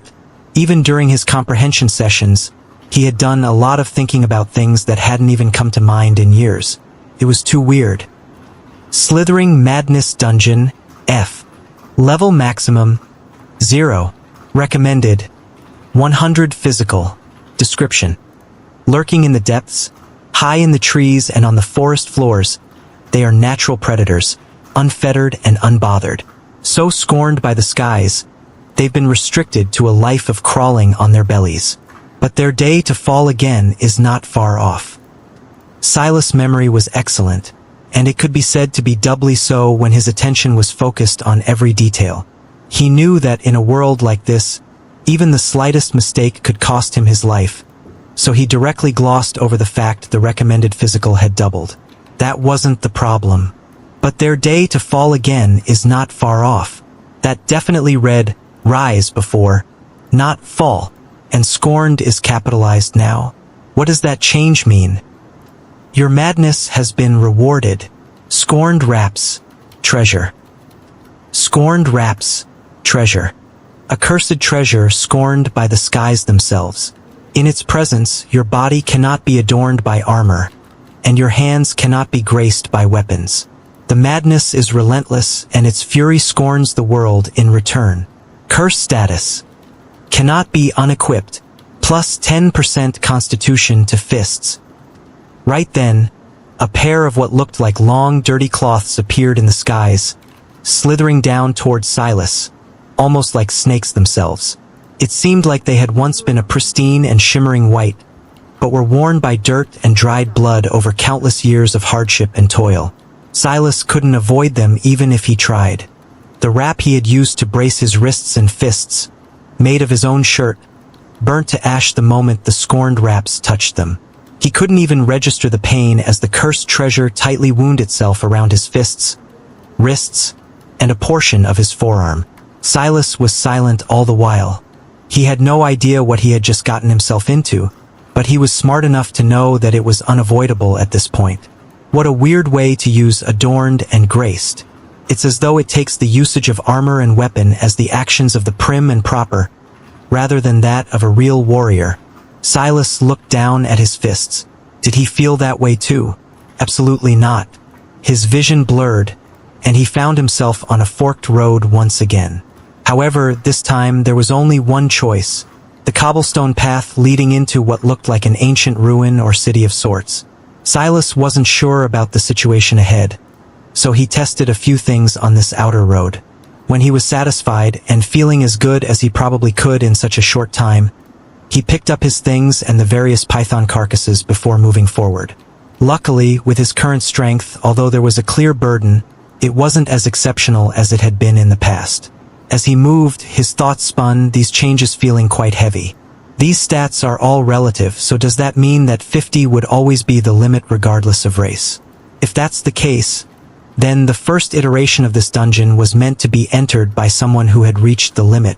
In that case, this second hidden portion of the dungeon is supposed to be passed by someone with double those stats, far beyond those limits, as a level 0? Madness indeed. However, Silas felt a level of confidence he hadn't felt when he first entered the dungeon, and that was for no other reason than his comprehension. He had a feeling that it would be of great help here as well. What Silas didn't expect was that he wouldn't run into a swarm of enemies, or even some dangerous situation of sorts. As the cobblestone road to his back faded, a ruin that reminded him of the Stonehenge appeared before him. The main difference was that these tall stones were more irregularly shaped, curving and looping into one another as though dancing. Silas didn't know why he got that feeling because they were obviously static objects, but it was as though something was pulling at him. Silas frowned, clearing his mind. This felt like a weaker version of what the barriers had tried to pull him into, much weaker. When he looked around, he found there was no entrance, no exit. The area was barely 30 or so meters from edge to edge, and he could see every inch of it clearly. But there were no obvious enemies or targets. What's the point of this? He would have already felt hints of panic if he didn't understand that there had to be a way out. There was a small, existential part of him that worried that the glitch from earlier might have applied to the whole dungeon, effectively trapping him in here forever. But he still felt that that shouldn't be the case. He put the corpses he was lugging around down and began to walk around more earnestly. Why would I need 100 physical for this? What's going on? He began to observe the curving stones more closely and found that there were grain-like patterns within them, so faded that in the somewhat somber lighting, it was hard to pick up until he looked closely. Once again, they reminded him of those snakes. Some roaring, some mating, some in battle. He touched it and felt a spark jolt through his body. But it ultimately didn't feel like much. It was like he had rubbed his feet one too many times on some carpet and then touched a doorknob, but it wasn't anything more substantial than that. Floor 1 of Slithering Madness cleared. Rewards. Little Madness.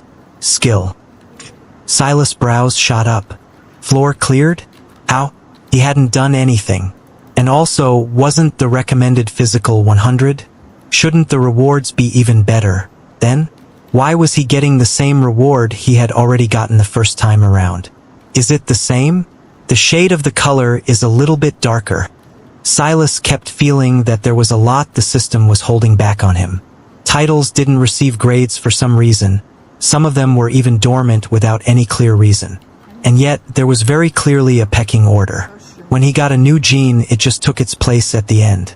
But he had gotten a Patient Stalker first, and it was third amongst his titles, while Skill Savant was something he had awakened after a Flexible Will, but it was second. It seemed that there was a hidden hierarchy he could only vaguely get a peek at through the relative order between his titles. But was a Flexible Will really the strongest? It only gave him a flat +10 to his will and a 10% boost. Was that really better than a pure +100% to his intelligence like Skill Savant gave him? The latter seemed far better. This was just one of the many issues Silas had with the system. It ran more like a poorly coded program than something the lives of real people were riding on. But he was even more frustrated with it now than he had been before because the confusing circumstances just seemed to be piling up. Little Madness. Skill. A little bit of madness never hurt anyone. Exchange your sanity for a power boost. Once again, the same description. The only change was that sanity and power were capitalized for an inexplicable reason. Silas shook his head. It was good that he had passed the first floor so easily. What wasn't so good was that he didn't like not understanding why. It was possible that whatever he used to easily pass this round could come back to bite him heavily in the next rounds. But it didn't. Floor 2 of Slithering Madness cleared. Rewards. Middle Madness. Skill. Silas stood in the middle of Floor 2, stumped once again. The tingling sensation on this floor was a little stronger, but he shrugged it off just as easily. The floor itself was practically identical. The only difference was that the faded images on the stones were far clearer, and he could see them even from a distance now. Comprehension. That's the only explanation. Maybe there was a path to comprehending madness in this dungeon, but because he had done so unconventionally, he took something that should have been a challenge and shrugged it off. Thinking about it now, what if he had chosen this path first? Maybe he would have still comprehended madness, but then, when he got to the end, wouldn't that mean he would have to face a 100 physical big madness when he went through the dungeon a second time? Silas didn't know if he was lucky or unlucky. On the one hand, he didn't have to face off against truly monstrous creatures. But on the other hand, how many more genes would have been available if he managed to defeat a little, middle, and big madness that were twice as powerful? He managed to shake himself free of those angsty thoughts, though. Setting aside whether his madness alone would have been enough to deal with them after even the weaker big madness managed to keep its wits under his influence, none of that would change his stat cap. Silas stepped onto the third floor. This time there was a substantial change. The drawings felt alive and looked as though they had been painted into existence by a large amount of blood. The more Silas stared at them, the more real they felt until they suddenly began to move. It was so much clearer than the barriers. They didn't fade in and out depending on his touch, but were really there, living and breathing. He no longer saw it as a series of separate actions, but rather a cohesive whole, and it seemed to embody passion in 3 different forms. Passion you were willing to put your life on the line for. Passion of love and affection. Passion of raw emotion, not necessarily love, but happiness, anger, even arrogance. Floor 3 of Slithering Madness cleared. Rewards. A Big Madness. Skill. Madness Key. February 2nd. Treasure. Common Gene Crystal. Treasure. Void. Title. Void. Skill. The list was mostly confusing. He wasn't sure what 3 of the 5 items were, and by the chosen words void, it seemed the system didn't really understand either. But quite quickly, both void rewards took effect on their own. Title Void has taken effect. Big Madness Slayer, Middle Madness Slayer, and Little Madness Slayer have been fused. Title unlocked. Title Madness Conqueror. The madness does not sway you. Instead it fuels you. You have conquered the madness. Plus 50 will. Plus 100 charisma. Plus 10% success in absorbing all genes. Silas' brows raised. Until now, whenever he got a boost to gene assimilation by any one of his titles, they always specified fragmented genes. But this clearly did the exact opposite of that. He braced himself to hear the familiar chime of his stats having reached their cap. But instead, his world actually went white. When Silas' vision cleared, he found himself gasping for breath on the ground. Something wet was on the side of his face, and when he reached for it, he was shocked to find that it was a striking shade of red. I'm bleeding from my ears? Couldn't be a coincidence. Will and charisma seemed to have both to do with his mind, and now he was bleeding from his ears? Had he ruptured something? Were his eyes bleeding too? How was his brain actually doing? It wasn't until several seconds later that Silas realized he was thinking just fine and there wasn't the expected fogginess in his mind. Instead, he felt unprecedented clarity. Skill Void has taken effect. Big Madness, Middle Madness, and Little Madness have been fused. Madness Control Skill. Your body is your temple, and it listens to no commands other than your own. Plus Dexterity. That was it. There was no number, no percentage, it just said plus Dexterity as though that was supposed to mean something to Silas. Subconsciously, Silas tried activating the skill, half expecting it to rocket up to legendary mastery just like the others had. But instead, everything seemed to slow down around him. When he looked down at his hands, he could seem to see afterimages being left in the air, as though he was watching still frames of himself rather than true fluid movement. And then it stopped. He felt an emptiness in the pit of his stomach, and at some unknown point in time, he had already gotten up from the ground and walked around the entire region before returning to his original spot. I ran out of ether. The weird part was that Silas could usually guesstimate how much time had passed while he was out of it, but this time there was nothing. His sense of time had been too distorted just now, and it felt like hours had passed at least, but he knew that was impossible. He wasn't foolish enough to think that this skill gave him control over time. Rather, it gave him such a high level of control over his body that it made whatever his dexterity stat was meaningless. Maybe that was why there was no number attached to it.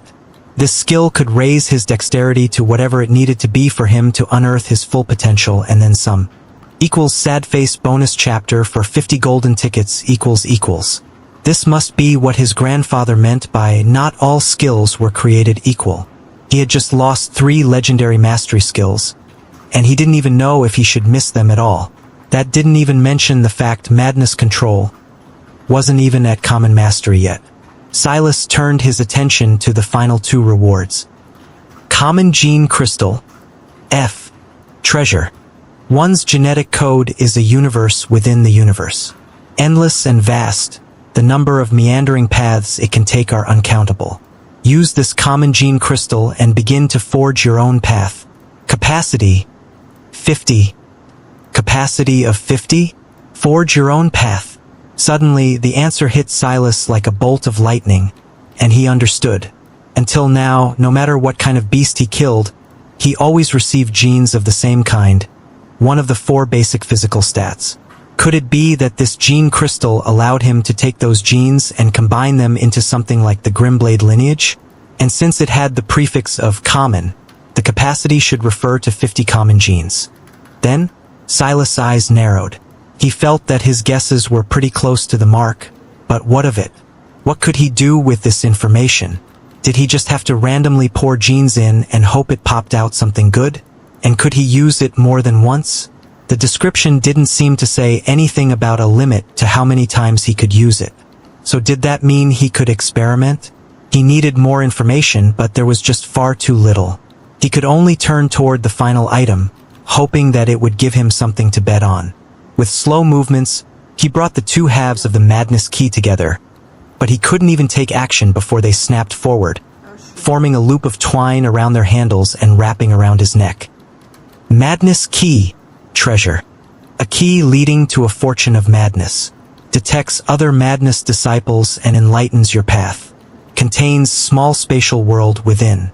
Can answer one question in exchange for one fragmented gene. Curse status. Glutton. One common gene a day to maintain happiness. Requirements grow by the day. Less than 7 days, remaining until hunger increases. Curse status. Cannot be unequipped. Silas' mind was entirely occupied by a single line. Can answer one question in exchange for one fragmented gene. He didn't care about the cost, he didn't care about the glutton curse, he didn't even care about the so-called madness disciples, or how this item somehow had a hidden space within it. When he saw this one line, he actually gripped his fists in excitement, showing more emotion than he was used to. It seemed that the madness had its positive effects as well. But the moment the excitement faded, the flood of questions came. How much did it know? How broad could he make the question? How specific were the answers? What was the best way to test this without wasting a flood of genes? The more he thought, the more niche the questions became. Did the genes have to come from him directly? Or could he use the key to absorb genes instead? And if he used the madness key to absorb genes directly from a corpse, what gene state would it have? Could it absorb all the genes? Or would it be weaker than his soft gene state in this regard? Should he test it with questions he knew the answer to first? And if all questions were worth the same regardless of what they were, should he try to front-load as many of them as he could now, even if it was at a short-term detriment to his overall stats? If in 7 days' time the cost of a question rose to 2 fragmented genes, wouldn't he regret not doing so? Or worst yet, what if it immediately jumped to a common gene? There was no telling how badly the hunger would kick it up.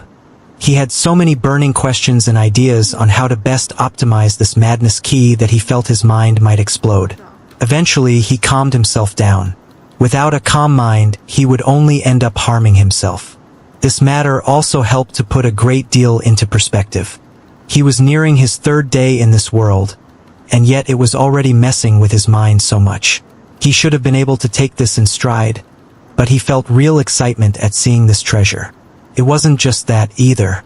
The feeling of satisfaction he had watching his stats grow was somewhat addicting as well. It was like this world wanted you to get addicted to improvement, to evolving. Silas picked up the key that hung around his neck. As expected, some mysterious and invisible force stopped him from taking it off. He looked around, probing for the so-called space within, but he didn't find anything until he thought of using his intention to open it like he did when he interacted with the system. Once he did, a world was opened up to him. Well, calling it a world was a bit much, but it was actually quite roomy. It was a 2 by 2 by 2 meter bland gray space. Fascinating. This was the only word Silas could use to describe it. He tried putting the common gene crystal in and it vanished. He pulled it out, then put it back in again, getting used to the sensation. This space would definitely make things more convenient, but it seemed that he wouldn't likely be able to use it in the middle of battle. Doing so required focusing his will on it and then using his charisma to force the change he wanted. And much like the system notifications, it would envelop his line of sight. The difference was that the notifications didn't obstruct a lot of the rest of the world, while focusing on this inner space replaced everything in his eyesight. Castle bonus big thanks to Readable and Rolui Salt. 1/10. Silas put the crystal, the 3 potions he had gathered, and a few pieces of beast meat within. He didn't want to waste so much space on big madness, so he didn't even try to take it in. How am I supposed to dissect corpses now that I can't equip weapons? Silas shook his head, looking at the scorned wraps. An idea came to his mind. No, it said I can't use them in my hands, but it didn't say anything about my charisma. He threw that idea to the back of his mind. Even if he had this thought, he had lost anything he could call a weapon in this dungeon. Silas thought about leaving now, but then he shook his head. This dungeon never seemed to rush him. It hadn't hurried him forward through the floors, and he could always decide when it was that he wanted to move on. In that case, this might be the safest area he would have for a while. He should at least try to get a baseline understanding of how the madness key worked. Name. Silas Grimblade. Species: human. F. Affiliation: Grimblade lineage. Level 0. Titles: a flexible will, madness conqueror, skill savant, a patient stalker. Physical: 42. Strength: 50. Constitution: 49. Dexterity: 19. Speed: 50. Mental: 47. Intelligence: 10. Wisdom: 10. Charisma: 122. Will: 94. Luck: 1. Skills: Maddened meditation. F. Madness control. F. Comprehensions: Madness. F. Gene state: soft. Fragmented genes: Grimblade lineage. F. 8. Dexterity. F. 4. Constitution. F. 9. Strength. F.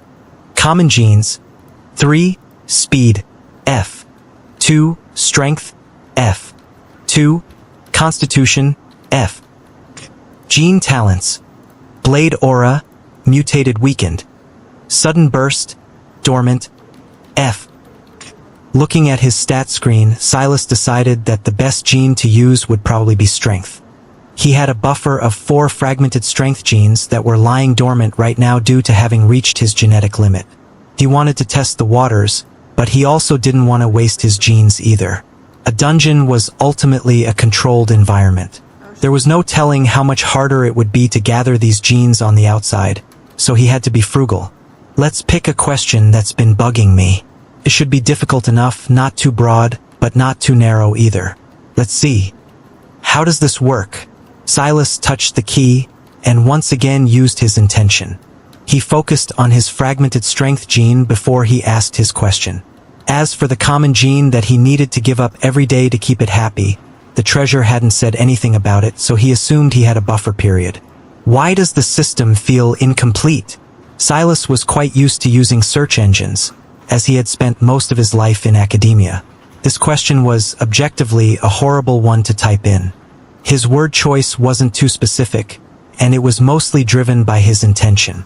In addition, the word feel was too broad as well. However, when given the context of this world, it should be something that an intelligent listener should be able to grasp. He felt a pulse from the madness key and a flickering image appeared before his eyes. Why does the system feel incomplete? The system is an intelligence forged by the universe, an evolutionary convergence to aid ascending worlds. However, the information the universe can decipher versus what lesser creatures can decipher is separated by a vast chasm. Most summoned worlds receive a rudimentary version of the system, stripped down of its complexities, simplified in its numbers, and made easily digestible for the masses. Silas finally felt a hint of relief. He wasn't crazy after all. When he thought about it, what kind of system would the dinosaurs have been given? Would they even be able to understand one as complicated as what Silas was using? Maybe theirs was dumbed down even further into a series of images or emotions or instinctual understandings. The answer of the madness key also seemed to imply that there was a better version of the system, or maybe even several forms of upgrades, but he restrained himself from asking about it. This satisfied one need, but he had other, more pressing needs. It was unlikely that he would be able to upgrade the system anytime soon. Anyway, turning his attention toward the common gene crystal, he asked a question that was far more important to his immediate success. How do you use the common gene crystal? Common gene crystals are gene fusion devices capable of inputting common physical and mental genes, and outputting a unique gene. Depending on the capacity, one can make more or less complex unique genes, with the weakest outcome being a unique fragmented gene, and the strongest being a unique bronze gene. In order to begin, one needs to start with a foundation. This can be a skill, a comprehension, a title, a treasure, or a freshly slain beast.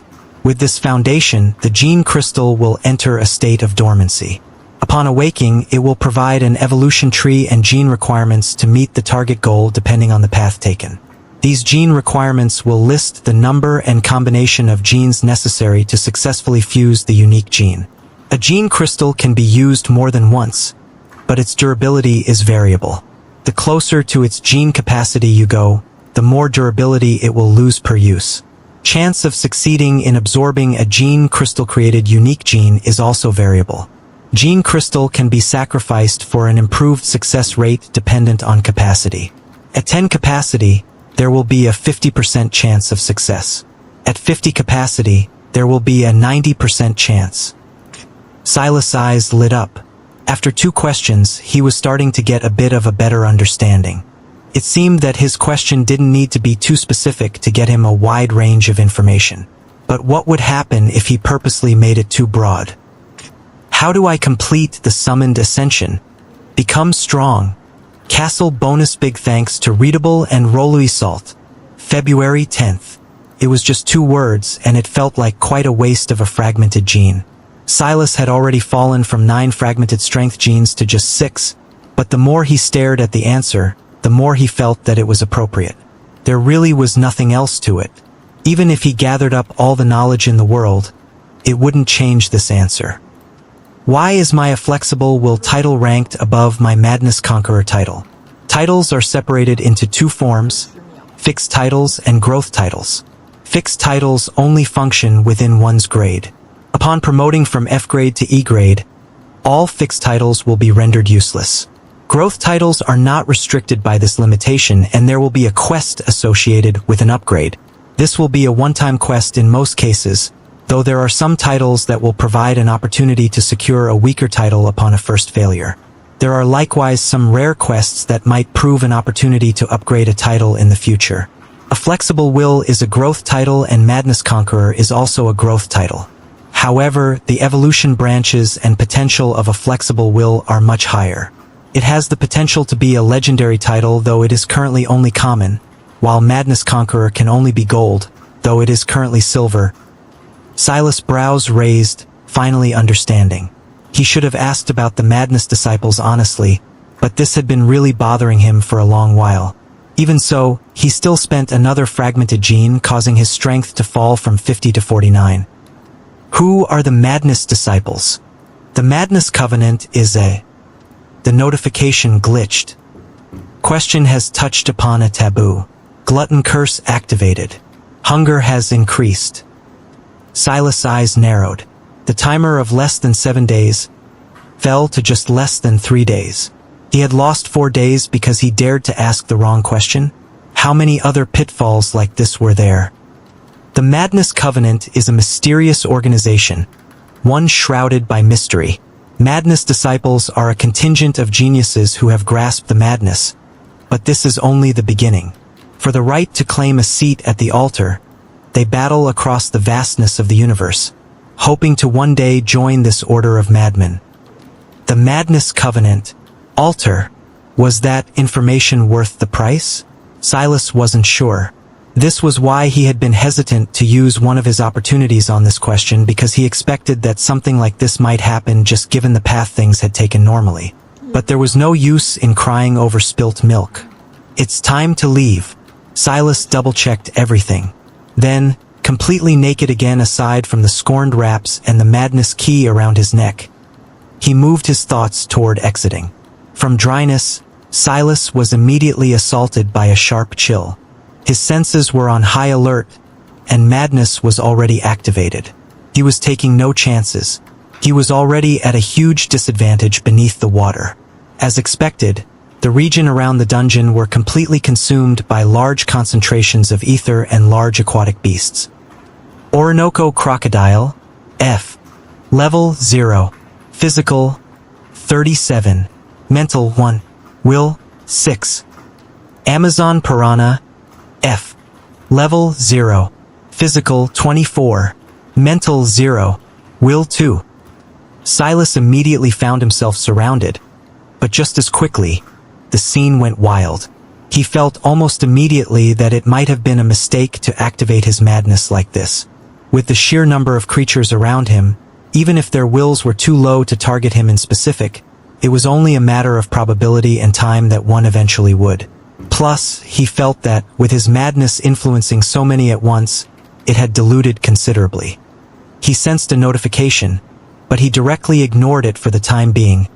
gathering up his will and charisma to propel himself out of the water.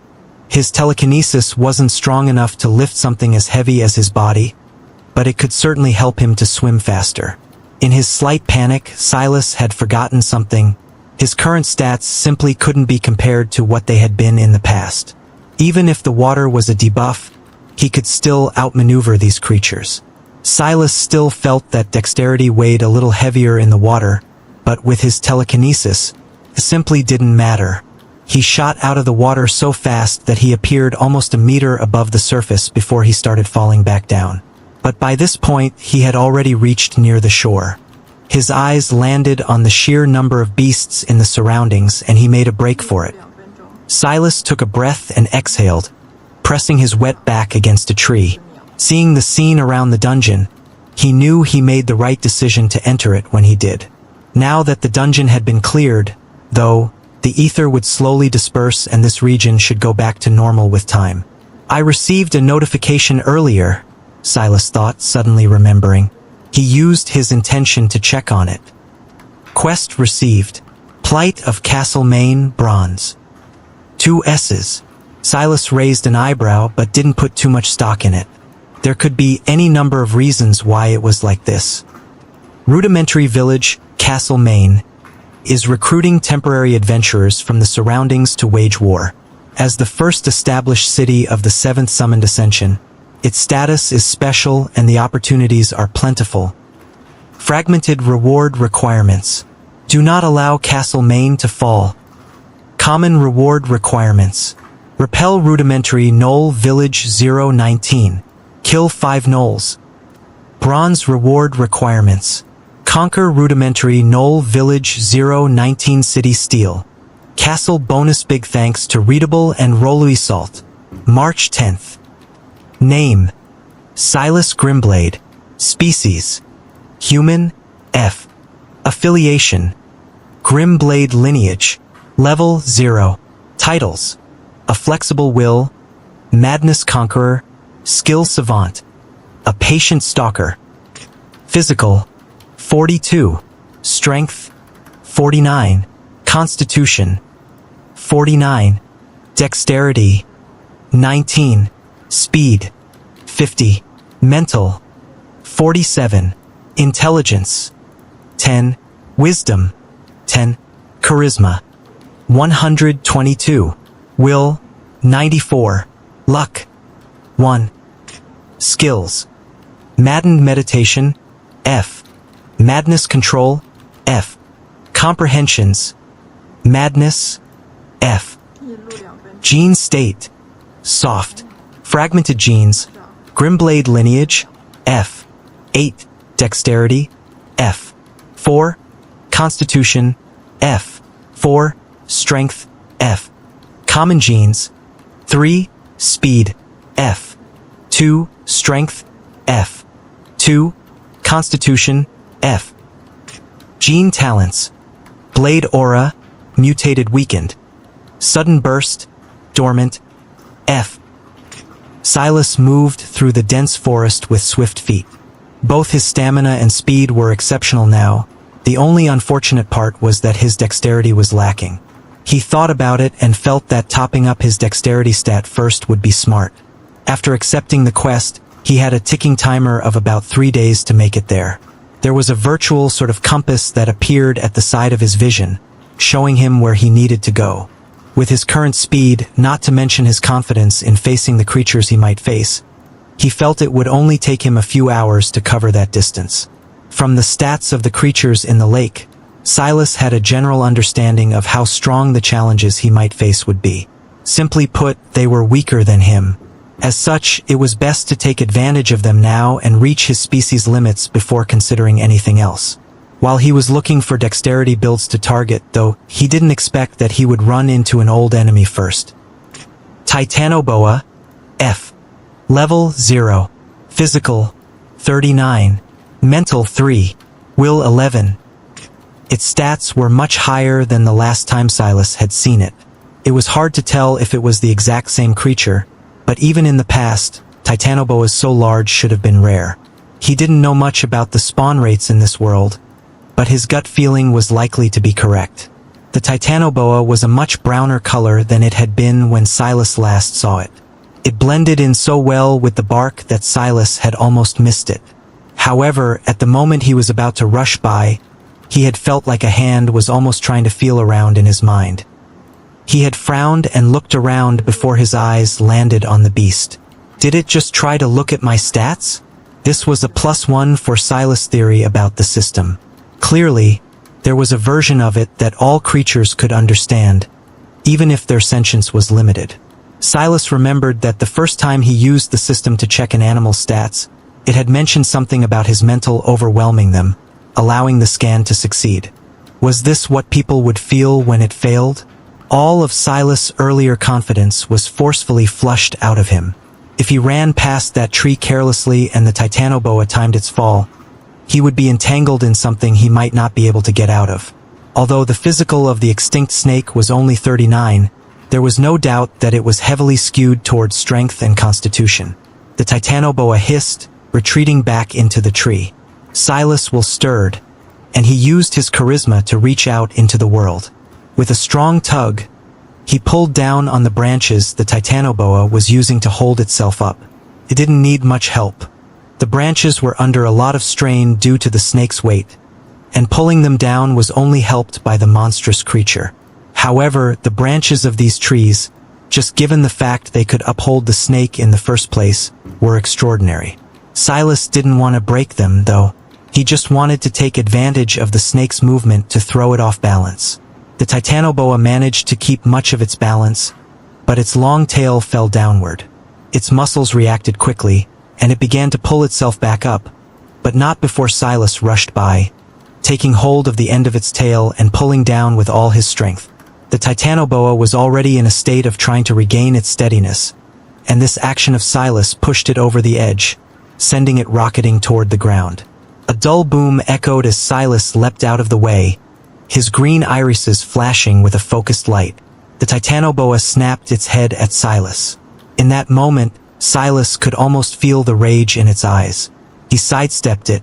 The creature was too slow. His fist hooked around its head, sending it rebounding against the tree's trunk. The titanoboa attempted a retreat.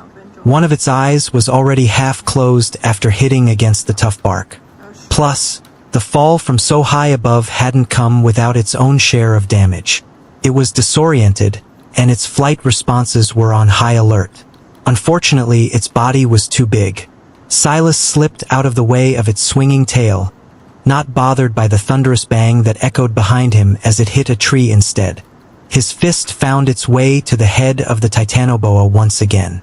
He glided around, grasping the movements of the creature before it even seemed to know what it wanted to do.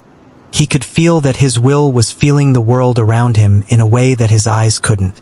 It was sudden before, but now that the stat was so close to triple digits, it was starting to become far more substantial. Bang! He drove another fist into the snake's head. He could almost feel its tiny brain rattling within. The sensation of his knuckles colliding with it seemed to extend in his mind, that brief instant of contact feeling more like several drawn-out seconds. It allowed him to check his form, feeling the distribution of his weight, and even feel how he could bring out more power. Castle bonus big thanks to Readable and Rolui Salt. April 10th. It was hard to tell if it was an illusion or not. He wasn't some master of the fist, and he hadn't spent a lot of time studying it. Aside from some good cardio, he had never seen boxing as anything more than that. But he did like to watch boxing and mixed martial art events. Those men and women were the ultimate exhibition of discipline. It felt like those memories were bubbling up, and under his strong will, he was beginning to influence his body to follow those movements more fluidly, more perfectly. It wasn't just that, but he felt that it was also a lingering effect of madness control. That feeling of being in perfect control of his body lingered in his thoughts. What if he could be like that all the time? Bang, bang, bang. A rapid-fire series of combos came from Silas, and it felt like he was briefly flying on a cloud. He wanted to feel that feeling again, but the titanoboa's head collapsed, not coming back up. Silas exhaled a breath, his heart beating rapidly. He had gotten really into it just now. He was already good at focusing before, but now it felt like he had taken steroids for his mind. He hadn't even ended up using Blade Aura or any other amplifiers. Suddenly, an ache came from his knuckles. After that high vanished, he winced, feeling as though he might have gone overboard. These scorned wraps only provided a plus 10% boost to Constitution, and only in his hands as well. The Titanoboa's Constitution was obviously high as well, so it was like rocks bashing against rocks. Considering the noises they had been making, that might as well have been the case. He reached down and touched the corpse. Titanoboa, F. Gene detected. Fragmented gene. 9, strength, F. Attempt assimilation? Yes. No. Silas looked at this screen curiously. The snake stats were comparable to Middle Madness, but the output of genes was much weaker. It seemed that creatures in dungeons probably provided a better return. Gene assimilation starting. Gene assimilation triggered. Genes successfully assimilated. Fragmented gene. 4, strength, F. Genes failed assimilation. Fragmented gene. 5, strength, F. Gene talent detected. Trade 10 fragmented strength, F. To unlock tail whip. Yes. No. Silas frowned. He did remember the whipping tail of the snake was quite powerful, but he didn't have a tail. If he accepted this, would it grow a tail for him? Then he remembered. Didn't he have a treasure he could ask now? He didn't have 10 strength gene fragments right now anyway. He only had 8 total after this victory. Oh, so that's how it works. After giving up another fragmented strength gene, Silas understood. The genes wouldn't change his appearance, but how well he could use it would depend on the phenotypes he did have. A phenotype was a person's observable traits, and in this case it referred to Silas' clear lack of a tail. Silas looked down at his leg. So I could theoretically use it with my leg? That's not a bad idea. If I can find something to protect my shins. The scorned wraps stopped him from using weapons with his hands, and he couldn't wear armor. The latter would make it difficult for him to find something to protect his legs. But it wouldn't be impossible. Who knew, in a world like this, maybe there were kicking experts out there that had their own special weapons to attach to their legs. It hurts to continuously use my fists, but if I don't get used to it, that could be a problem on its own. I can't increase my constitution more than a single point now. I'm already at 49. If this still isn't enough to protect me. Silas' mind ran through options as he tried to think of solutions. Even if he got tail whip, it would only make his problems worse. His shins and feet couldn't take that kind of punishment. There were methods of strengthening, but it took years of practice, years he didn't have. I need some sort of shield gene talent or skill. I also need to find a way to increase my intelligence. Right now, it's the greatest limiter to my strength. Because of it, I can only use Blade Aura and Madness Control for a small moment. He set aside the matter of Tail Whip for now and began his hunt for dexterity builds in earnest. As Silas moved about, he wasn't stingy with the questions he asked the Madness Key. By halfway through the second day, all of his physical stats had reached their cap of 50. The distribution of his genes was as follows. Gene state. Soft. Fragmented genes. Grimblade lineage, F. 8, dexterity, F. 6, constitution, F. 7, strength, F. Common genes, 3, speed, F. 3, strength, F. 2, constitution, F. 3, dexterity, F. Gene talents, Blade Aura, mutated weakened, sudden burst, F. Tail whip, F. He had managed to do all of this even with having to give up a common gene to the Madness Key. At least for now, he was able to comfortably feed it and ask all the questions he wanted. What was unfortunate was that he still hadn't found any methods of increasing his intelligence. All the creatures he came across could only give physical genes. But this was a natural pitfall. These creatures didn't particularly have high mental stats, and they weren't known for their raw intelligence on Earth either, so not finding genes for intelligence, wisdom, or charisma from them only seemed natural. Maybe he would have to kill humanoid creatures for that. Silas exhaled a breath. He didn't blink at killing animals, but there was something a bit sour about this. However, he was more pragmatic than he was moral. Those gnolls might provide him with exactly what he was looking for. It was just unfortunate he would have to go looking like this. Castle bonus big thanks to Readable and Rolui Salt. May 10th. Silas looked down at himself. He was still shirtless, and he wasn't going to find anything to replace it anytime soon. His bottoms were practically barely more than rags at this point, and he was just happy that his dignity at least was well hidden. Other than the key around his neck and the wraps around his hands and wrists, he had nothing else. It'll have to do. Maybe that rudimentary village will have someone who can give me real clothes. He stood to his feet from the stone he was sitting on, tossing a clean bone to the side. He didn't bother collecting the remaining body parts. He had found out the hard way that even forging weapons with his hands would be seen as a slight by the scorned raps. So he could only pick up things that were already weapon-like enough and store them to use as a projectile with his charisma, or leave them be. After a breath, Silas rushed in the direction of Castle Main. It wasn't long before it entered his sights. A wetland that was only a few inches of rain away from becoming a swamp appeared outside a clearing of trees. The grass was tall, at least half a foot, and every step felt like he might sink into a muddy quicksand adjacent. Castle Main was up ahead, and it lived up to the namesake quite well. Not the castle part, but the rudimentary village part. The walls were just posts of wood that were the kind an old, shabby suburban home would have as a fence. The actual village was just 4 buildings. Well, it was more like 1 shack and 3 kind of shacks kind of tents. The mixture of wood and cloth wasn't bad, though. The rest of it, though, were actual tents made of thin beast cloths. Silas couldn't exactly look down on the appearance. After all, look at him. But what Silas saw next left him feeling much less reassured. There were 2 groups of people ahead. One group came from where Silas assumed was the village. He remembered that a city steel came with militia, and judging by the uniform of the men, if you could call it that, they were all of one unit. There were 5 of them, and they seemed to be standing at the ready, not so subtly protecting 2 women.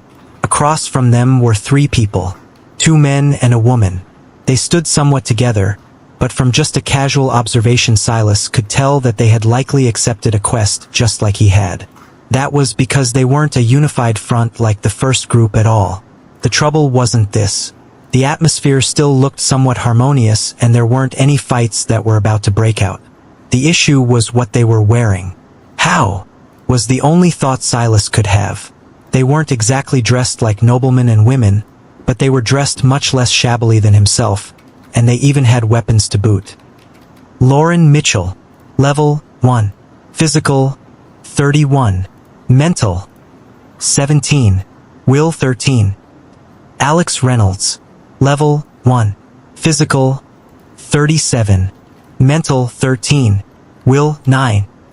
Morgan Hayes, Level 1. Physical, 47. Mental, 29. Will, 31. Silas blinked, feeling a bit shocked.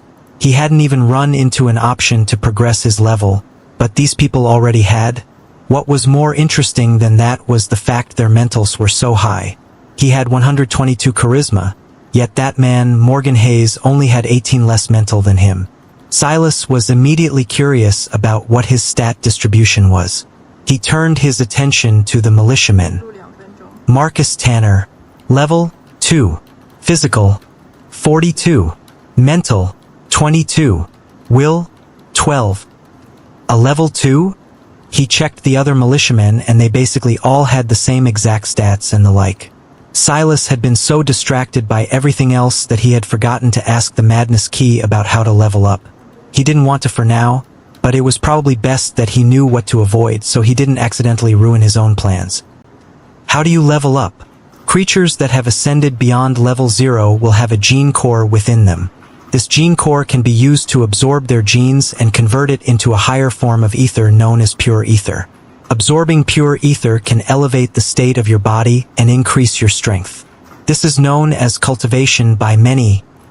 So they found a stronger beast. But how did they defeat a beast that powerful if the level 0s I've come across are already so strong? The only explanation Silas could think of was that they had experiences similar to his own. The difference was that their dungeons gave them actual equipment while his gave him rags.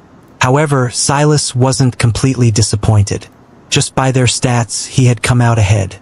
If they scanned him, they should see Silas Grimblade, level 0, physical 50, mental 47, will 94. Even the strongest of them, Morgan Hayes, didn't have comparable stats. Silas turned his attention to the two women the militiamen were protecting. Olivia Thompson, level 0, physical 32, mental 21, will 27. Silas nodded and moved on to the other woman when what felt like a white light blinded him for a moment. She? Silas' brows rose. Suddenly sensing something, the woman in the distance looked toward Silas, and he almost immediately felt something press against his mind as well. But just as quickly, the woman frowned, closing her eyes as her nose scrunched up. Clearly, she had just felt something similar, but it surprised her a lot more than it surprised Silas. By then, everyone seemed to have noticed Silas running in from the distance. Several probing touches pushed at Silas' mind, causing him to frown. It wasn't because he felt that they were rude, considering he had done the same thing just now. It was just that he didn't like the feeling. It was like fingers were poking right at his brain. But all of them reacted much the same as the woman had. Much more violently, in fact. Castle bonus big thanks to Readable and Rolly Salt. June 10th. Alex Reynolds, who had the weakest mental of them all, even physically took a step back, tears falling from his eyes as though he had just been cutting onions. This reaction alone was enough for them to ignore what Silas was wearing, if that could be considered clothing at all. The woman regained her bearings as Silas did, and the two looked at one another, a hint of something else in their eyes. Silas blinked with some surprise. He hadn't been able to tell earlier due to the distance and the fact he could only see the woman's side profile, but the long black hair, those blue eyes so pale they could be gray, that delicate brown skin that was a shade or two darker than even his own. It looked like this trial-summoned ascension had taken its toll on her, but her eyes were still quite fierce, much like he remembered them. His mind filled in what the system had missed on its own. Kasari Hale. It suddenly made sense why this place was called Castle Maine. It was just like her to pick such a silly name for something so serious. Kasari blinked for a moment and then shook her head, looking back toward the adventurers. I guess it's 4 now, she continued her words from earlier. I'll get the formalities out of the way and I'll say thank you for coming to the aid of Castle Maine. However, I want to draw a clear line first. You are, indeed, helping my rudimentary village, but you are being rewarded for it by the system. The more you help, the more you will receive. My village is not a charity case and I have full authority to revoke any accepted quests. If I feel that you are undermining my authority, or that you think you're doing me a favor, I will not hesitate to do so. I hope I've made myself clear. Kasari swept her gaze over everyone. She didn't single anyone out, not even Silas himself. Silas didn't mind, nor did he try to press her for attention. Right now, she was a leader and this was a matter of life and death, not a reunion. Those gnolls would really be out for blood. The two of them hadn't been close for almost a decade. That was practically a lifetime. She had done a lot of growing without the name Silas Brown creeping into her mind for who knew how long. The fact she was acting like this actually made him feel more reassured. She would be more likely to survive in the long haul. Of course, there was the possibility that he was overthinking things. The odds she had recognized him might be lower than he knew. His own memory was quite good, and he was good at associations, but it had been almost a decade. If it was in a usual setting, the odds that she'd recognize him would probably be just as high. But right now, when he was covered in mud and grime, maybe she didn't. That was fine too, in his opinion. I'll give you a brief overview. The Knoll village is about 12 kilometers in that direction. We discovered them first, but there's a good chance that they will stumble into us eventually. I want to take preemptive action, setting up traps around their territory and killing them off one by one until we can eventually conquer the city. There are 2 problems with this plan. Kasari took a deep breath. The first is their numbers. They had 20 warriors. They're a pure militarized territory. They had no women and children, and their entire population is made up of warriors. The second is their sense of smell. They once had 25 warriors. We killed 5 of them during earlier scuffles. However, due to an unfortunate slip-up, we were unable to deal with one of the corpses properly before it was found. We were forced to change our path back to the village so that they couldn't track us, and managed to kill 2 of the 5 in that pursuit. If we want to deal with that number of warriors, hit-and-run tactics are definitely the best. But we have to be sharp and precise, getting rid of evidence to stop them from tracking us. The last thing I have to tell you is that the physical stats of the gnolls are around 40. If you are not prepared for this risk, please leave now. We will set off for the first mission when the sun rises. They seem to be stronger at night, so it's best we do our work in the day.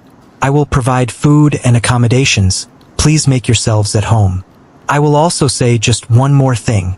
I don't want to control you all like some sort of overlord, but you're all smart people to make it this far. Revealing the location of my village to you all is a risk.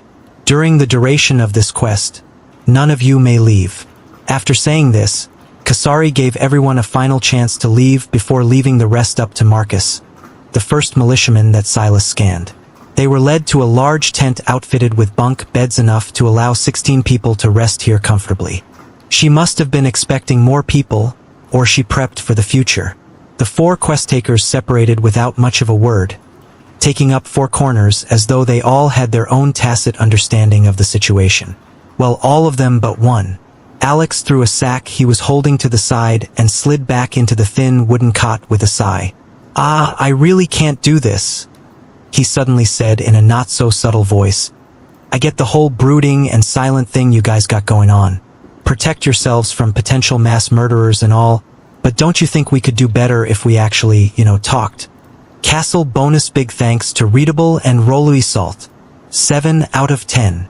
Alex put his hands behind his head, propping himself up just enough to send a look across the room. Silas and the others were looking at him, but neither of them actually responded. Alex chuckled. "Don't look at me like that. Aren't we all insane?" A flashing screen appears in front of us and we actually clicked yes to the madness. Then, instead of picking a nice cozy city, we picked weapons instead. And look at that guy. Alex pointed at Silas. He doesn't even have a weapon. It's either he lost it and somehow managed to survive until now without it, or he was actually even crazier than all of us combined and chose that gene thingy. Alex laughed to himself again, as though he was his own favorite comedian. If nothing else, the guy sure knew how to have fun. I'm just saying, the odds of any one of us being a psychopath is pretty high. Silas raised an eyebrow. He found the guy quite funny. At least he had lightened up the mood a bit. He was right. If they were going to be fighting together, it was best they built some rapport. "My name is Silas," he responded. "You can call me that if you want." Alex sat up, somewhat surprised. "You actually speak, so you aren't as crazy as I thought. People with antisocial personality disorders, at least the ones you're thinking of, are actually pretty good at blending into social situations," Morgan said with a chuckle of his own before looking at Silas. "No offense, of course." Silas waved a hand, indicating he didn't mind. "I'm Morgan," the man continued. He was quite a bit bulkier and more substantial than Alex was, and his voice was deeper. He also seemed to be approaching his 40s, while Alex was much more on the younger side. "You can call me Lauren." The only woman among them spoke in a soft tone. She had the air of the secretary of a CEO. She might have been able to be the CEO herself if she wasn't so soft-spoken. She was on the younger side, along with Alex and Silas. It seemed that they were more common in this trial because both Olivia and Kasari were young as well. Who else but young people would be so reckless, anyway? It was interesting, though. Given the personality she exuded, Lauren didn't seem like the type to make this decision. But honestly, neither was Silas. This had always been the illogical decision. "It's nice to meet you all," Alex said with a wide grin. He was almost a hair away from looking like an evil villain who had succeeded in his master plan. "I know I might be pushing my luck, but like I said, exchanging information now is probably the most valuable thing we can do for one another. Morgan sighed. I get that you're eager, but how about we feel each other out a bit more? We'll be together for several days at the least. There'll always be time. If you give information first, and someone else is unwilling to, it'll only strain our future cooperation. Alex's expression dimmed somewhat, but he eventually nodded in agreement.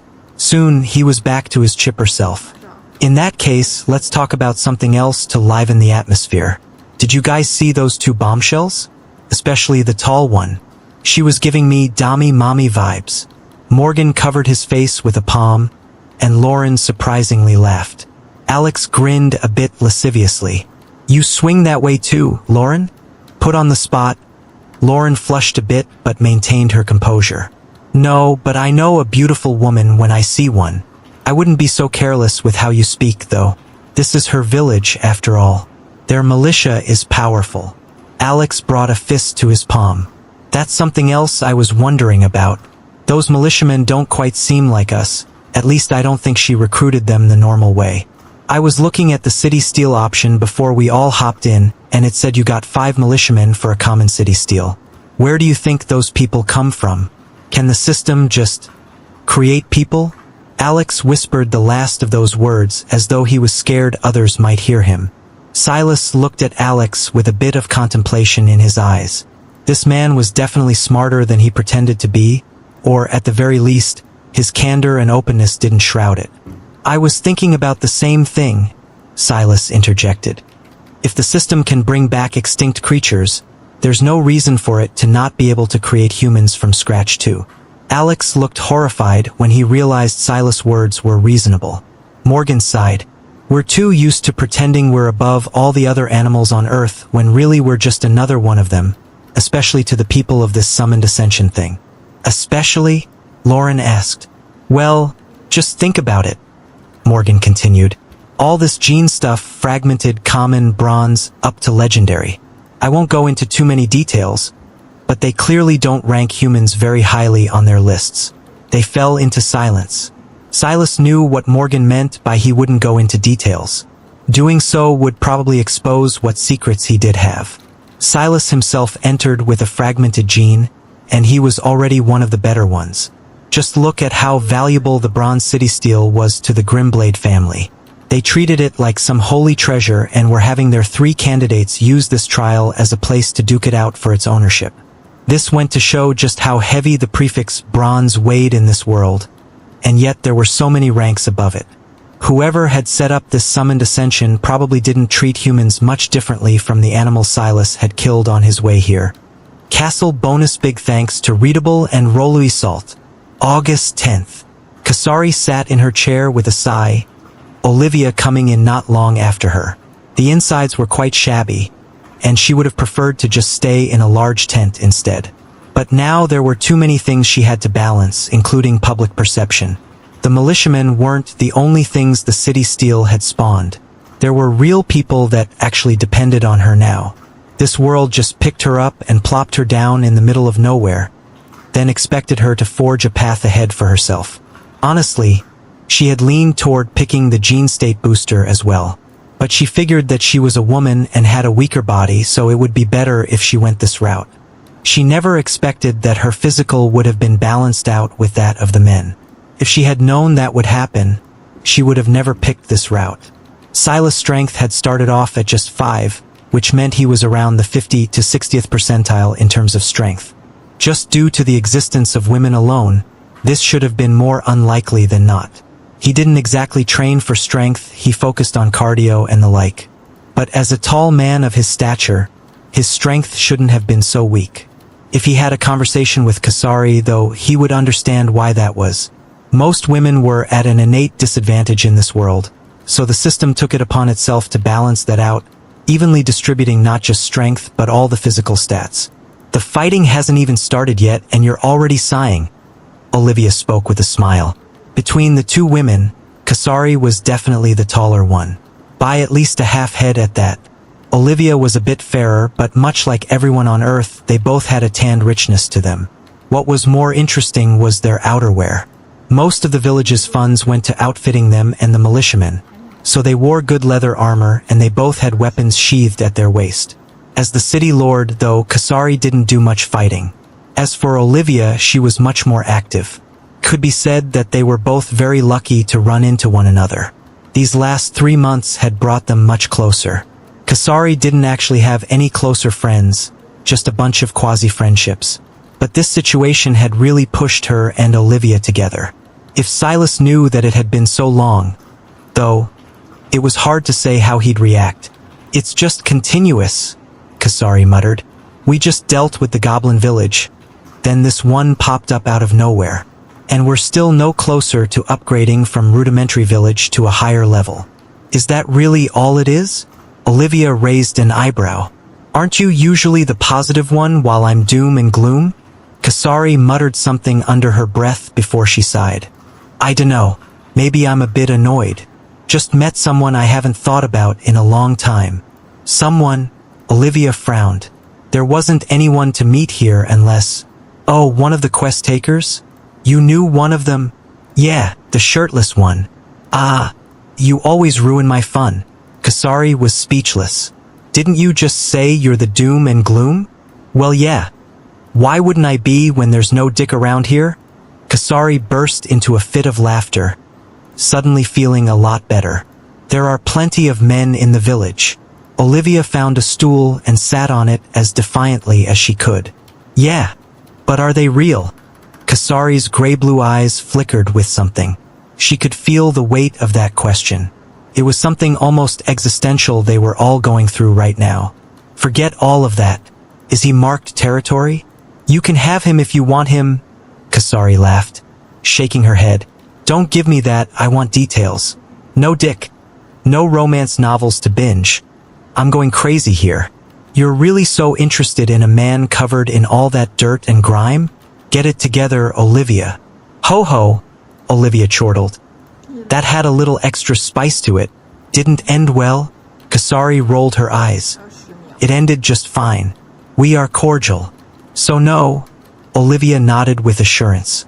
"That's not what I meant. You can't even see his face all that clearly. But you still recognized him immediately. That's not the point." "What is the point, then?" Olivia asked with a grin. "Nothing.